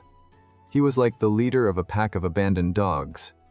The flowers, neglected by the gardener, gradually withered, and Mrs. Mary's feeble excuses grew weaker. The horses in the stable couldn't be left to starve, so Philip took it upon himself to bring them fodder. Jack, who had always been fawning over the master, now didn't even listen to Philip's words. Do you think the master cares about us now? Stop being foolish. It's wiser to find a way to survive here, Jack said dismissively. Philip, sitting dejectedly, suddenly stood up when he heard a sound. Thud, thud, thud. In the mansion where no one dared to come out, a strange noise echoed. Someone was knocking on the outer door, calling out loudly with a booming voice. Is no one home? Please open the door. It was another unwelcome visitor, standing outside in the rain. Philip went to the door and asked, Who is this? Do you live in this estate, sir? What a relief, my name is Thomas, the man said. I'm not an intruder or anything. I'm a physician. I was gathering herbs in the neighboring forest and got lost. I've also slipped in a puddle and seem to have sprained my ankle. May I please ask to stay the night? We do not accept strangers. Find your way back home, Philip said coldly and turned around. Sir, please reconsider, Thomas begged. It's too dark out to wander. I won't be able to make it very far. Please. Philip remembered day Ray had come to the mansion in a similar way. After a moment of thought, he said, As soon as you're healed, you're out of here. Wes, yes, of course. Thank you so much, Thomas shouted happily. Philip thought, the master isn't around, so it won't hurt to let him in. He opened the door for Thomas. Thomas had been in the mansion for 3 days now, and he was amazed by everything he saw. The mansion was filled with priceless items. grand chandeliers, exquisite furniture, and luxurious decor. He was convinced that the owner must be an old, wealthy man, but what truly baffled him were the people in the mansion. As he wandered around, he ran into Philip. "Good morning. Where are you off to?" Thomas asked cheerfully. Philip turned around and rudely replied, "It's none of your business." Thomas chuckled awkwardly, feeling embarrassed. Every time he tried to strike up a conversation, he was met with the same cold response. He began to think that the people here didn't like guests. Philip, however, had his own thoughts. He remembered that Thomas had mentioned he didn't have money for medicine, which was why he was gathering herbs in the forest. The local villagers had warned Thomas about the forest, telling him eerie stories about how it made people disappear. But Thomas hadn't believed them. He thought, when people are dying of disease, who has time to fear such stories? But when he fell in the forest and injured his knee, he was certain he wouldn't survive. He thought wild animals would devour him. That's when he saw the mansion in the middle of the jungle. Thomas found it strange that even in this grand mansion, the people didn't respect a doctor. Still, he was grateful to be alive. As he walked, he asked Philip, "Should I cook today? I make excellent food." "No need. Tell me, how's your knee?" Philip asked. "Oh, it seems my knee is worse than I thought. It still hurts. I think it'll take a while to heal." Thomas lied confidently. Thomas thought to himself, "I might not get another chance to come here. This is my opportunity to find out if there's any truth behind the locals' rumors. I could become a hero when they find out I visited this place and came back alive." Philip said, "Fine.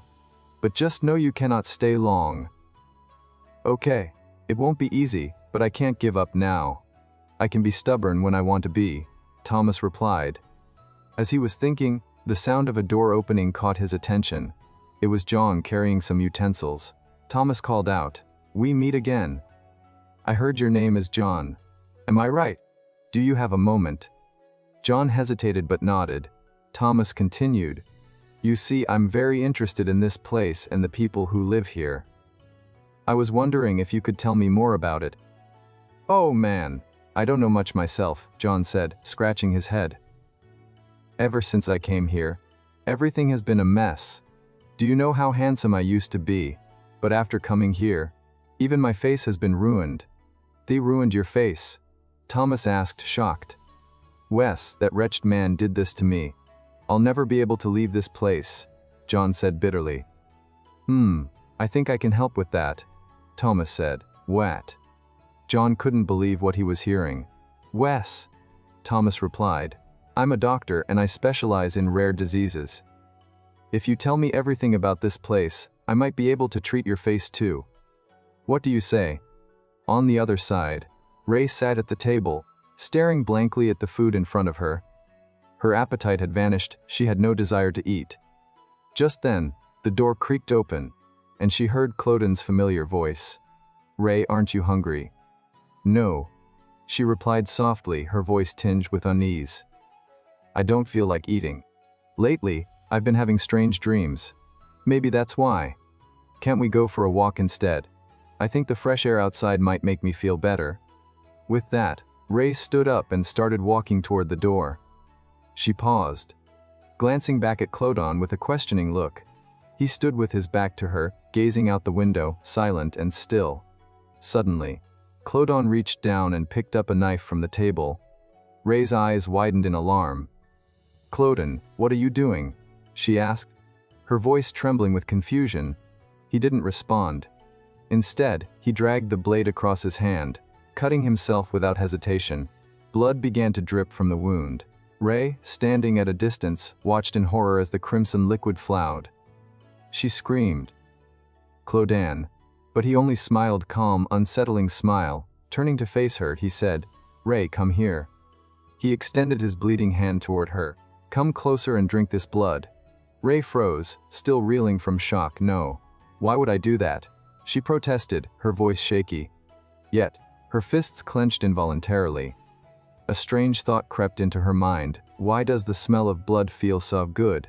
It was intoxicating, like the scent of a sweet drink tempting her senses. Her heart raced with a dark urge. She wanted to sink her teeth into Cloden's neck and taste his blood. Yes, taste it, a voice inside her whispered. Just one sip. In a trance, Rei opened her mouth and stepped toward him. She grabbed his wounded hand and began to lick the blood, her senses overwhelmed. Cloden watched her with a faint smile, his voice gentle as he murmured, "Rei, does it feel good?" Lost in the moment, Rei didn't answer.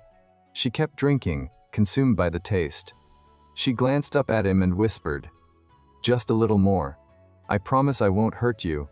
Just let me have a little more." "Don't worry about me, Rei," Cloden said tenderly. "You can drink whenever you want." He took her hands, pulling her gently to her feet. "Are you serious, Cloden?" she asked, her voice a mix of disbelief and longing. "Miss Rei. Come with me, my sweet girl." He led her to the bed and lay down, offering himself to her. "Take as much as you want." Rei didn't hesitate. She sank her teeth into his neck, her hunger insatiable. She drank deeply, unable to stop. Cloden chuckled softly. "Take it easy. I'm not going anywhere. I'm right here with you."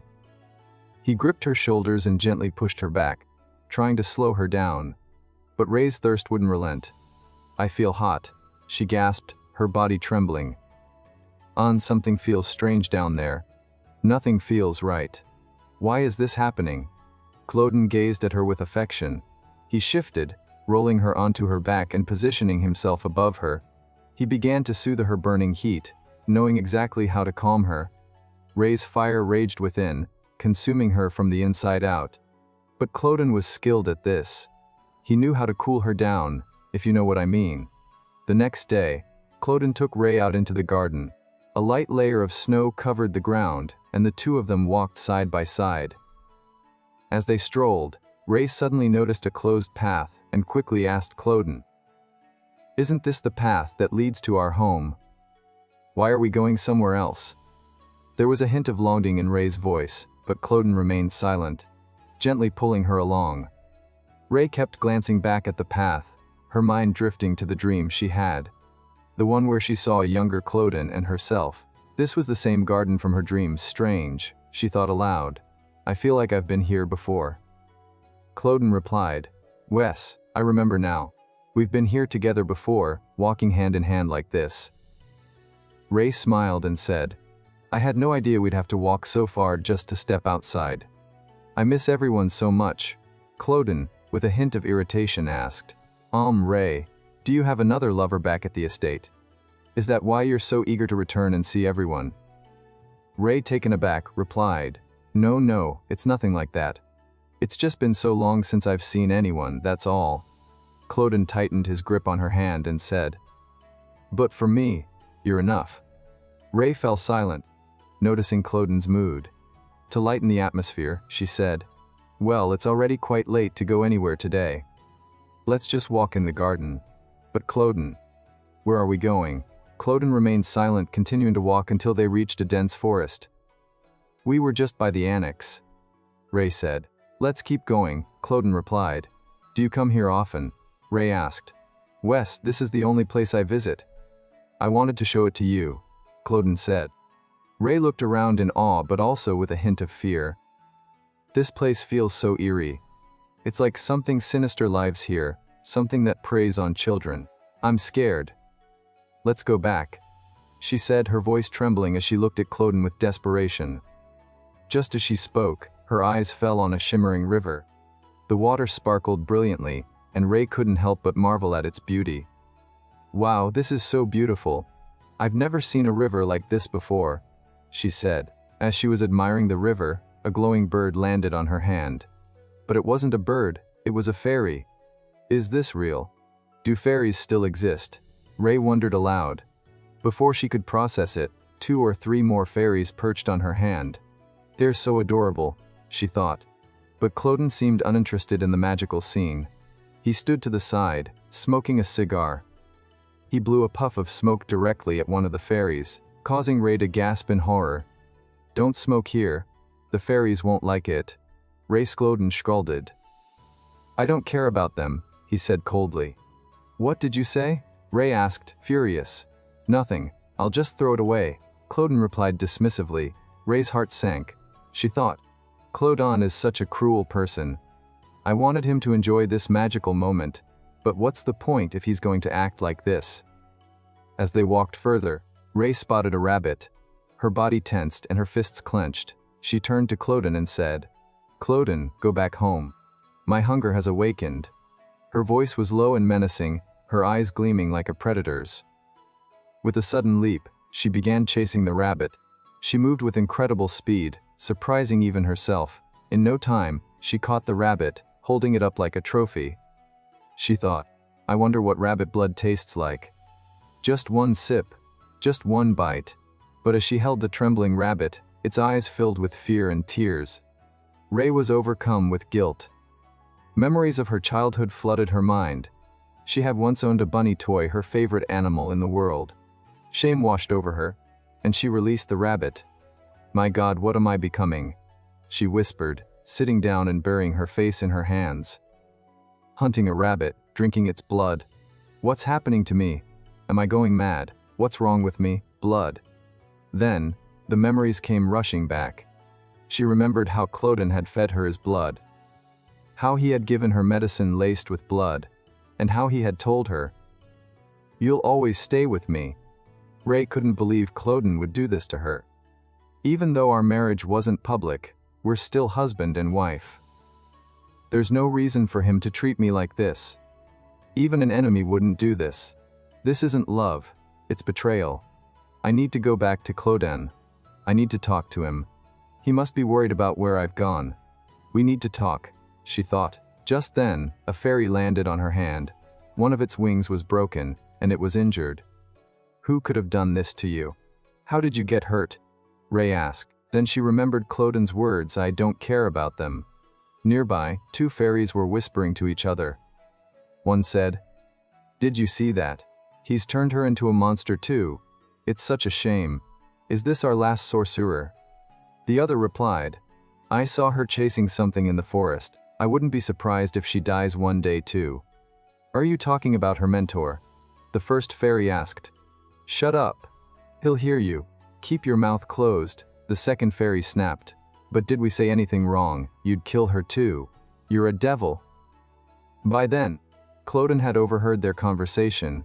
He threw his cigar aside, his eyes glowing red with anger. I feel like crushing your mouths shut, he growled. He grabbed one of the fairies, squeezed it tightly in his fist, and then threw it to the ground, crushing it under his shoe. How dare you? This is a sacred river. Do you think you own it? You're only alive because of the river's blessing, and now you can't even keep your mouths shut. I didn't come here for this nonsense, he shouted angrily. Suddenly, Ray's voice broke through. Cloden, what have you done? She asked, her eyes wide with shock and disbelief. Cloden was at a loss for words. Ray repeated, What did you do, Cloden? How could you do this? I wanted to believe in you, and I did. But now I can't close my eyes to this anymore.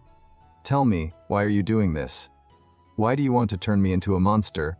Am I wrong? Tell me, she screamed. Because I felt like it, Cloden replied coldly. What?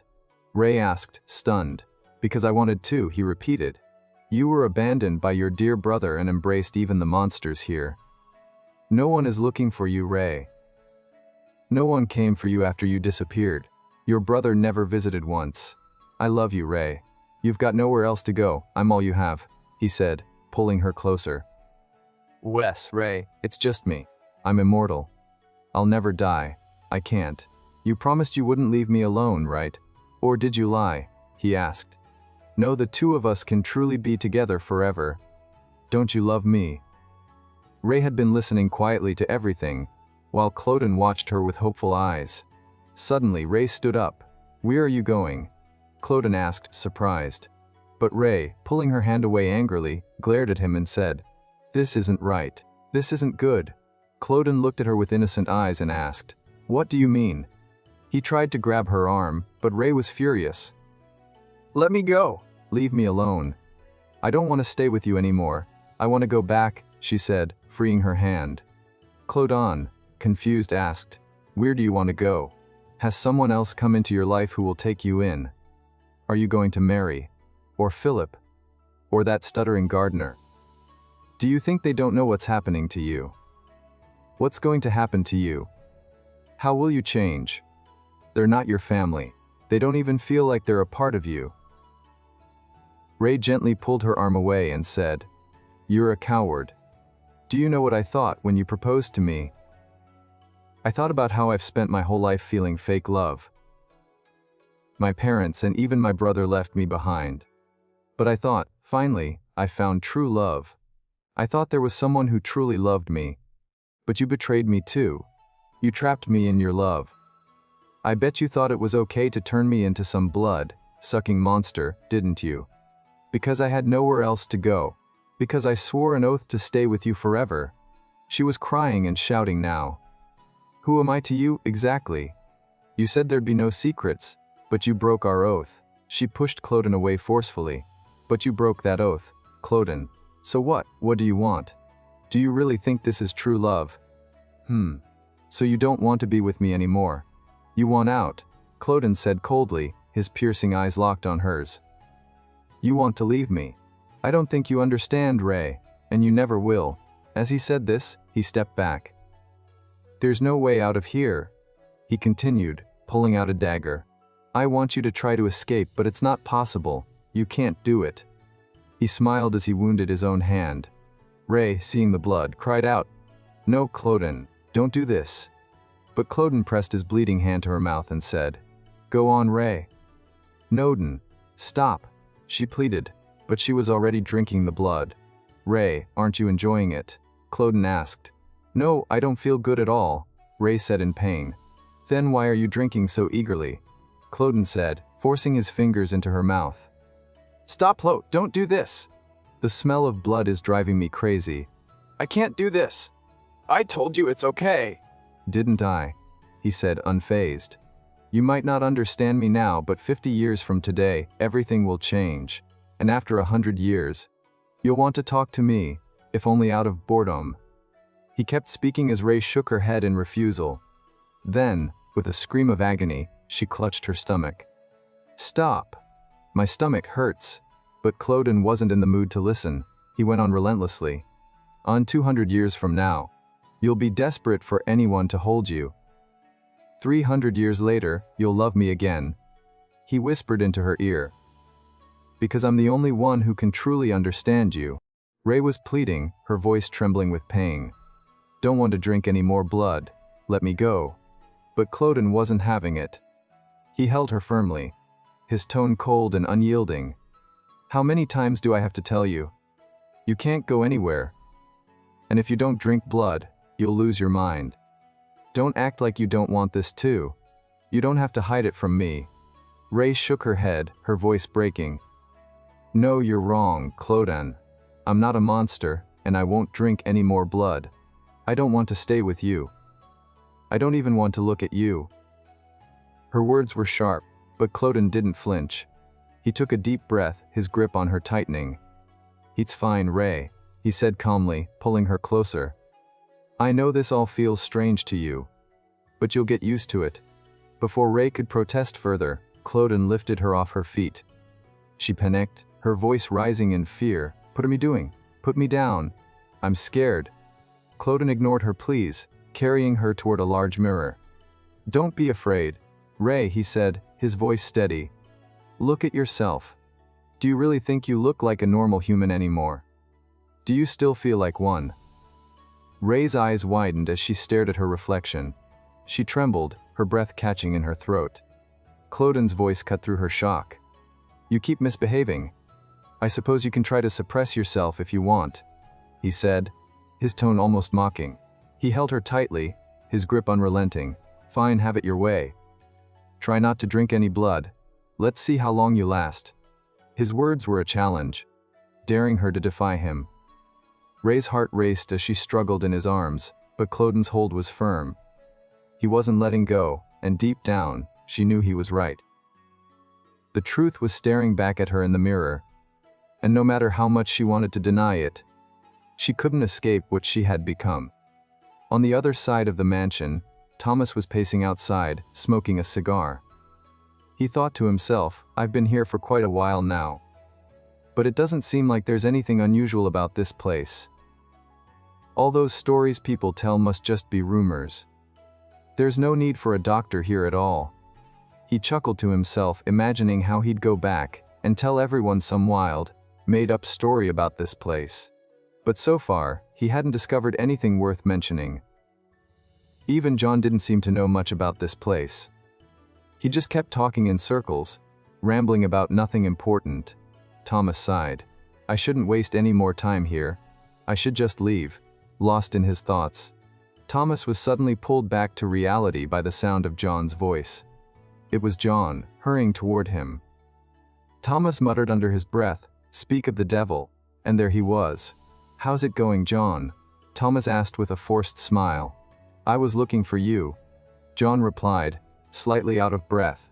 "You weren't in your room?" "I went there, but you weren't there." Thomas shrugged casually. "Oh, I was just out for a walk." John hesitated, then said, "I actually wanted to talk to you about something. I need to ask you, will my face ever heal? What's the process for fixing it?" John looked worried, his hand brushing against the wounds on his face. Thomas had promised to help him, but honestly, he'd only said that to get information out of John. Now, he was stuck. Thomas forced another smile and said gently, "Yeah, I was actually going to talk to you about that. Good thing you reminded me." John's eyes narrowed. "What is it?" Thomas took a deep breath. "I think you're going to need a major operation. But it's not something I can do here. The equipment and supplies I need aren't available. I'll have to go back to the village to get what's necessary." John's face fell. "Miss Thomas, are you saying you're leaving?" Thomas nodded softly, though he could see the panic rising in John's eyes. "Wes, but it's only temporary. I'll be back." "Take me with you." John blurted out, "I want to go with you. Right now." Thomas was taken aback. "Are you serious? What about your work here? And didn't you say your condition gets worse when you leave this place?" John shook his head desperately.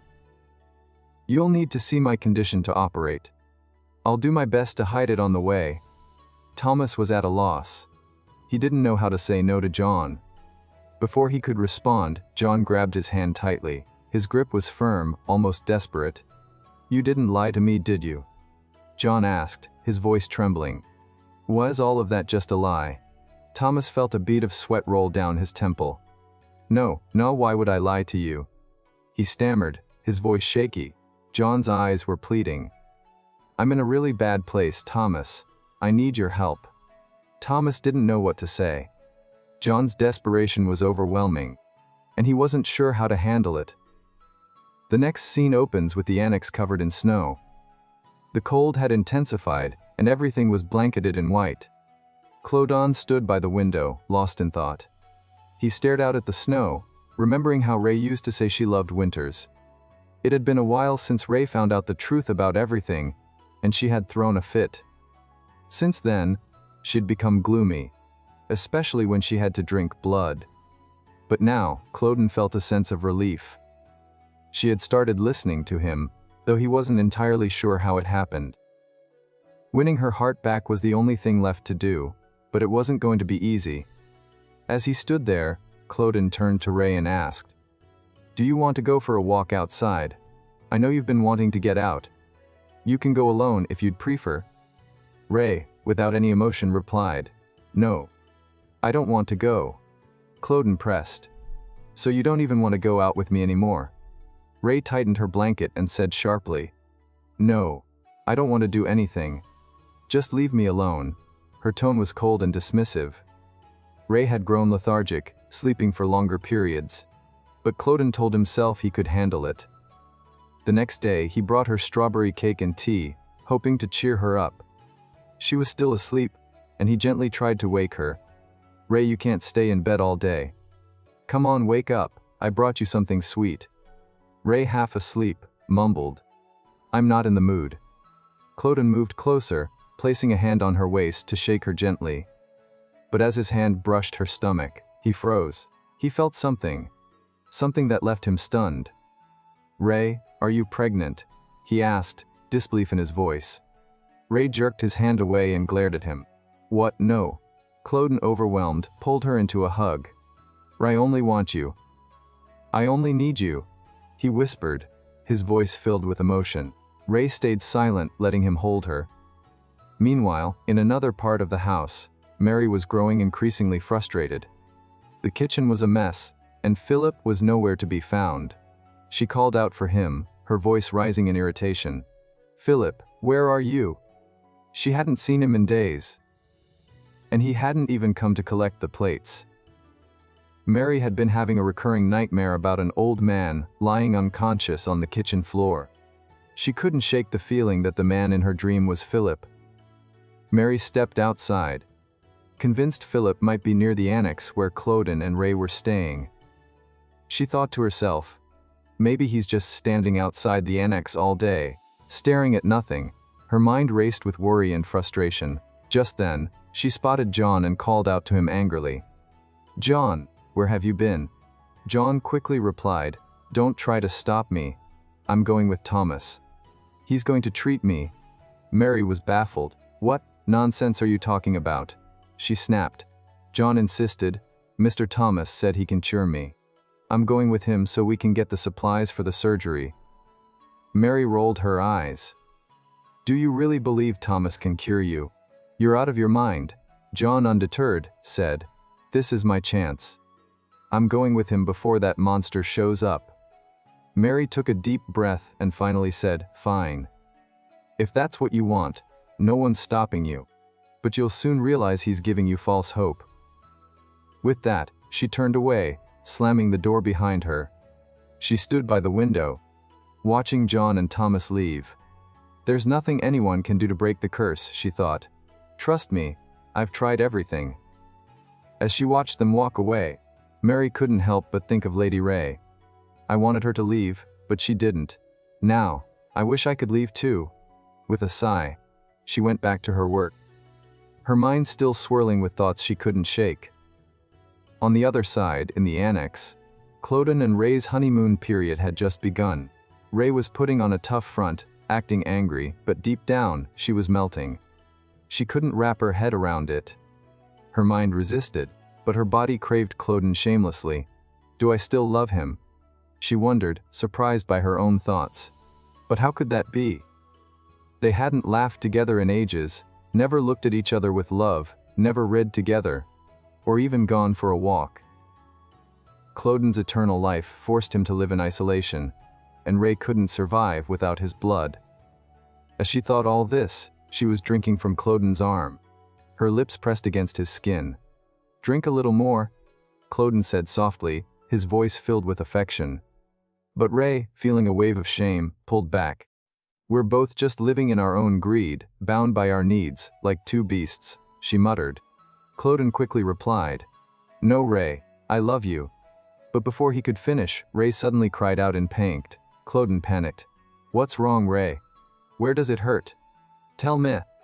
He was frantic, but in the back of his mind, he was calculating.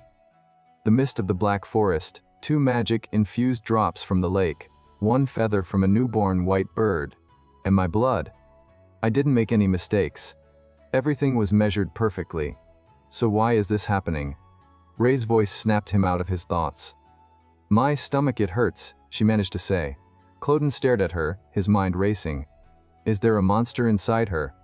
Why do I hear 2 heartbeats? I have to end this before it kills her. But outwardly, he stayed calm, comforting her. You'll be fine, Ray. I'll fix this. Stay here. I'll get medicine. He left her there, weak and trembling. Ray, struggling to stay conscious, thought, why is this pain suddenly surging through me? She felt like she was about to collapse, but Cloden caught her just in time. He held her gently, soothing her until she drifted into a deep sleep. As she slept, she began to dream. In her dream, she saw her brother Hayes.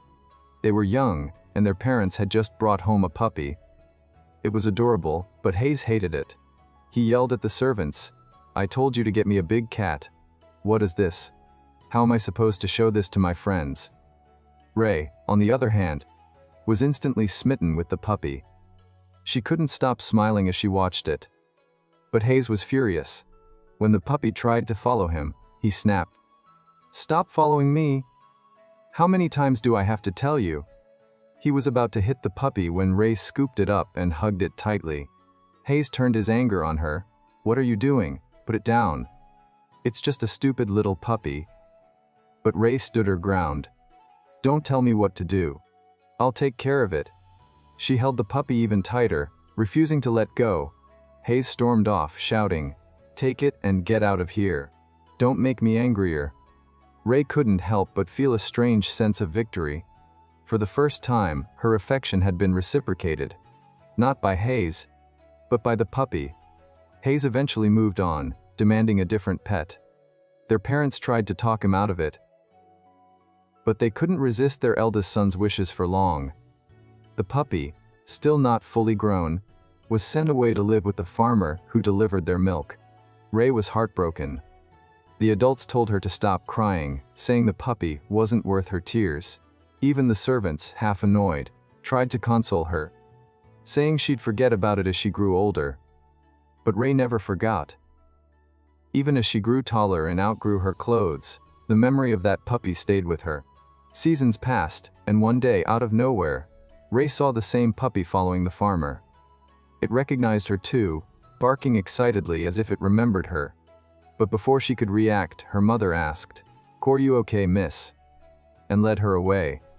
That brief moment of recognition, that glimpse of happiness, left Ray with an H in her heart. Even at such a young age, she knew that some bonds, no matter how small, could leave a lasting mark. She was lost in her thoughts, replaying all those memories in her mind, when she placed her hand on her stomach, trying to feel if there was really a life growing inside her. That day, she had felt something she couldn't quite explain. She was sure there was something there. And ever since that day, Cloden's behavior had changed. He seemed different, more cautious. Before, whenever they were together, he wasn't so careful, but now he was. He kept touching her stomach, something he had never done before. Sometimes, he would just rest his hand there, but the way he looked at her stomach, it was strange. It made her wonder. Lost in these thoughts, she went to Cloden's study to find him. It had been days since she last saw him. If she really was pregnant, what would happen to them? Could they live as a family? Maybe it wouldn't be so bad if that's how things turned out, she thought. As she reached the study door, she knocked and called out, "Cloden, are you there?" But there was no answer. She stepped inside, still calling his name. Maybe he had gone out, she thought. But then her eyes fell on the bottles scattered around the room. It looked like a library, but it was more like a lab where Cloden prepared his medicines. Among the bottles, she found a potion. Was this the same potion? She was just about to think more when she heard Cloden coming in. Quickly, she put the potion back where she found it. "Ray, I didn't know you were here," Cloden said as he entered. "Yeah, I didn't have anything to do, so I came looking for you," Ray replied. "No, it's good that you're here," Cloden said, gently stroking her cheek. "You've never been in this lab before, have you? Come, let me show you something." "Cloden," Ray said, stopping him. She pointed to the potion and asked, "What's this?" Cloden's face stiffened at her question, but he quickly composed himself. "It's nothing, Ray," he said calmly. "If it's nothing, then why is it here?" Ray asked, confused. Cloden paused, thinking for a moment. He placed the books on the table and seemed to weigh his words. Did the potion not seem right to Ray now? But then he spoke softly. "Ray, it's really nothing. Just a hobby of mine. I've been making concoctions for a long time now." As he spoke, he pulled Ray closer, as if to distract her from asking more questions. "If I don't do something in this long life of mine, I think I'll go crazy. So, I keep myself busy with little things like this." While he was talking, Cloden drew Ray even closer, silencing her with a kiss before she could ask anything else. Even after everything, she still wanted to believe him. The next day, when Ray woke up, Cloden wasn't in bed. Instead, he'd left a note on the sofa that said, "I'm in the lab. If you're hungry, call me." Ray read the note and wondered why Claude had gone back to the lab so early in the morning. But she thought it might be for the best. She wanted to visit Lady Mary anyway. She had no idea what state the main building was in since she and Claude had left. Maybe the people who lived with Claude would know what to do in this situation. As she got ready, Ray couldn't stop thinking about how worried Lady Mary and Philip might be after her sudden disappearance. She didn't want there to be any hate or misunderstanding between them. When she stepped outside, she was greeted by a thick blanket of snow. She hadn't been outside the annex in so long that she had no idea what the world looked like now. The snow crunched under her feet as she walked, and she remembered the path clearly: first left, then straight, then right.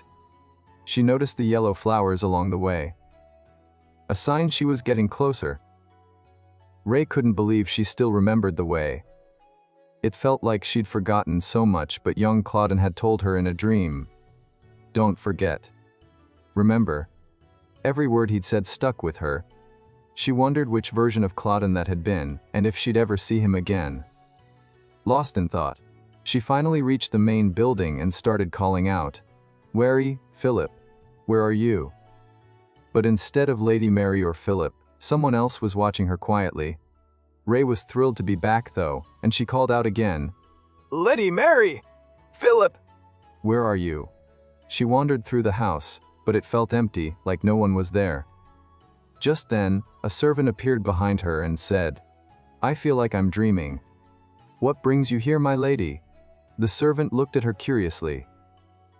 "You look stunning in that outfit. Does the master know you're here?" Ray turned to face him, a little uneasy. The way he was staring at her made her feel like he was under some kind of spell. "Do you need a place to hide?" the servant offered. "I know a spot no one else knows about." No, I'm fine," Ray replied quickly. "I'm just looking for Lady Mary and Philip." The servant's eyes narrowed. "You said you were of noble blood, didn't you?" "Wes," Ray answered, confused. Before she could react, the servant grabbed her by the arms. "What are you doing? What does this mean?" Ray demanded, panicking. "This will be my first time with a noble lady," he said in a husky voice, pulling her closer. "I want to see what's so special about you that our master has fallen for you. He's obsessed with you." Ray's heart raced, and she started screaming, "Help! Someone help me!" Just as she cried out, someone hit the servant from behind with a flower pot, knocking him to the ground. It was Lady Mary. She rushed to Ray and hugged her tightly. "My lady, are you okay? I can't believe it's really you. Is this real, or am I dreaming? How long has it been since I last saw you? I've been so worried since you disappeared into the annex." "I missed you too, Lady Mary," Ray said, tears in her eyes. "So much." Come here, Lady Mary said, hugging her again like a mother comforting her child. "Everything will be okay." Just then, the gardener arrived and saw the injured servant. "What happened here?" he asked. Lady Mary's eyes fell on Ray's teeth, and she gasped. "What's wrong with your teeth? I can't believe it." Ray quickly closed her mouth, trying to hide her teeth, but Lady Mary was furious. "Did Claude do this to you too?" "What do you mean?" Ray asked, confused. "Yes, he did the same to all of us. Me, Philip, the gardener, even John. No one was spared." Ray was stunned. "Does that mean you all drink Claude's blood?" "No, we don't drink blood," Lady Mary explained. "But he cursed us so we can't leave this place. I'm sure there's a way to undo what he did to you." "I don't think the master cursed you, my lady." The gardener nervously spoke up. "My lady, there's something I need to tell you." "What is it?" Ray asked. He hesitated, clearly scared. "Do you know who John is?" "What about him?" Ray pressed. "John, he's your brother, Hayes." Ray felt like a bomb had just gone off in her head. She couldn't process what she was hearing. "What are you talking about? What do you mean he's my brother? I only have one brother, and his name is Hayes." Lady Mary and the servant both bowed their heads, avoiding her gaze. "Are you saying John is Hayes? Did Claude do this?" Ray demanded, her voice shaking. Lady Mary couldn't speak. She just stood there with her eyes closed, but the servant nodded. Wes. Mom, then, where is he? Ray asked, looking around frantically. Lady Mary finally spoke. A few days ago, a doctor came, and John left with him. Did he say where he was going?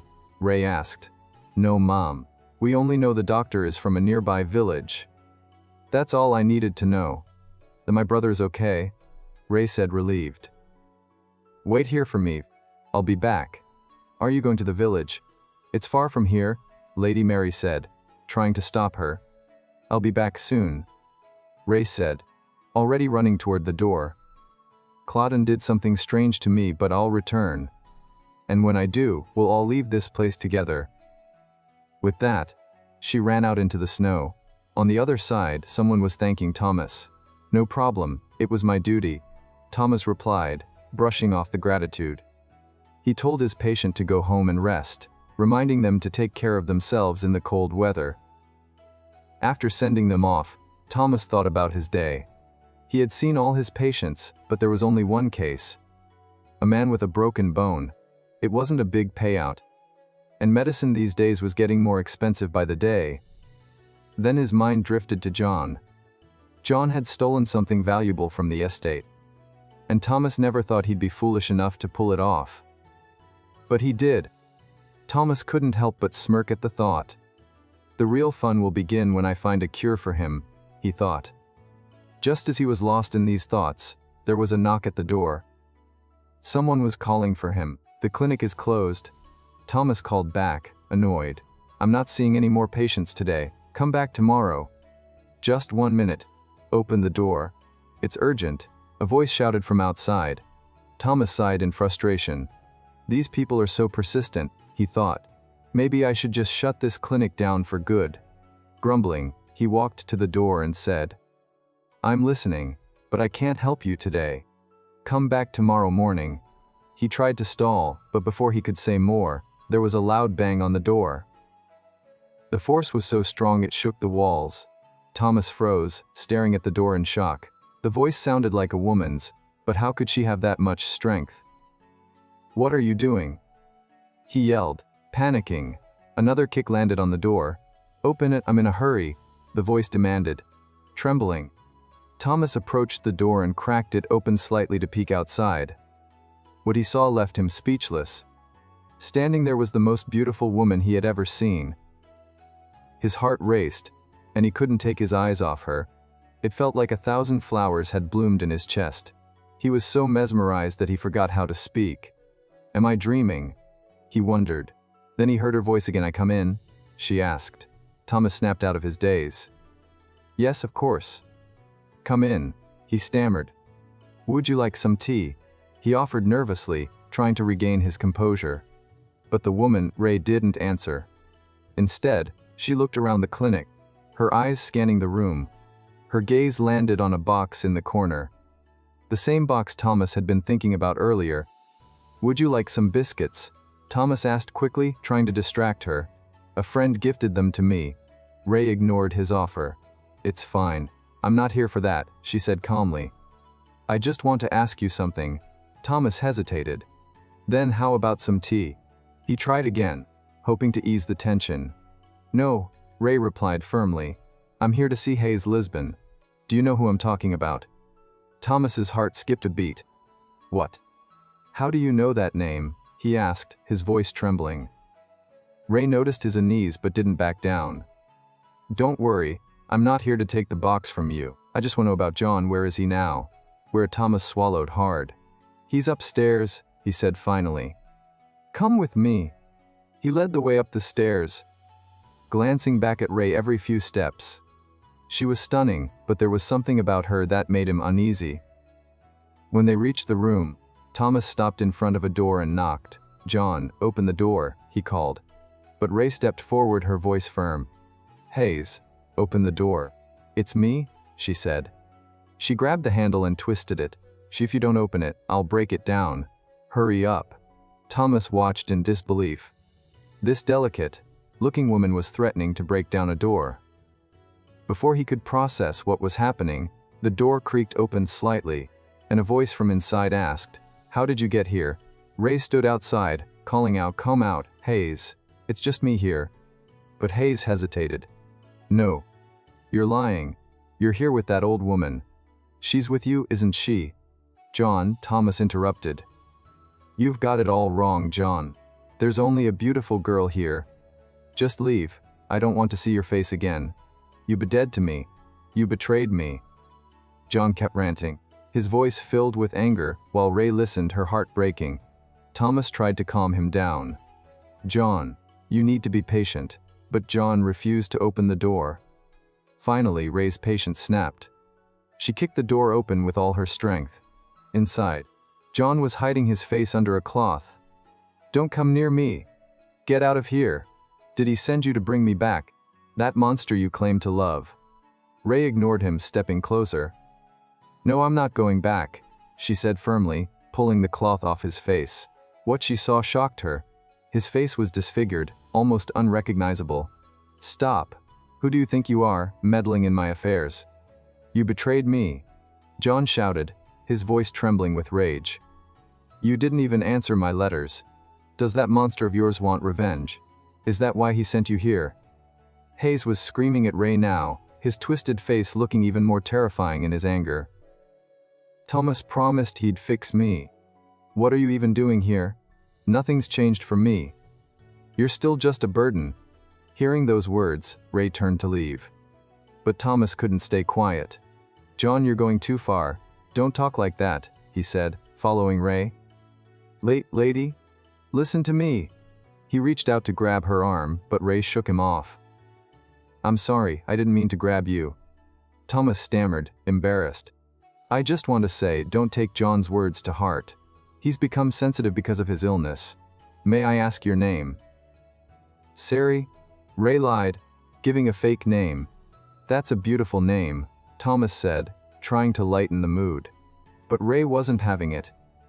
"What's your plan with Hayes, Thomas? Do you want to experiment on him? Make a spectacle of him? Or are you planning to sell him? I don't know what you're up to, but my only intention is to cure him." "Cure him?" Ray asked sharply, her voice cutting through the air. She grabbed Thomas by the collar, her breath quickening as she pinned him against the wall. "Why are you doing this, Sari? Please let me go." Thomas struggled to speak, his eyes wide with fear. Ray's voice turned cold, almost beastly. "Mr. Thomas, don't do anything. And don't you dare mention what happened here today to anyone. If you do, the same thing that happened to Hayes will happen to you. I'll even tell the owner of that box you stole." Thomas panicked. "I swear, I won't tell anyone. I just want to cure John." He still called Hayes by his old name, as if clinging to the past. "I'll be watching you, Mr. Thomas. Take good care of Hayes until we meet again," Ray said, turning to leave. But then she stopped, remembering something. She pulled out a small bottle and showed it to Thomas. "Do you know what this is?" "Just by looking at it, it's hard to tell, but the color suggests it's some kind of hemostat. Can pregnant women use it?" "Absolutely not," Thomas replied firmly. "Who gave this to you?" "It's often used to abort a child." Ray's world shattered. It felt like she had fallen into a deep, dark abyss. Hayes, the man she once loved, now seemed like a savage beast, capable of devouring even his own children. The thought made her laugh hysterically, but it was a laugh of despair, of helplessness. It was as if her trust in the entire world had been destroyed. "How could you dare to take my silver lining away from me too?" she muttered under her breath. With a newfound determination, Ray walked away, her heart heavy but her resolve stronger than ever. When Ray returned to the estate, Claudine was waiting for her. He looked tense, leaning against a wall with his arms crossed, clearly upset. "Where were you? I've been looking for you all day," he said, his voice sharp. Ray hesitated for a moment before answering. "I needed some time to think. I was sitting in the maze garden." Claudine didn't buy it. "You're lying. Tell me the truth. Where did you go?" Ray's voice softened as she stepped closer to him, her hand gently brushing his face. "I've been treating you so badly lately, Claudine. I've been hurting you, and I'm sorry. Let's do something tomorrow, okay?" Let's go for a walk. I want to see the flowers you planted, and maybe we can read a book together. Clauden's anger melted away, and a small smile crept onto his face. Just like that. Thank you, Ray. Really, I'll do better too. And I won't let you regret forgiving me. He pulled her into a tight hug. I love you so much, Ray. The next day was peaceful. The two of them strolled through the garden, their boots crunching in the snow. Clauden couldn't help but notice how happy Ray looked, her cheeks rosy from the cold. Everything felt better, more normal. Though he couldn't quite figure out why Ray's mood had shifted so suddenly. Still, he wasn't complaining. After all, she had chosen him. The flowers are frozen, Ray said suddenly, breaking the silence. Does it make you sad to see them like this?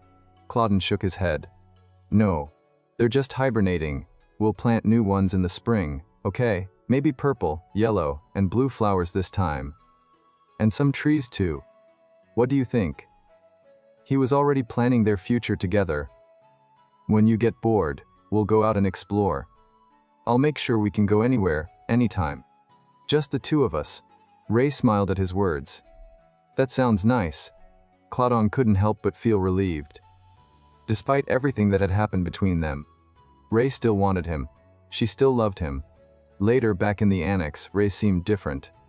She insisted on driving herself, which surprised Clauden. He couldn't help but wonder what was going on. I have a question, Ray said suddenly. What would happen if I drank someone else's blood? Clauden frowned. Why are you asking that? Just curious. Could I do it? Wes, you could. But it wouldn't be the same as drinking mine. My blood is the best for you. And honestly, I wouldn't like it if you drank someone else's. Ray nodded, but Clauden's mind started to wander. He imagined what their child might look like if they had one. Beautiful, like Ray. But then a thought struck him: a child would take Ray away from him. He wasn't against the idea of having a child, but he was scared. Scared of losing her. Scared of how it might change their relationship. Ray had been through so much already, and he couldn't bear the thought of her being in pain again. No, he decided. He couldn't sacrifice their love for a child they hadn't even met yet. Ray would always choose him, just as he would always choose her. Ray, he said, pulling her close. I love you more than anything. The more I love you, the more I'm afraid of losing you. I'm scared I'll hurt you. That I'll damage this beautiful body of yours. Sometimes, I feel like I'm stuck between fear and love when I'm with you. Ray looked up at him. Are you tired of me, Clauden? No, he said firmly, hugging her tightly. You're the most precious thing in the world to me. The next day, Clauden was still asleep, but Ray was wide awake. She was waiting for him to fall into a deep sleep. Softly, she called out, Clauden, are you asleep? There was no response from him. Still, she wanted to be sure, so she gently placed her finger near his nose to check his breathing. She needed to make absolutely certain he wasn't just pretending to sleep. Once she was convinced he was truly out, she quietly got up and left the room. Ray hurriedly started packing her things. She only took what was absolutely necessary, knowing she had to leave before Clauden woke up. As she stuffed her belongings into a bag, her mind raced. In her heart, she was speaking to Clauden, don't think I'm abandoning you. But as the father of my child, you owe me this much. Her eyes fell on the shoes Clauden had bought for her, and for a moment, she remembered how lovingly he'd picked them out. But what was the point of thinking about that now? She shook off the memories and finished packing. She knew if she wanted to save her child's life, she had to leave this place. As she walked away, she kept glancing back, but eventually, she forced herself to keep moving. Lady Mary and the gardener were waiting for her. My lady, what happened? Where's Master Clauden? Didn't he come with you? Lady Mary asked, concerned. No, he's fine. He's just asleep. This is our chance. I'll try to find a carriage for us down there. When I checked yesterday, the prices were reasonable for traveling to the outer edges. With a few gems, I'm sure a coachman will let us ride with him, no questions asked. Let's hurry, Ray said, her voice urgent. But just as she was speaking, a voice interrupted from behind. I'm afraid I can't let that happen. Ray turned to see Della and Philip standing there. Their expressions had changed completely. Della looked at Philip, confused. You said Lady Ray was locked up. How is she here? And now she's trying to run away with these traitors. What do you think you're doing? Where do you think you're going? Della demanded, her voice sharp. Ray stood her ground. We're leaving, Della. You told me yourself one day that I should get out of here. You can't leave! Master Cloden will lose his mind if you disappear without a word. And you too, Della said, turning to Lady Mary and the gardener. You'll regret this decision. How dare you think of leaving without Master Cloden's permission? After everything he's done for you. Lady Mary shot back. I paid my debt centuries ago. He's kept us trapped here all this time. You have no idea what we've endured. If I have to fight you to leave, I will. I'm done with this place. Adela, furious, yelled at Philip. Stop them. Take their bags. Philip stepped forward, but Ray shouted, Enough. Let us go. I'm carrying Cloden's child. Everyone froze. Della's eyes widened in shock. What? You're pregnant. Cloden's child.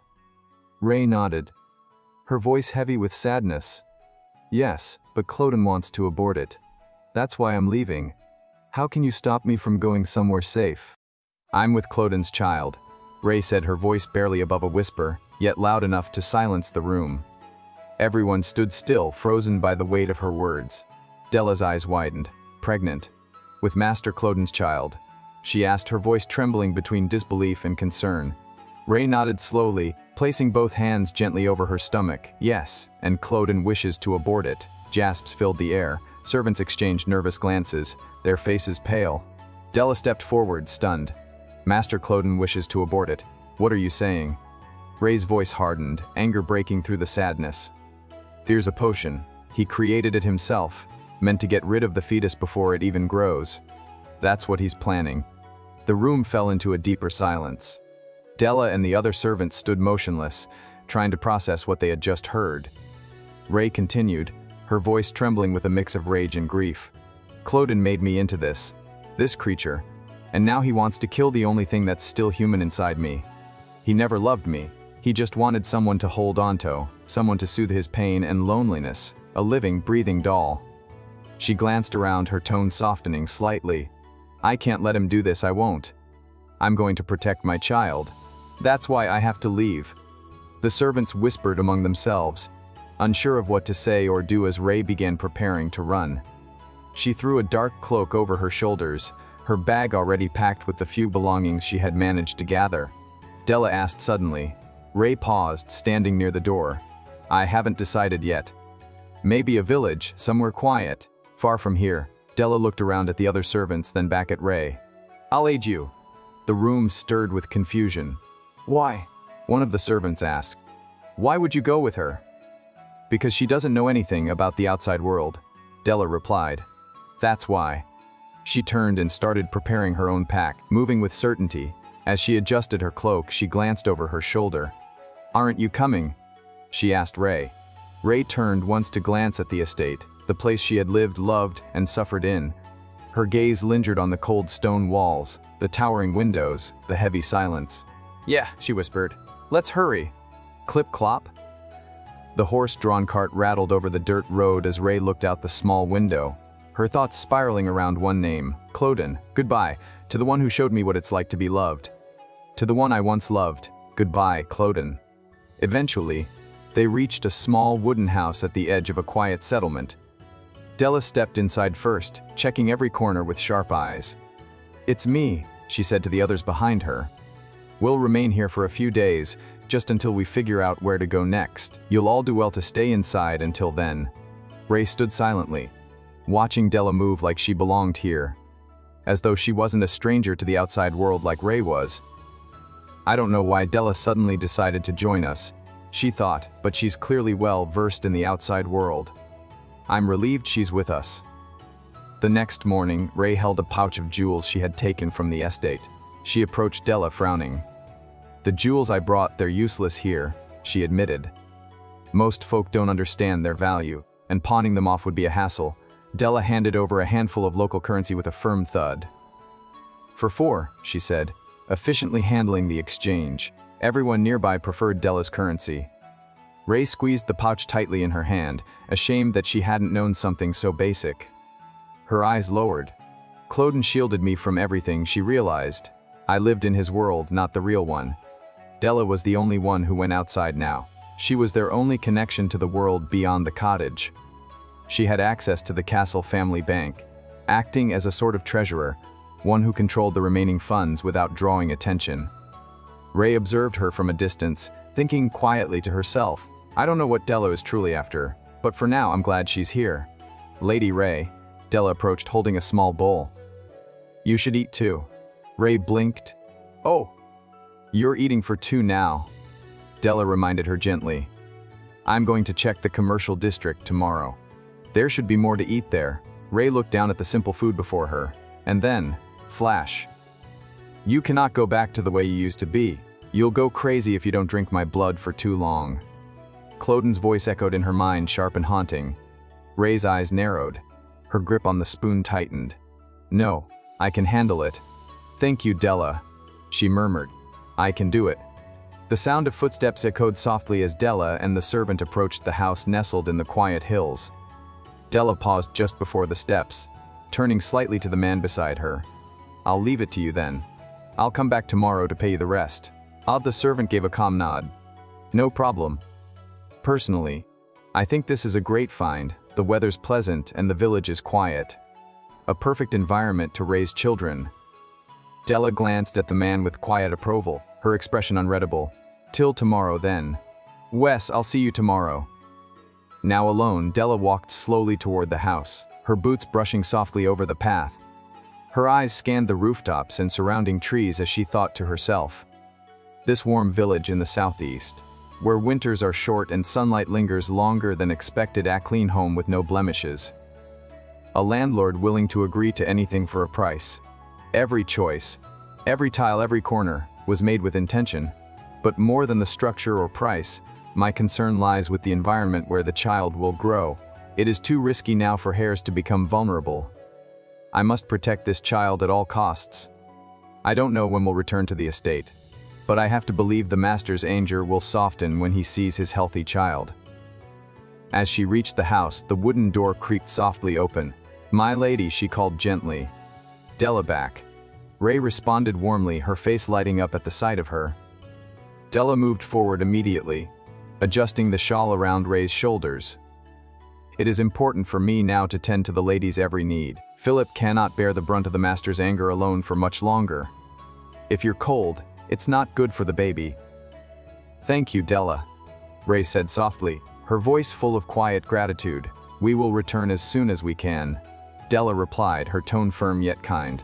One afternoon, Ray stood with Della and the servant, looking at their new home from outside. The sun was low, casting a warm hue over the walls. I love it, Ray said, her voice almost dreamy as her eyes soaked in every inch of the home. Both Della and the servant turned toward her, smiling faintly at the rare sight of her happiness. Days passed quickly once we settled in. Every Sunday, Della would take her trip to the port market, always returning with fresh goods and a new story. I stayed back, keeping the house in order. The gardener worked quietly in the yard, planting and trimming with dedication. I'd sometimes stop and watch him, marveling at how life grew from the soil so steadily. In those small, silent moments, I could finally breathe. Della was thinking to help pass the time. I taught Lady Ray to knit. At first, she struggled, tangling the yarn more than weaving it. But she stayed determined.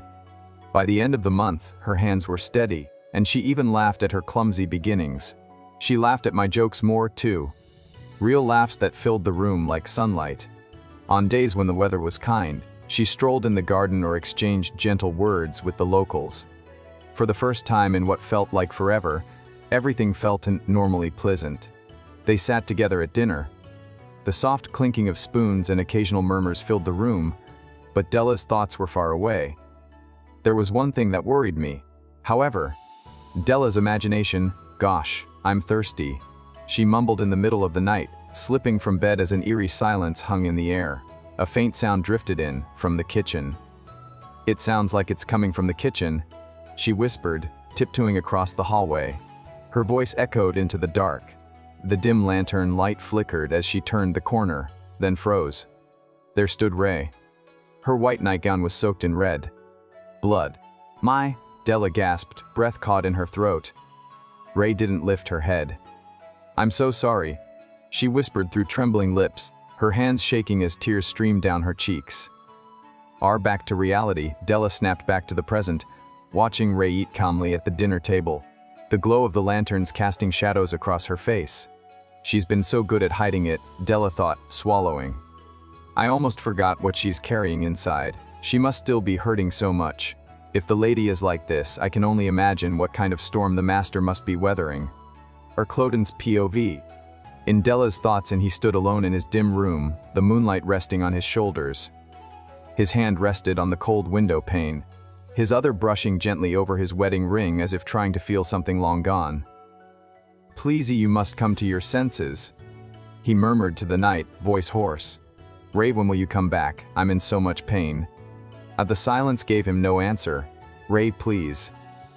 The wind was cold that night as Cloden lay asleep in his bed, his body still but his mind restless, caught in the grip of a strange dream. I dreamed a weird dream, he murmured inside it. A blue bird soaring through the sky twisted its neck and plummeted to the earth, dying instantly. It was like any other animal, and yet I felt awful, like I was the one who murdered it. He knelt, reaching out, and took the bird in his hands after seeing it lifeless. There was no way I'd feel sadness over the death of a creature, he whispered, and yet something felt very wrong. Suddenly, the bird shifted, its feathers melted away, its shape morphed. The lifeless form lying in his hands was no longer a bird, but Rei. Cloden froze. Rei, no, it can't be. Open your eyes. I can fix this. I can help you. So just wake up. Rua. A voice echoed through the dark. You ruined everything. Cloden looked up and gasped as he saw his younger self standing right in front of him. There was not a single thing you could protect. You fooled the woman you loved, and then you tried to kill your unborn child. Cloden's eyes widened, shaking his head slowly as the words pierced him. You rationalized it, the younger version continued, telling yourself this was the best choice.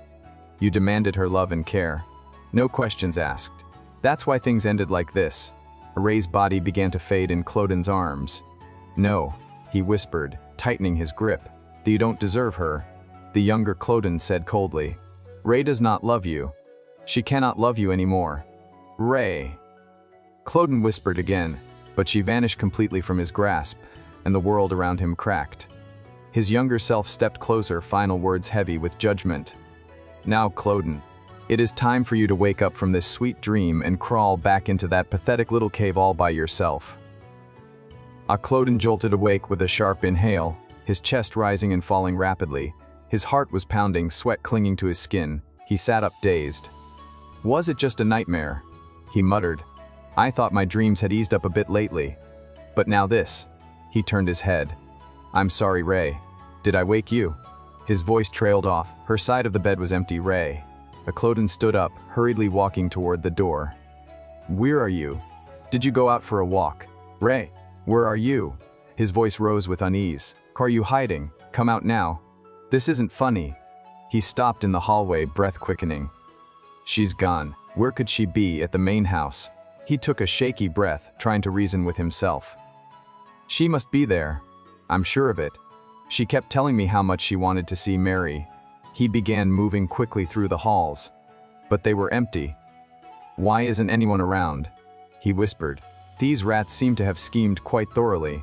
There's no way Rei walked out because she wanted to. Someone must have tricked her, or forced her to. I know it, he clenched his jaw. I just need to catch one rat, then I'll beat the truth out of them. Just then, footsteps echoed. A familiar voice called out. Seer, it's so great to see you alive and well. Truly, words can't describe how relieved I am. Philip. Cloden interrupted, voice sharp with urgency. Where is Rei? Philip froze, trembling. Master Clodan, Lady Rei, she has left the estate, alongside a few of your servants. Cloden's heart fluttered violently at those words.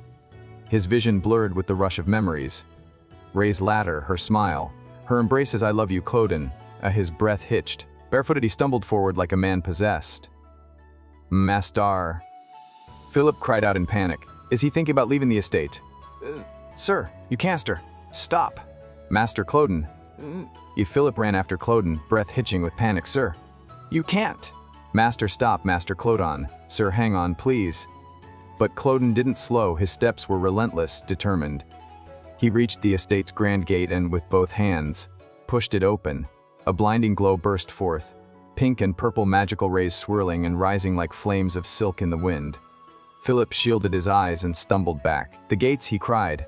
Master Cloden, I beseech you, stop. Please get away from the gates. Cloden stepped forward, foot crossing the threshold. But just then, thick glowing threads of ancient magic burst from the air itself, binding around his body like invisible restraints.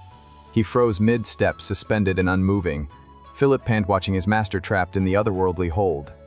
Master, just hang on, I'll come save you. The magical sound grew louder, vibrating through the air, voices from another realm echoing with force. You cannot leave this ground. Cloden, this is what you desperately desired, to live forever, and forever you shall live. Bound to this estate. Give up, Cloden. Neither your body nor your soul will ever be able to leave. Scene change. The doctor said thoughtfully as he examined Ray, gently pressing her belly. This child is very healthy, very active. Everything seems perfectly fine. He smiled warmly. My one word of advice, Mom, eat well. We're almost at the finish line, but it wouldn't hurt to eat a little more. Ray gave a small nod. Understood, doctor. Ray added, I heard Della requested you visit as often as you can. You're coming all the way from Purin. That must be a long journey. Not at all, the doctor said with a friendly wave of his hand. That just comes with the job of being a doctor. He then asked, and how's Hayes? He has recovered significantly, Ray replied. He's begun eating again. The doctor hesitated. Then, nervously rubbing the back of his neck, he asked, Forgive me, this may be inappropriate, but how are you planning to raise not one, but 2 children on your own? Ray stood abruptly, her hand protectively resting over her belly. Her voice was firm. I'm afraid that's none of your business, doctor.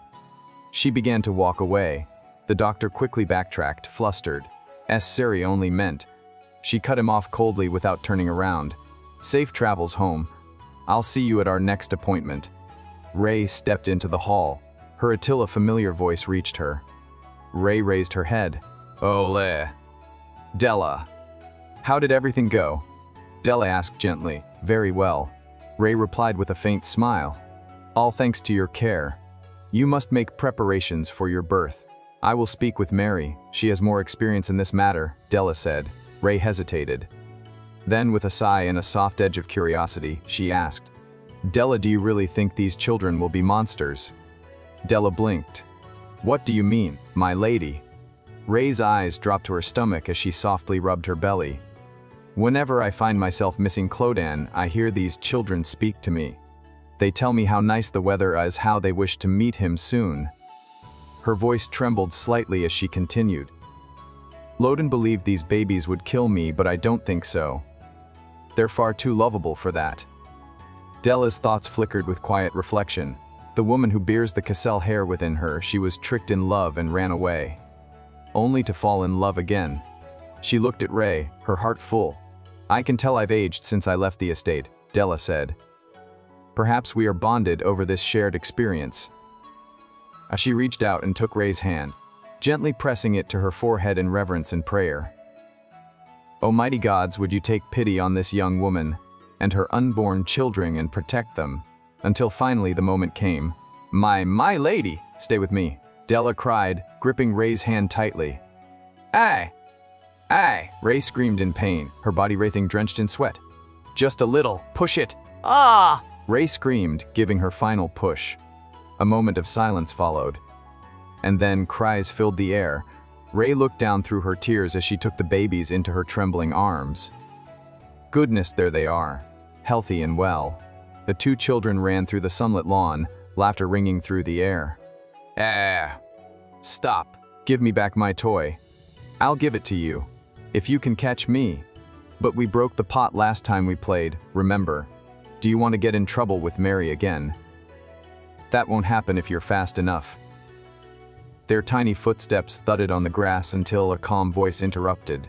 Come on, you two, don't tell me you're fighting again. Both children froze. Their faces lit up the moment they looked up.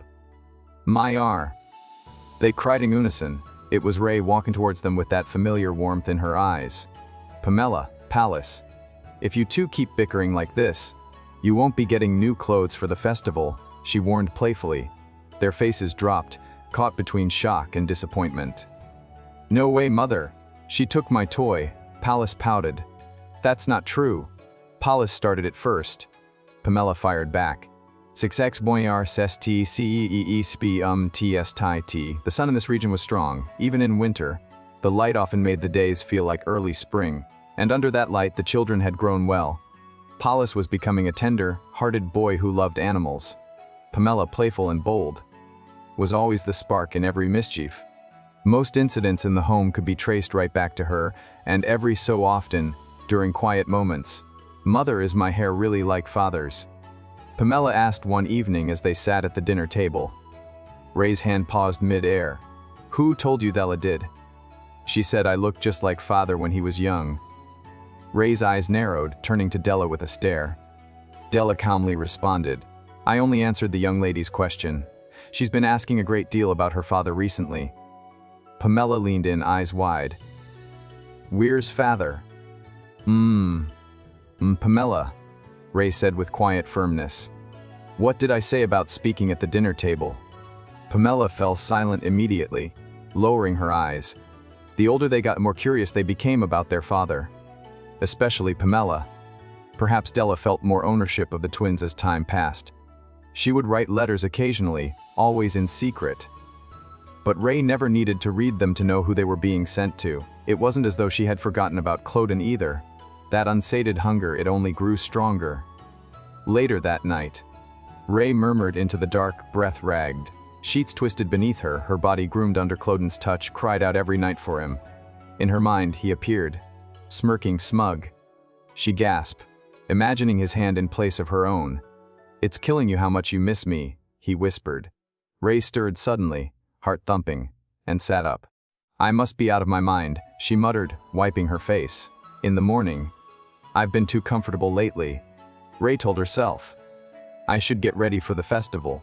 But yet her thoughts were interrupted by loud, rushed footsteps and a voice. My lady, what do we do? Well, Ray turned, startled, her face pale and trembling. Mary, your face. It's returning, she exclaimed in horror. What happened? Did anyone else see? Mary's breathing was uneven, her hands shaking.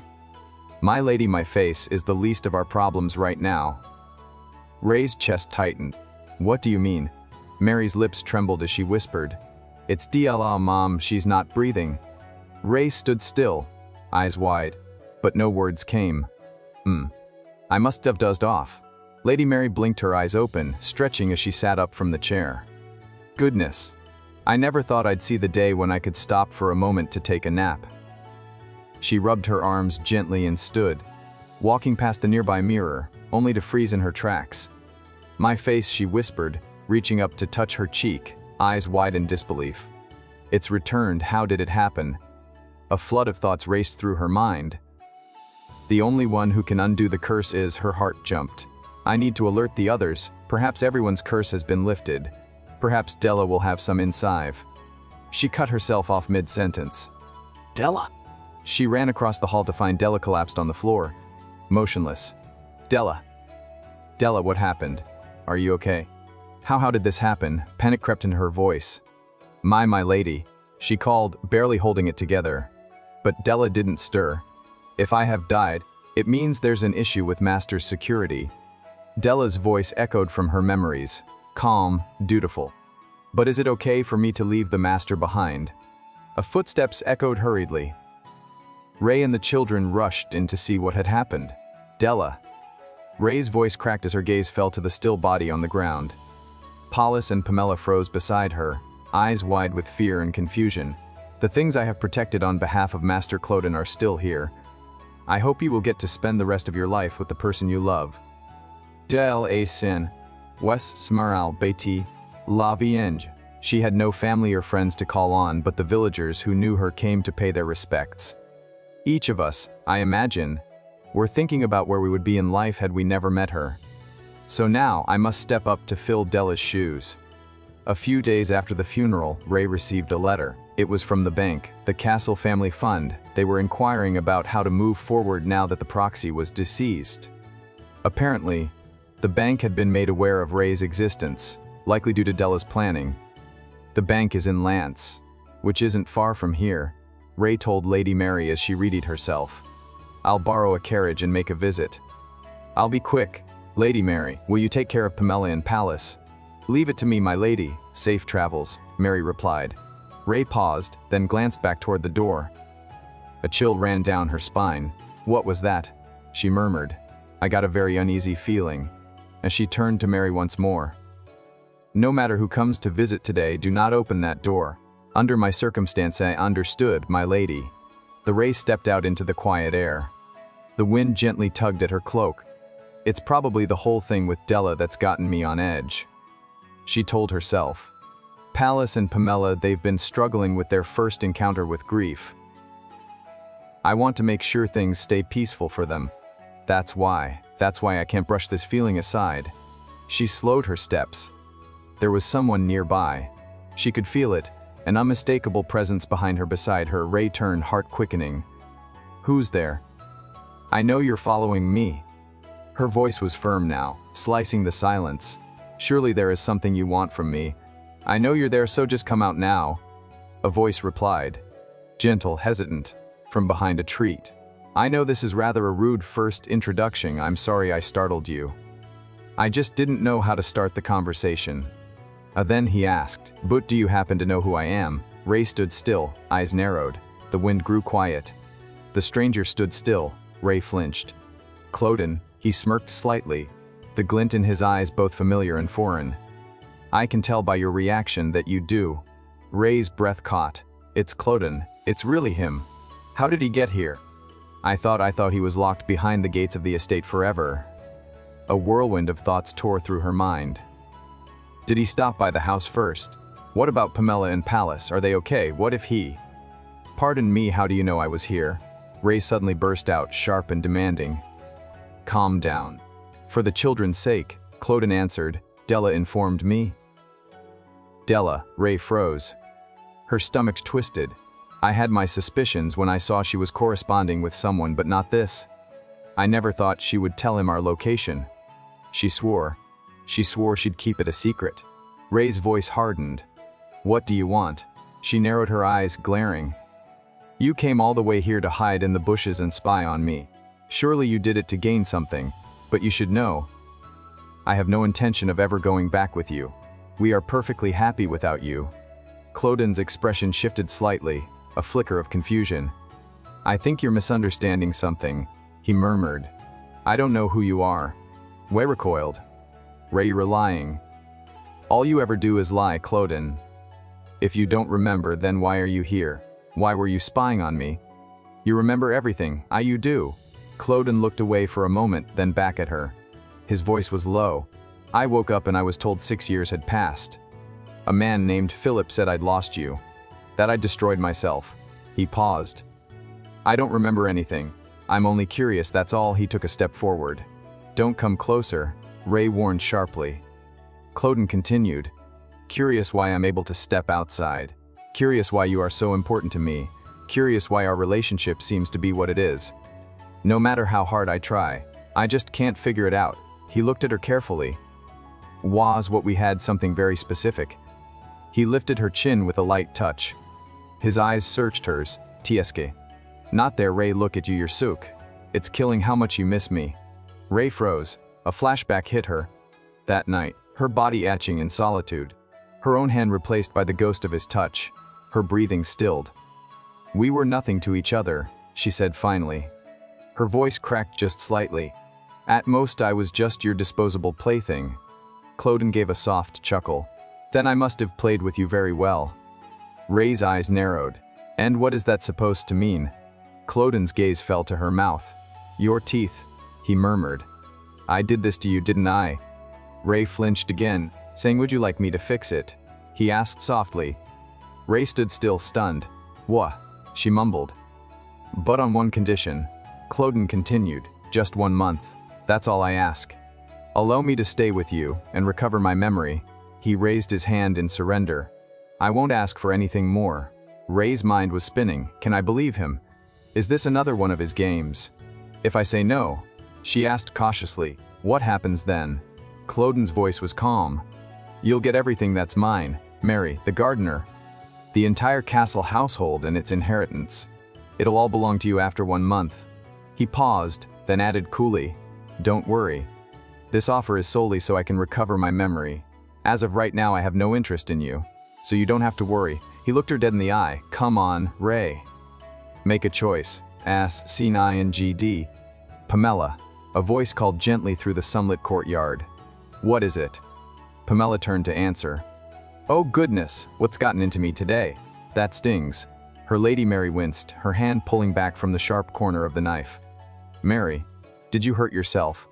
Pamela had peeked into the kitchen, eyes wide. Lady Mary turned at the sound of her voice. "Miss Pamela, what happened? Are you okay?" Pamela asked, rushing in. "I'm all right. Just a little scratch," Lady Mary said, trying to wave it off. Pamela stepped closer, concerned. "I came because we have guests on the way. I wanted to help you get ready." Lady Mary froze mid-motion. "A guest? I doubt we'd be expecting someone so late in the afternoon."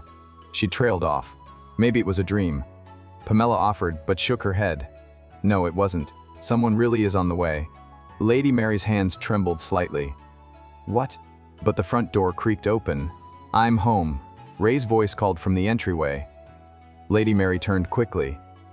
"My lady, you're back. That took longer than I thought." She stopped. Her breath left her. Behind Ray stood a tall, silent figure. Unmistakable even after all these years. "My lady, what is going on?" Her voice dropped to a whisper. "Why, how is he, master?" "Relax, Lady Mary," Ray said quickly. "I can explain everything." But Lady Mary's eyes were already on Pamela. And Pamela was staring at Cloden. They locked eyes just for a second. Pamela blinked. Cloden said softly, his voice too calm, too uncertain.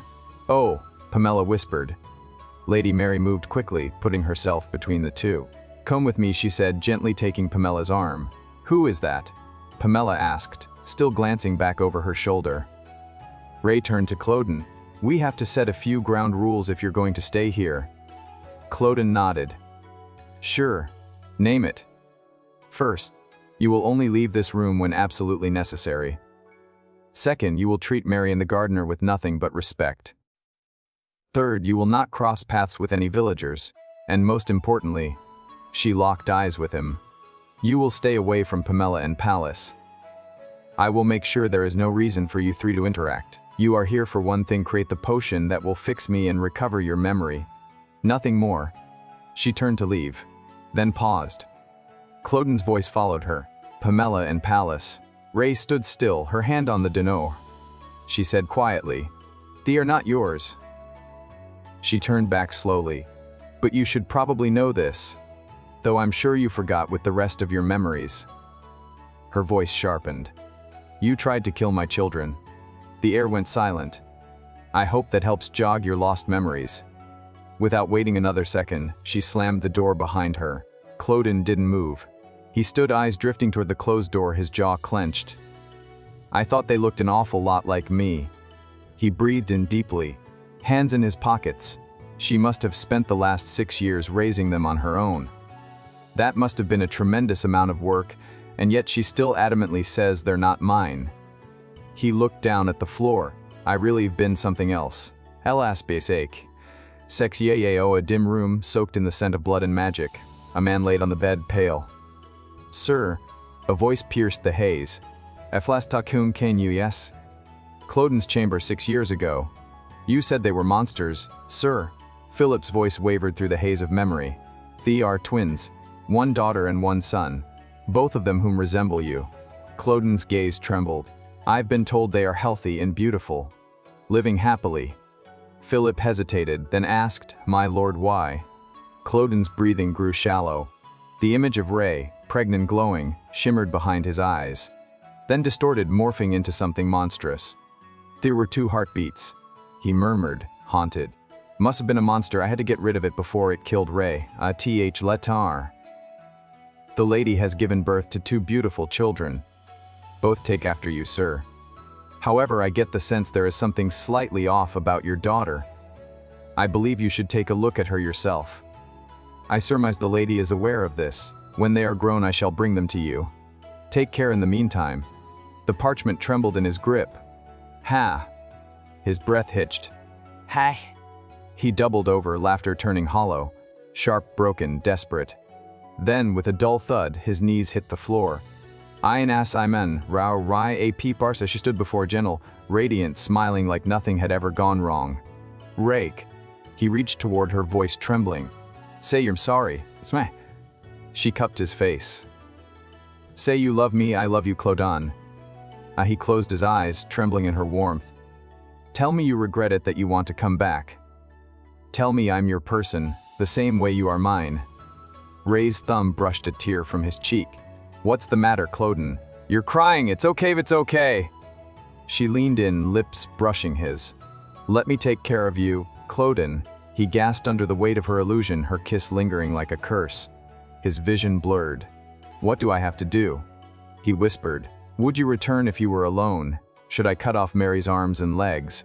Rip out the gardener's tongue? His voice became sickened, twisted with madness and longing. Ray read in pleasure, laughing cruelly. Answer me, Ray, will you come back to me if I die? She stared at him coldly now, her smile, gone. Her eyes, burning. Your life is meaningless, Clodon, but if you die I'll finally be free. As she leaned in close. So die. D-E-N-D-S-F-E-T me F-R-E. Clodon's world shattered as image vanished. Flas blasai OVR. Elan in has-aram. He sat in the silence, soaked in sweat. His chest heaved, his knuckles white. That temper of yours, one day you'll wish you were dead. Voice from the past crept in again. Clodon's fingers curled over his chest, gripping the fabric above his heart.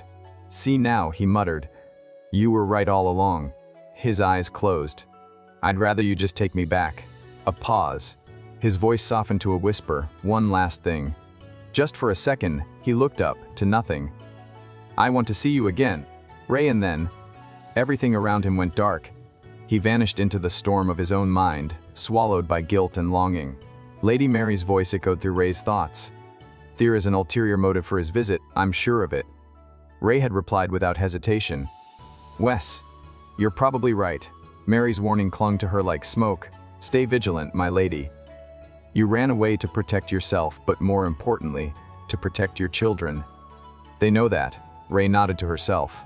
I understand. Later the morning, she hadn't seen the children around at all.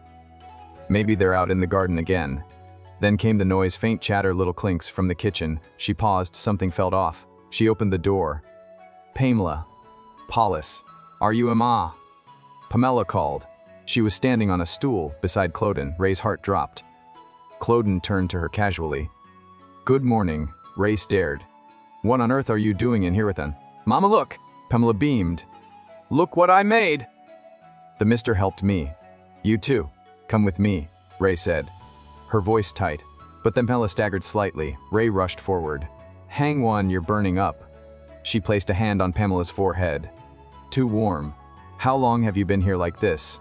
Pallas, take your sister to your room. I'll be right there with towels and porridge.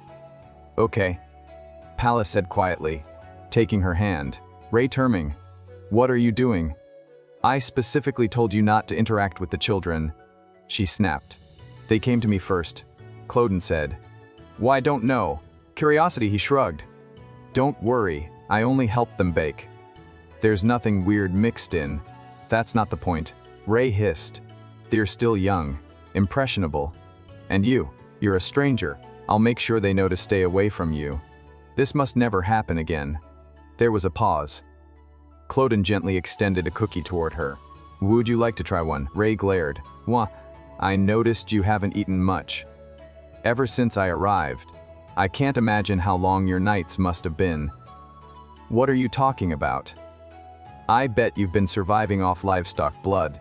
Haven't you? Ray's eyes narrowed. What are you up to? At this rate, I'll kick you out of my home. Calm down, Ray. Clodon said softly. I only want to help. The potion to cure you will be ready in a few days. Ray froze. But if you're starving yourself, it won't work.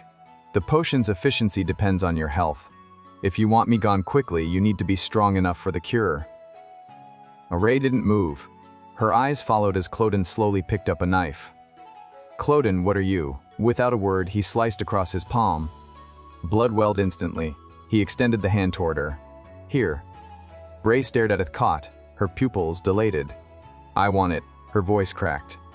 I want to drink it. I want it, I want it. Cloden's voice was velvet. It's okay. Come here. And she took a slow step forward. Trembling. Maybe, just maybe all this time I was only waiting for you to come back. Easy now. I'm not going anywhere. Cloden said, his voice soft, almost reassuring.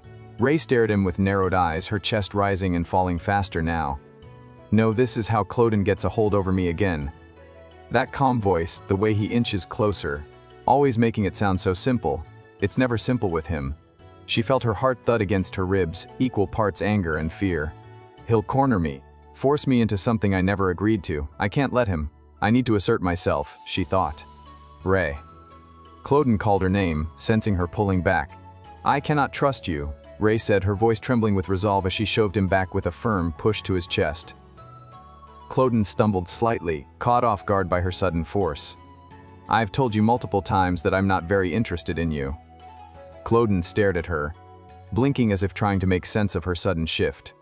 Are you going to turn down my kindness like that? His tone was laced with hurt. Or was it manipulation? Ray couldn't tell anymore, her hands clenched into fists. There could be an ulterior motive. There always is with him. I've been burned enough times to suspect that much. So what would you have me do? She asked bitterly. Cloden gave a sigh, exasperated. Yes, you may have taken some of my blood, but I have no intention of holding it over you. There's just no way to know for sure. Ray's gaze sharpened, her voice low and cold. You're a liar. I've fallen victim to that one too many times. She stepped toward him with purpose. Ray, just what do you think you're going to do with that? Cloden asked, confusion flashing across his face. Ray didn't answer. She tied a cloth tightly around his wrists, her expression unreadable. Then with a sudden motion, she pushed him to the floor. He demanded, You once told me, my lord, that you could no longer buy the verbal promises. I feel the same way. Give me your hands, she said, her tone unshakable. Her eyes bore into him, her gaze unwavering. And it made Cloden hesitate, the smallest flicker of fear crossing his eyes. He didn't resist. Cloden struggled slightly beneath her grip as she leaned down, her lips brushing his neck. She drank slowly, her breath shallow. He's more obedient than I thought. Maybe I can do just a little more, she thought, her mind fogging with power, with hunger, with something dangerously close to satisfaction. Cloden murmured her name, voice husky with a mixture of pain and longing. Won't you kiss me? He asked softly. But I don't want to, Ray said coldly. There was a pause. The tension between them was thick. But I will add another item to our promise. You will let me drink from you every once in a while. But whatever happens after, you mustn't place any significance on it, and you are not allowed to touch me out of your own desire. In return, I will help you recover your memory. You are in debt to me. Shall do, Ray? Ray asked, her voice calculated, daring. Cloden didn't answer. He only watched her with wide, confused eyes. She began to remove her clothing with deliberate, slow movements. The room grew quiet but tense, as though the walls themselves were holding their breath. Maybe because it's been so long, but it feels so tight. It feels so good, Ray murmured. Ray, please untie my Ray. Cloden tried to speak, but she cut him off with a firm glare. Don't tell me you forgot already. You're not allowed to just do whatever you want. But if you'd like, I can just slip it right now, she threatened, her voice laced with control. No, don't. Cloden's voice cracked, almost pleading. If you don't keep this promise, I won't subject myself to any more deals or promises with you. All right, I understand, Cloden said, finally, resigned. Pamala, Pallas asked, watching his sister carefully as she sat down, her cheeks still a bit pale. Yeah, now that I'm sitting down, I'm okay. Pamela gave a small smile, but her eyes flickered with lingering discomfort.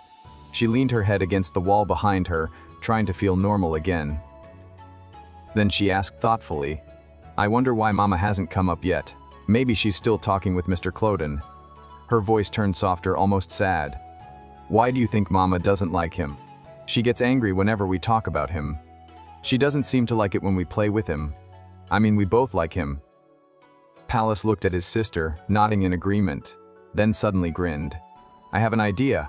Let's invite him to the festival, he said with a burst of excitement. Pamela's eyes widened, her earlier sadness replaced with delight. I'm sure they'll come to like each other after they play at the festival. Then that'll mean we get to play with the master more too. Perfect, Pamela said. Their voices full of energy now. The plan was made. We'll make sure they become friends. At the festival, laughter and chatter filled the air. Lanterns glowed in the fading light and petals fluttered from the sky like confetti. It's the festival, Pamela and Paulus shouted together, their faces glowing with joy as Ray and Cloden watched from behind. Cloden's expression softened, his usually guarded eyes bright with warmth. Ray beside him, a struggle to keep her composure, a small smile pulling at her lips. Mister, let's go to the flower shop first. No, let's go get cake. The children argued sweetly, each tugging on one of Cloden's arms. Ray, arms crossed but heart conflicted, mumbled under her breath. How is this happening right now? I can't believe they said they'd only go if Cloden came along too. Lady Mary observed quietly from the side. Do you really think this is why my lady is spending all day with Master Cloden like this? She asked gently. Ray glanced at the children laughing and bouncing around Cloden. Her eyes lingered as he lifted Palace in his arms effortlessly, and a strange twist of emotion stirred in her chest. They're happy, she whispered. Tell you what, Cloden said, smiling at the kids. Can't you, Palace? No fair. Pamela pouted. My lady. Lady Mary asked again, voice cautious. Ray hesitated. Then should be fine. Besides, Pamela and Palace look so happy. I don't want to ruin that. I'll be here to watch too, but don't you both take today off, you've been a tremendous help so far, she said. She walked over to the children. Pamela, hurry up! Let's go! Guys! Pamela cheered, grabbing Ray's hand and pulling her forward. Pamela, wait, Ray said with a small groan as she was tugged along. She glanced once more at Cloden, still carrying Palace with ease. Gosh, she muttered, I guess I'll make today an exception, she thought. At the shop, Pamela and Palace dashed ahead. Paulus, slow, Ray called out. All the good spots for the fireworks are going to be taken if you don't run. Pamela, Paulus shouted back. Cloden watched with amusement. The children are very bright, he said. Ray stood beside him, calmer now. Yes, I am very grateful for that. I was able to endure the hard times because of them. Cloden turned to her gently. How was today for you? It seems like the kids have been having a great time, but it wasn't so bad, Ray replied, her voice quieter now, touched with a hint of vulnerability. Ray, there's something I wish to tell you. Cloden began, but their moment was shattered by a cry. Pamela, wake up, Pamela! The sound was like a knife to Ray's chest. Ray and Cloden rushed toward the voice. Pamela lay motionless on the ground, her small body limp, her face pale. Sweetheart, wake up. Look at me. Can you hear me? Ray's voice cracked as she knelt beside her daughter. What are you doing? She shouted, panicked as Cloden gently picked Pamela up in his arms. I'm going to need you to calm down, Ray. I've got you, Pamela, he said, his tone steady and commanding. You get Paulus. Now is not the time to let your hate for me get in the way. Ray froze, breathing hard, realizing he was right. But you know that too, don't you? Everything's gonna be okay, Ray, don't worry. Cloden's arms tightened around Pamela protectively.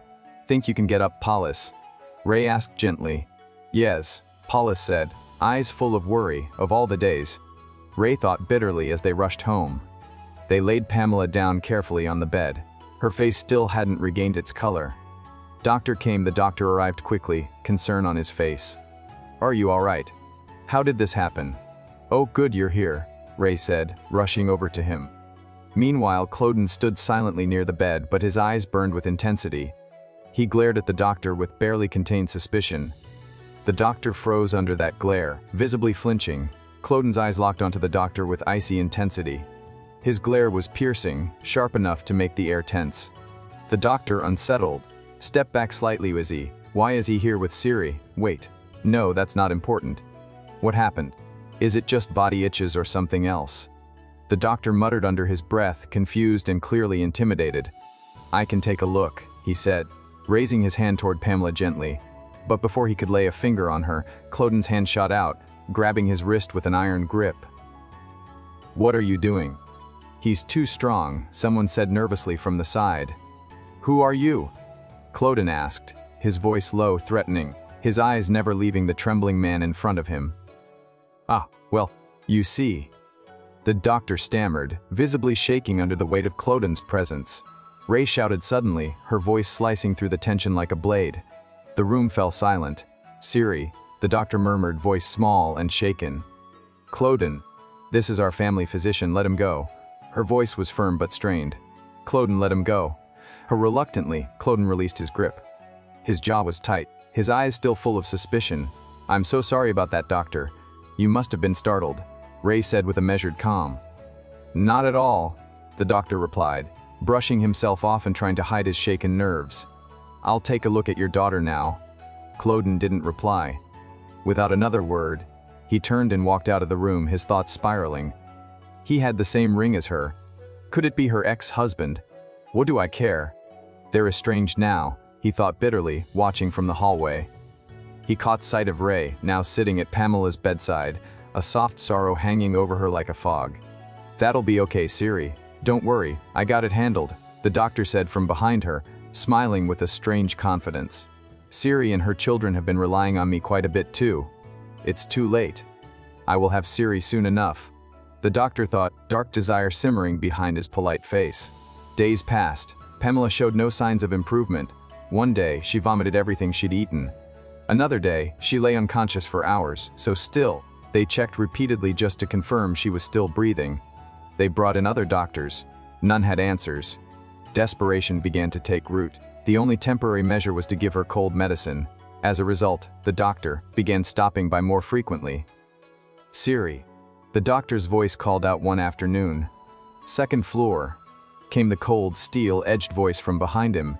He turned sharply and saw Cloden. "You seem to be coming around here more often than usual," Cloden said, eyes narrowing. "Darn, he's here again," the doctor cursed internally, forcing a smile.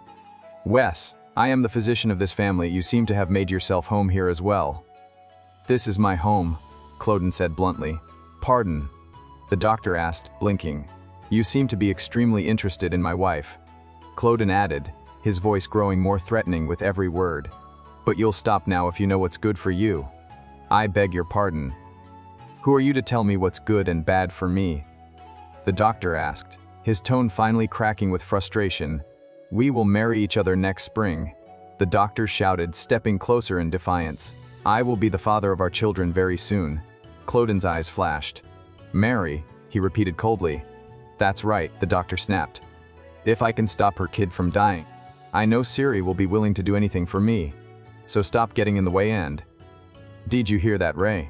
Cloden asked, his voice loud enough to stop the air. Ray stood frozen halfway down the stairs, a wave of cold realization settling over her. "Siri. There must have been a misunderstanding, Ike." The doctor started, reaching out. Ray cut him off sharply. "Leave, I'm afraid I can't bear to look at you right now." "You are making a grave mistake," the doctor said, voice turning desperate. "What about Pamalam? Do you think anyone beside me has what it takes to fix her?" He stepped forward again, but Cloden moved between them. "Are you going to marry this man?" Cloden whispered in her ear, quiet and biting. "I think he'd make for a rotten stepfather for a kid." Ray didn't blink. "You're not welcome back here until I explicitly asked for you," she said. The doctor froze, trembling with disbelief. Then, rage flashing across his face, he turned and stormed out, slamming the door behind him. "You'll regret this," he growled as it closed. "Ray!" Cloden tried. Ray turned to him, her voice sharp and broken. "You remember everything." Cloden froze. His breath caught in his throat. "Ray, you're not innocent either," he said. "Was it fun to lie and play around with us? Was it fun to try and act like the father?" Ray's fists clenched tightly at her sides. She couldn't look him in the eye. "Everything started getting messed up once you arrived. Why did you lie to me again?" "Right, I'm sure you won't tell me. That seems to be your favorite move." Her voice was trembling, but her words were steel. "I'll give you until tomorrow. Pack up your things and get out of my house." Cloden stood still. The room felt like it had cracked down the middle. What? Cloden was shocked. You heard me. I don't care whether or not you recover your memory. Who knows, maybe you were lying about it all from the start. I do know one thing for certain. Pamela's sickness started after you arrived, and the whole household has been jittered with anxiety. I don't like that the children are getting attached to you, so let's call it all off. I'll give up this house and my medication. I'll just go to another district and find another doctor. I just ask that you spare Lady Mary and the gardener. Tell me, what did I do wrong? Cloden asked, shaking her shoulders. I did everything you asked me to do. I never approached the kids first. I didn't touch Lady Mary or the gardener. I've also kept my word to not lay a finger on you while you fed from me. Not even a year, 1 month. How's it been possible to deal with me for that long? You're hurting me, Ray said. The deal was that you'd leave once you recovered your memory. So this is where it ends. I have nothing more to say to you. Lady Mary's caring for Pamela right now. I should go. Ray turned to leave as Cloden wrapped his arms around her from behind. I do not wish to take anything away from you, Ray. Pamela is going to get better, I'm sure of it. I will make sure of it. So, is it because you want to do it? Ray said. What? Cloden asked. Is this why you're sweet-talking me right now? You only ever talk to me this way when you want to sleep with me. If you want to do it one last time before you disappear, I'll allow it. That's harsh, Ray. You started this. You broke our promise, huh? I'm sure you don't want to see my face, so turn around, I'll make this quick, Cloden said, turning her round. But their closeness grew tense, heavy with history and emotion. The room went still, save for their uneven breaths. Ray suddenly gripped the edge of the table behind her, trembling. Wait, Cloden, you're too deep, she murmured through clenched teeth, voice wavering with vulnerability. She turned, eyes locking with his, and saw something unexpected, tears streaming down his face. Cloden, are you? What's wrong? She asked, stunned. I thought I could change. I wanted to recover. I thought I could understand what kind of world you wanted to live in. So I wanted to restore all of it. I wanted to so I could be with you again. You won't, Ray. This house. Lady Mary the gardener, my assets. You can have all of it. There is no need to give me until tomorrow. I'll be out before sunrise. I'm sorry for everything, Ray. Goodbye, Ray. He walked away slowly, and Ray stood frozen, words caught in her throat.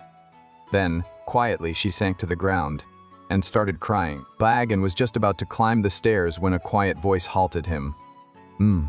Master, Lady Mary said, her voice trembling slightly as he turned to glance at her. He paused, eyes dim with fatigue, and met her gaze. Where are you off to at this hour, sir? She asked, though the answer already trembled behind her breath. I'm going back, Cloden replied, voice flat, resigned. Lady Mary's eyes widened in disbelief, and then horror. No, I do not wish to return to that place. I will remain here, she exclaimed, her voice rising with a sudden desperation. Cloden looked away, a pang of guilt flashing across his face. Don't worry, I won't be taking any of you with me, he said quietly. She gasped, hand rising to her chest. I see. You never lost your memory to begin with, did you, sir? A long pause. Cloden let out a slow, defeated sigh and nodded slightly. How Lady Mary wiped the corner of her eye.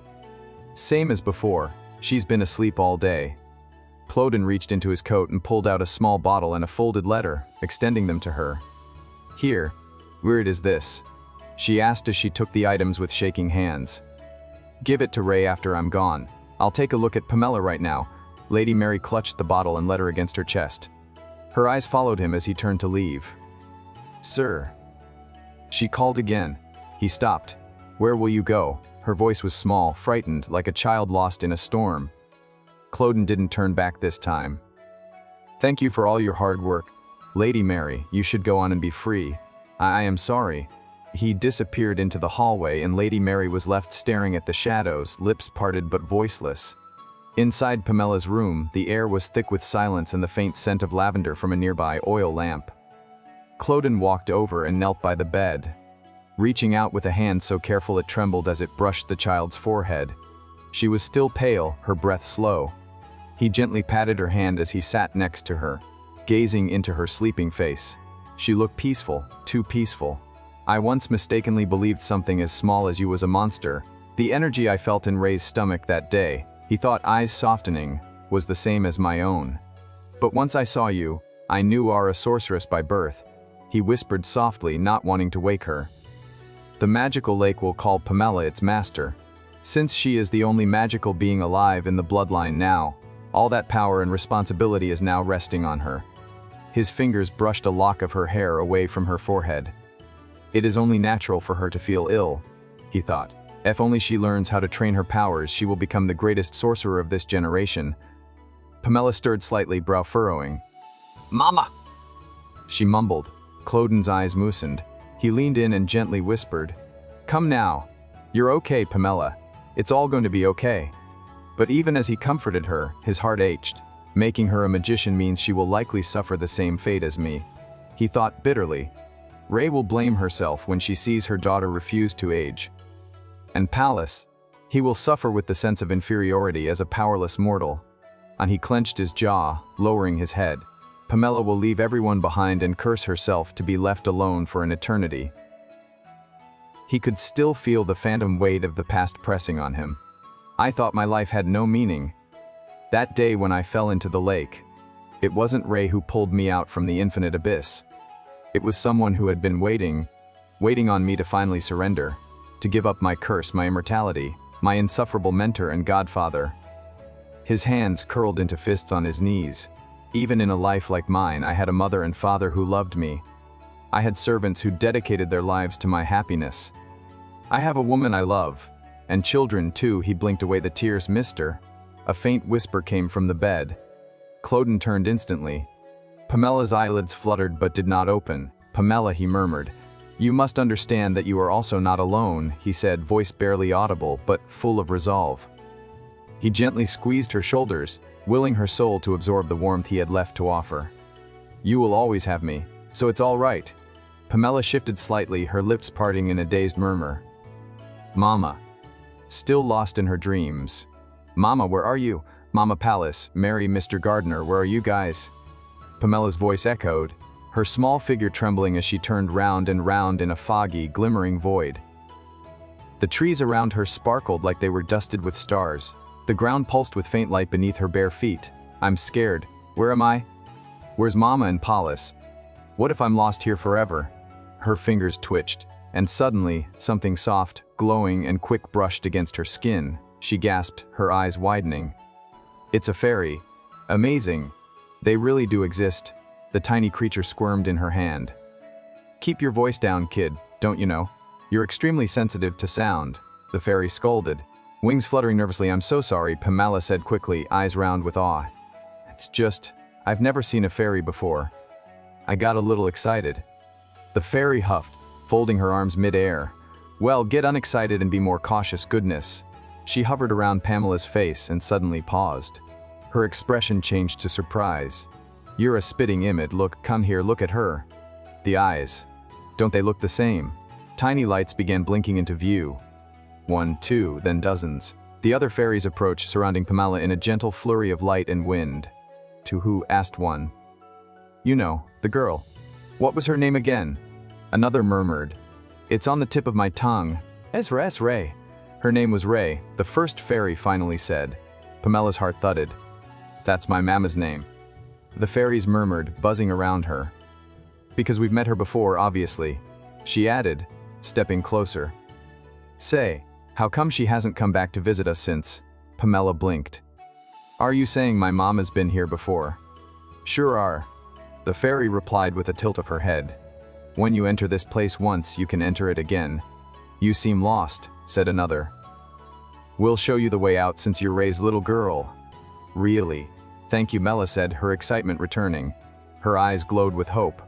Who knew Mama's come here before too? So this place must be safe. Thank goodness. I can get out of here now. I'm coming, everyone. I'll come back to you. As the fairies led her toward the light, her small frame looked braver, steadier, like something inside her had awakened. Meanwhile, back in the real world, Rei sat in her room, staring at the clock. The ticking seemed louder tonight, slicing the silence like whispers of doubt. It's late, I wonder if Cloden's left yet. I don't think I saw him walk out though.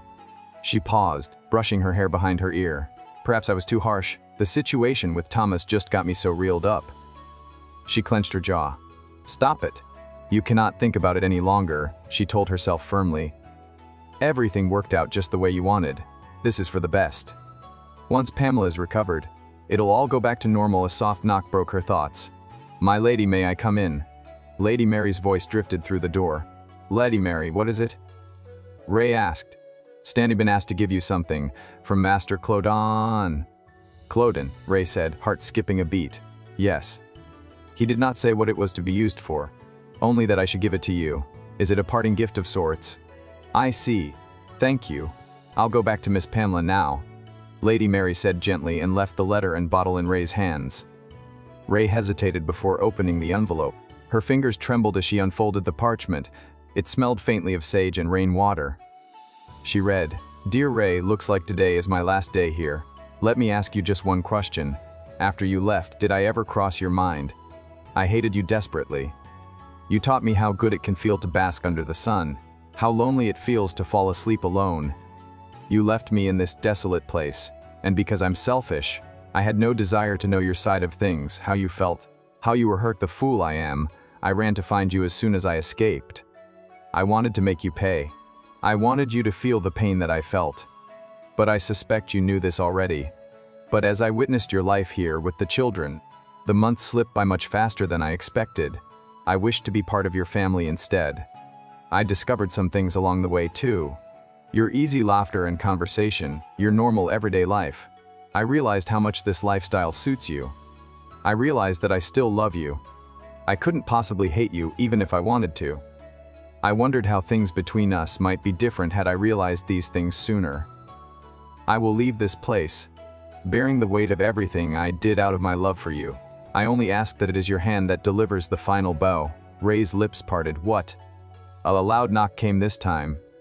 Lady Mary again, out of breath. There's trouble, my lady, she said. Master Clodon offered to take a look at Miss Pamela before he left, but the door's been locked from the inside. Ray's blood turned cold. Her hand let go of the letter. She Pamela. Clodon. My lady. Slow down. Lady Mary called after her. No, Pamela. Clodon. No, march onwards. We walk across the earth, confident and strong. Pamela shouted like a miniature general trudging through enchanted wilderness. Her arms swung at her sides in exaggerated frustration. This is no fair. You guys get to fly comfortably, she huffed, glaring up at the winged lights above her. Well, obviously, we're fairies. One of them teased with a smug twirl in the air. I need a break, I can't walk anymore. Pamela flopped dramatically onto the glowing moss. A fairy hovered near her ear. Well, if you really wanted to fly, you could. Pamela blinked. But I don't have wings. The fairies shared knowing glances, stifling chuckles. But you're a sorceress, little one. Flying is a piece of cake for you. A sorceress. Me. How else do you think you can hear us? Pamela's eyes widened as that truth clicked into place. Her ears twitched slightly. Every buzz, every shimmer had felt clearer than anything she'd ever experienced in her waking life. True, she whispered. Not everyone can enter this place. Nor can they hear us or exist here just because they wish to. A fairy explained, flying backward lazily. Only a sorceress can do these things. Wait, but Ray wasn't a sorceress, was she? One fairy asked aloud. You're right, so how is this one able to do these things? Another added, fluttering in circles around Pamela. The air suddenly felt cooler. Do you know who your father is? A fairy asked curiously. Pamela's voice came out small. No. It was like frost swept through the glowing forest. The fairies quieted. Their wings slow, one looked another, then away. It can't be, one whispered under breath. What's going on? Everybody suddenly got so cold, Pamela mumbled. Her fists clenched at her sides. I don't have a father. I don't even know what he looks like. How can a human not know what their father looks like? Ha! You're a funny one, a fairy said, trying to brush off the tension. Anyway, another chirped. We're almost there. Hang in there. They flew ahead. Pamela trudged behind, her mind racing. This is the opposite end from where I woke up, she said softly as she emerged into a clearing. And then she gasped. What do you think? Beautiful. No, before her stretched a vast, still lake glowing with liquid light. Blue and silver shimmered across its surface like moonlight trapped underwater. It really is, she whispered. I couldn't observe it so well earlier because I was so scared. But I've never seen such a beautiful lake in my whole life. The fairies clustered around her, beaming. Go ahead, put your hand in, they said gently. Pamela hesitated, glancing down at the smooth, glowing surface. Is that how I can go home? She asked. Exactly, and you must be thirsty from all the walking. It'll only take a second. Pamela knelt down, leaning closer. Her fingers reached toward the surface. Strong arms grabbed her waist. She was lifted back. Oh, what is he doing here? The fairies screamed in unison, wings fluttering in a panic. Pamela turned in shock. Mister. Clodon held her close, one arm around her, eyes scanning her from head to toe.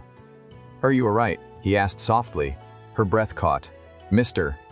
Clodon knelt down with her still in his arms and hugged her tightly. It's okay, you're okay here. You've been very brave, Pamela. Pamela melted into his embrace. Her small hands clutched the front of his coat. This is how Mama holds me, she thought. Feels so warm and comfortable. Whenever I saw Alice's father put her on his shoulder, or Jessie walk hand in hand with her dad, I always felt so jealous. But whenever I mentioned father, Mama always got so upset. She looked up into Clodon's eyes. I could only imagine what my father might have looked like. But now I think I know, Mister. You're my dad, aren't you? Clodon blinked, his eyes softening as he brushed a strand of hair from her face. He placed his hand gently on her cheek. I'm sorry, Pamela, for what? It would have been better if you were a normal mortal. Then you wouldn't have had to suffer this way. Pamela furrowed her brow, stubborn as ever. But I don't want to be normal, I like being special. Clodon stared at her, his daughter, stubborn and bold and magical, and kissed her forehead. I only say that because I wish for you to be happy, he whispered. Would you make a promise with me? Pamela nodded. Okay. Don't ever come back to this place. How do I even come here? I don't know either, Clodon admitted. But just don't think about it. That's all there must meet Pamela, and she hesitated for a moment, then nodded again. I promise. Good girl. We ate Dad your coat, she said, tugging at it as he started to rise. It's all right, but you'll get cold. Don't you worry about a thing, Clodon said, holding her tightly to his chest. Just hang on tight. Dad's gonna make sure you get back safely. And with her held close, he stepped slowly into the glowing lake. The water shimmered and parted around them. This is it, Pamela, Clodon whispered gently, his arms around her as the glowing lake lapped at their knees. Don't be scared, just relax. Here, once you submerge in this lake, you should be able to return home. Pamela looked down at the luminous water, then back up at him. Is Mama waiting? Clodon nodded, his voice low and warm. Your mother is very worried about you. But it's okay to be scared. I'm going to be right here in case anything happens. She clutched at his coat. Can't we go together? Come home with me, Papa. His heart clenched. He gently cupped her cheek. I have some work to tend to on this side, so I won't be able to tell you what to do. You go first, and I'll come right after you. She looked unsure. But until then, he said softly, take care of Paulus. Listen to your mother. And be healthy. Her eyes shimmered with tears. But wait, Papa. Papa. Clodon gave her one final smile. And with great care, he held her under her arms and lowered her gently into the light of the lake. I can't breathe, she thought as she sank. Wait, I can. But my body feels so heavy, I feel sleepy. I think I could just stay like this forever. A color swirled around her like an aurora. Sound was distant and soft. Everything felt like a dream, a cradle of stars rocking her in silence. But Mama and Papa, they must be worried. A tiny silver thread floated from her lips. She gasped softly. What was that? A memory, a thought. And then something moved. A glow. Something's coming closer, Papa. Through the watery light, a silhouette emerged, growing brighter, warmer. She blinked, and as it reached her, it was Ciodan. Pamela's eyes shot open.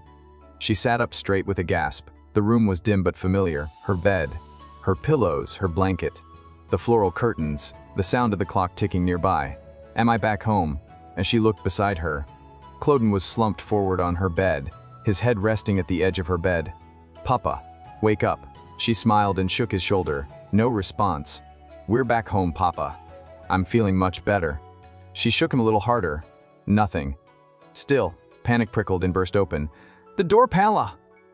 Mama! Pamela cried. Ray cupped her face, tears in her eyes. Goodness, baby, are you all right? Are you hurt? Sick? I'm fine now. But something's wrong with Dad, he won't wake up. Ray froze. Pamela, what are you talking about? Look, Mama. Here. She pointed desperately. He brought me back. Can you please call Mr. Thomas, please? Ray turned slowly. Her breath hitched as she saw Cloden, so still, too still. She stepped forward, knelt. Cloden, wake up. Cloden, he didn't stir. She shook him harder. Cloden. Her eyes widened in horror. A flash of memory pierced her. His letter. I only ask that it is your hand that delivers the final blow. Ray's fingers trembled against his cold skin. Her voice cracked. No, he can't have meant. She grabbed his shoulders. Cloden. No. Cloden, wake up. Cloden, please get up.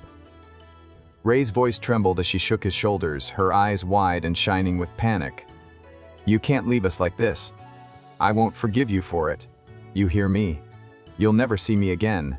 Her voice cracked as her grip tightened on his limp hand. I don't need the potion you made. I'll just curse you for eternity, so please wake up. Her face crumpled. I haven't even gotten the chance to apologize yet. He still has a heartbeat, Jack said suddenly, pressing fingers to Cloden's pulse. Ray froze, breath caught. Of course he does, said Lady Mary gently, walking up behind them. The resilient man that he is, he won't go down so easily. As she placed a comforting hand on Ray's shoulder. Why don't we move Master Cloden to the other room for now? The children are getting anxious. Ray turned, noticing Pamela and Paulus peeking nervously from the hallway. Her eyes, let's take him back, to his old room. They moved him carefully, laying him on the same bed he once used. But the next day, Cloden still did not wake, even as Ray stayed by his side, wiping his forehead with a cool towel, whispering to him softly, nothing changed. She murmured stories, questions, bits of gossip from the kitchen. She waited for the twitch of a finger, a flutter of an eyelid. But it was like he'd left everything behind but his body. He was a shell. The children's questions became more frequent, more insistent. Is he really our father? Paulus asked one evening, his voice small. Ray didn't know how to answer. One strange silver lining, Pamela had completely recovered, as if whatever had afflicted her had passed on to Cloden. Later that week, Ray sat alone in the study. Cloden's letter spread out before her again. Her fingers traced the worn edges of the paper. She'd missed something. She read slower this time. I wondered what would have happened if I'd just given you the antidote when you asked me the first time. I know I'm selfish. All I can ask is that you read this letter and think of me. Seeing the children, I can't rest easy, knowing they'll remind you of me. I'm too selfish to ask you to forget me. I'm sorry, Cloden. Ray swallowed hard. I think we're better suited to communicate through letters than conversation.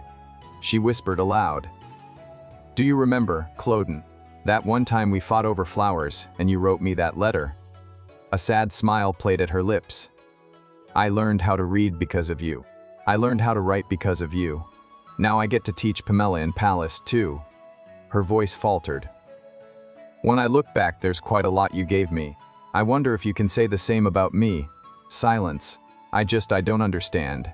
How did we become like this? You know I'm not all that smart, so I need you to wake up and teach me again. Later that evening, my lady. Lady Mary said gently, stepping into the room. Is Master Cloden still asleep? Raiden, look up. Yes. Longer than expected. If I may, Lady Mary continued softly. And this is just my personal guess, but I believe that letter. Yes, it was his will. But I'm not sure he wrote it knowing this would happen. It might have just been an impulsive moment. Ray looked up sharply. When you were cleaning after Cloden, did you see something? Any papers, notebooks? Any? Lady Mary shook her head. No, Mom. He burned everything. His clothes, his books, even his watch. It was like he was trying to erase any and all traces of himself. Ray's hands gripped the table. Then we'll never figure out how to wake him. Suddenly, Mama, come help. Paulus. Ray stood quickly. What is it? It's Pamela. She's standing on the window, and she won't come back inside. Ray's breath caught. She rushed into the other room and froze. Pamela stood on the wide windowsill, Her hair swaying gently in the breeze, her feet bare, her expression distant, too calm, too quiet. The golden light of evening framed her like a ghost. Pamela, Ray shouted, heart pounding in her throat. Hoo. Pamela mumbled, blinking as if waking from a trance. Ray extended her hand slowly. Just turn around. Come straight to me, but... Mama. Pamela's voice was distant. Someone keeps calling me. Ray stiffened. What? They keep saying I'm all there is, that I'm everything. They ask me not to go. I try to ignore them, but it's like they're inside my ears. They told me to jump out of the window and fly. She paused, eyes wide with realization. When I came to my senses, I was already standing on the windowsill. Ray rushed forward and pulled her daughter into her arms, holding her tightly. It's all right. You're okay, sweetheart. I've got you now. She stroked her hair. You've been through so much. It's the exhaustion playing tricks on your mind. She smiled, trying to mask the fear in her voice. How about we sleep together tonight? I'll read you your favorite books and sing a little lullaby. Pamela's eyes lit up. Wes, really? Ray assured her, kissing her forehead. Mama's right here with you. Don't you worry about a thing. But in her heart, Ray felt the chill. Something's not right. I just got Pamela back, and yet it feels like someone, or something, is trying to take her again. And with Cloden like this, I'm the only one left to protect her. I have to stay alert. Later, as they lay side by side, Pamela's voice rose softly in the dark. Why didn't you tell us he was our dad? Were you mad at me for lying? Ray turned slightly surprised. No, I was just curious. Then why did you lie? Pamela asked. And why did it take so long for Papa to come back to us? Ray hesitated. Well, Pamela, I think I'm okay now. I may not know everything, but I do know one thing. That you and your Papa really, really love each other. Pamela smiled. So when he wakes up, you two need to make up, okay? I want all of us to go to the festival again. Okay, Mama? Ray smiled back faintly. All right, I heard you. When your dad wakes up, we'll go to the festival. All of us. But in the middle of the night, something stirred Ray from her sleep. Ray sat up, blinking in the dim light. Pamela, she heard the soft creak of the floorboards down her room. Pamela, where are you going? It's the middle of the night. Pamela, stop. The little girl turned slowly, barefoot on the cold floor, the moonlight casting a pale glow over her. Do you want to come with me, Mama? She asked calmly. Ray's breath caught. You've been there once before, so you can probably come again. Come with me, Mama. Her voice wasn't strange, but there was a knowing behind it. An eerie maturity, a pull. Where on earth are you talking about? Ray whispered. Pamela turned and began walking. And after a pause, Ray followed. Maybe I'd be smarter to go with her, Ray thought. See for myself what's calling her. I have to understand where she's going before it's too late. Pamela led her into the trees. This path, she said. A walk through here all the time. Ray glanced around. The woods were thicker than she remembered. She didn't recognize the terrain. I don't remember there being so many trees here. The air was heavy, and there was a strange hum in the silence. Something about this place, Ray whispered. It reminds me of that day. The day I first saw Cloden vanish. Let's go back home, honey, Ray said quickly, suddenly aware of the strange pressure in her chest. I don't think we should be out here. Look, there's Pala pointed. Ray turned sharply. What? I saw him. He was inside the woods, I'm sure of it. Ray squinted into the thick shadows. There was something, a flicker of movement, a silhouette. Cloden's over there. Pamela turned, eyes wide with certainty. However, Ray sighed, brushing a hand over her mouth. You won't listen to me even if I tell you to go home now. Pamela gave her a cheeky little smile. Nope, Ray exhaled. All right then, we'll go together. This time, we're going to find Daddy. This doesn't seem to be a very well-traveled path. The trees loomed taller, the trail grew narrower, and the air shimmered with a stillness that didn't feel entirely natural. Ray glanced at her daughter's face, searching for signs of hesitation. Pamela, how are you doing? Pamela smiled faintly and shook her head. Not at all. I've actually been here before. Ray blinked. Really? Pamela nodded. Yeah, last time I was a little scared. But not now. She suddenly perked up, her eyes glinting with familiarity. "Hey guys," she called. And with that, she ran ahead, her small frame disappearing between the trees. "Where are you going?" Ray shouted, rushing after her. Pamela turned, pointing into the thicket. "It's the fairies.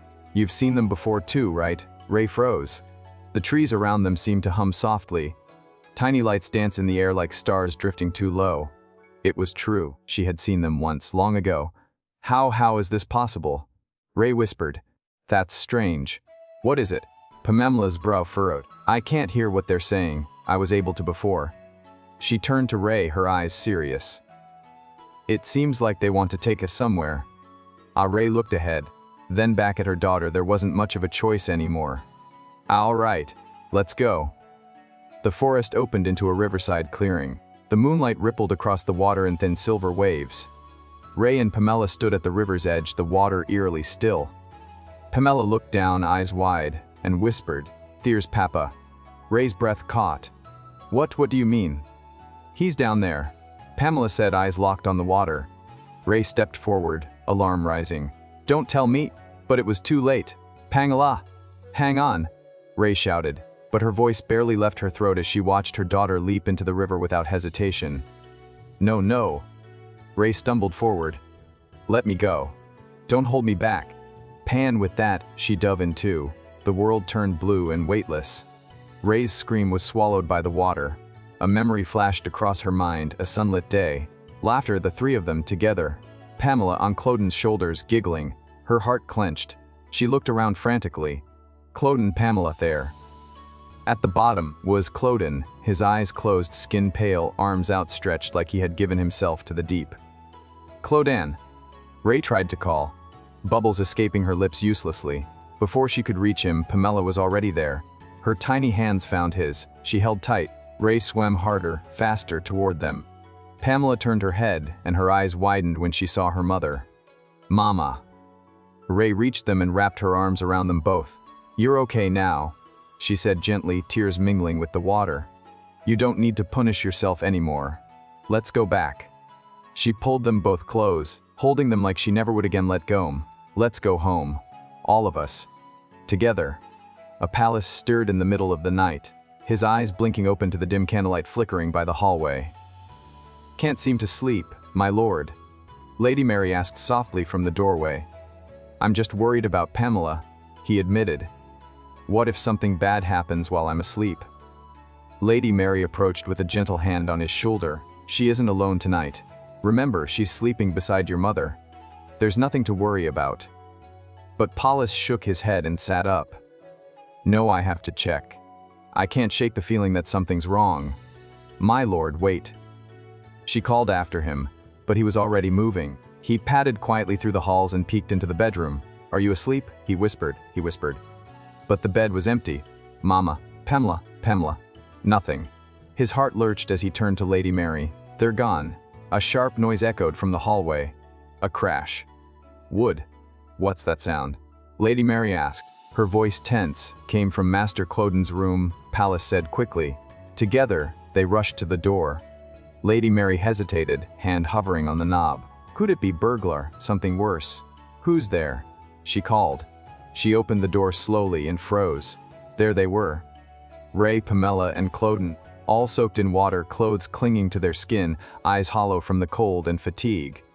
Cloden, however, was still motionless in Ray's arms. It looked like he'd been pulled straight out of death's grasp. Paulus gasped. Ray flinched, just barely. "I think I'm home, Ray Thomla. Alive. Safe, but Cloden." Pamela stepped forward, her voice trembling and eyes filled with tears. "Papa, why? Why would you do such a thing? I made you promise. I told you to never come back." "Not ever." Her fists clenched. "Do you even understand what it means, what you've done? I asked you to live like a normal mortal. I begged you. But you still," her voice cracked. "That would mean you'd be all alone, Papa, at the bottom of that lake. While Mama, Pallas and I were all up here." She hugged herself, voice soft now. "I don't understand everything, but I know this. You went to the bottom for me. You should have stayed all alone like I told you to. But you didn't." She broke down. When we finally became a family again. I don't want us to be apart, not ever again." She stepped toward her mother. If it's that dangerous, then protect me. You're strong, Papa. Say sorry to Mama. Mama, please let's forgive him. Can't we all just live happily? That's all I want. Ray stood there, stunned, and watched the little girl crumple into sobs. Pamela, she murmured.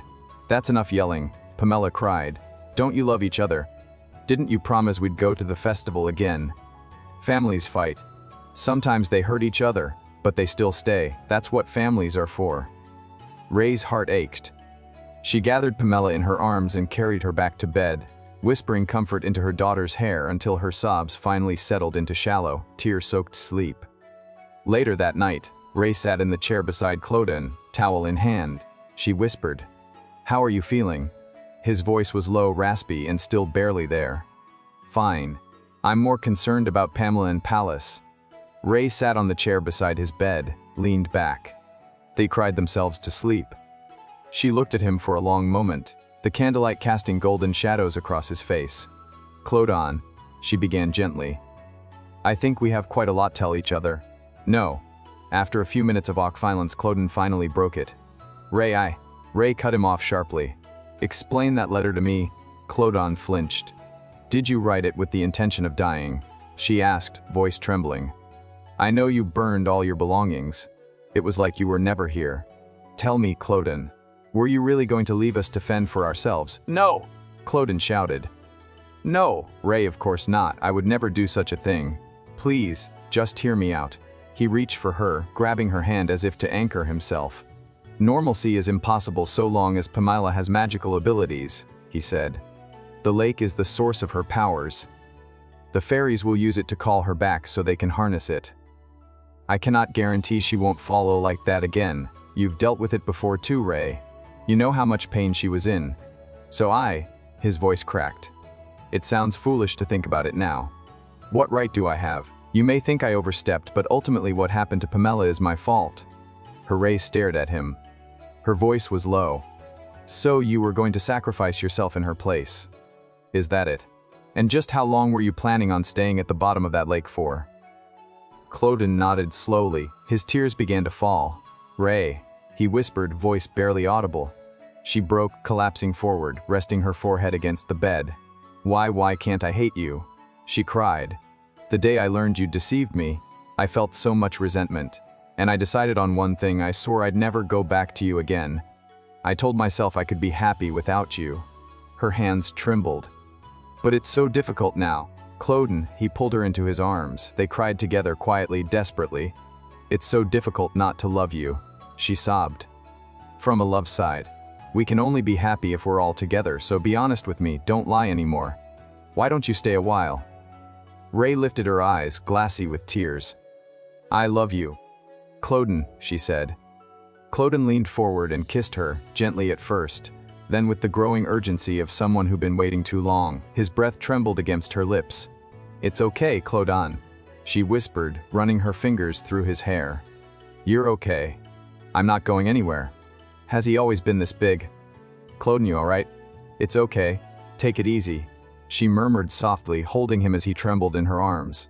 "I love you, Clodon." They kissed again. The warmth between them pulsed like a heartbeat in the quiet night, as the first birds began to chirp outside their window. Later that morning, Ray stirred beneath the sheets, reaching for his hand. Her fingers brushed only empty space. "Clodon," she called softly. Then, from outside, the sound of giggles and laughter reached her ears. She rose and walked toward the window, and when she stepped out onto the lawn, she saw them. Clodon with the children. "What are you all doing out here?" she asked, still half dreaming. Mama! "It's Mama!" Pamela and Paulus cried out, running toward her. "How are you feeling?" "I'm sorry, the kids were begging me to join them," Clodon said. "It's all right," Ray said, her voice warm. "Mama, look, we're decorating the wall with Papa," Paulus grinned, holding up a string of drawings. "We drew everything here," Pamela added excitedly. "Did you now?" How grand, Ray smiled, eyes never leaving Clodon's. She walked to his side, slipping her hand into his. "Ray, I love you," Clodon said, eyes full of unspoken things. "If this is a dream, I don't ever want to wake up," Ray thought. It was a long, roundabout journey. But we have arrived here, not trapped inside the lonely walls or the beast's castle, but in our own lovely home. I love you too, Clodan. That's it for today's recap. If you enjoyed the story, hit that like button and subscribe to Manhwa Lore to support our hard work in bringing you these recaps. Thanks for watching, and we'll see you in the next one.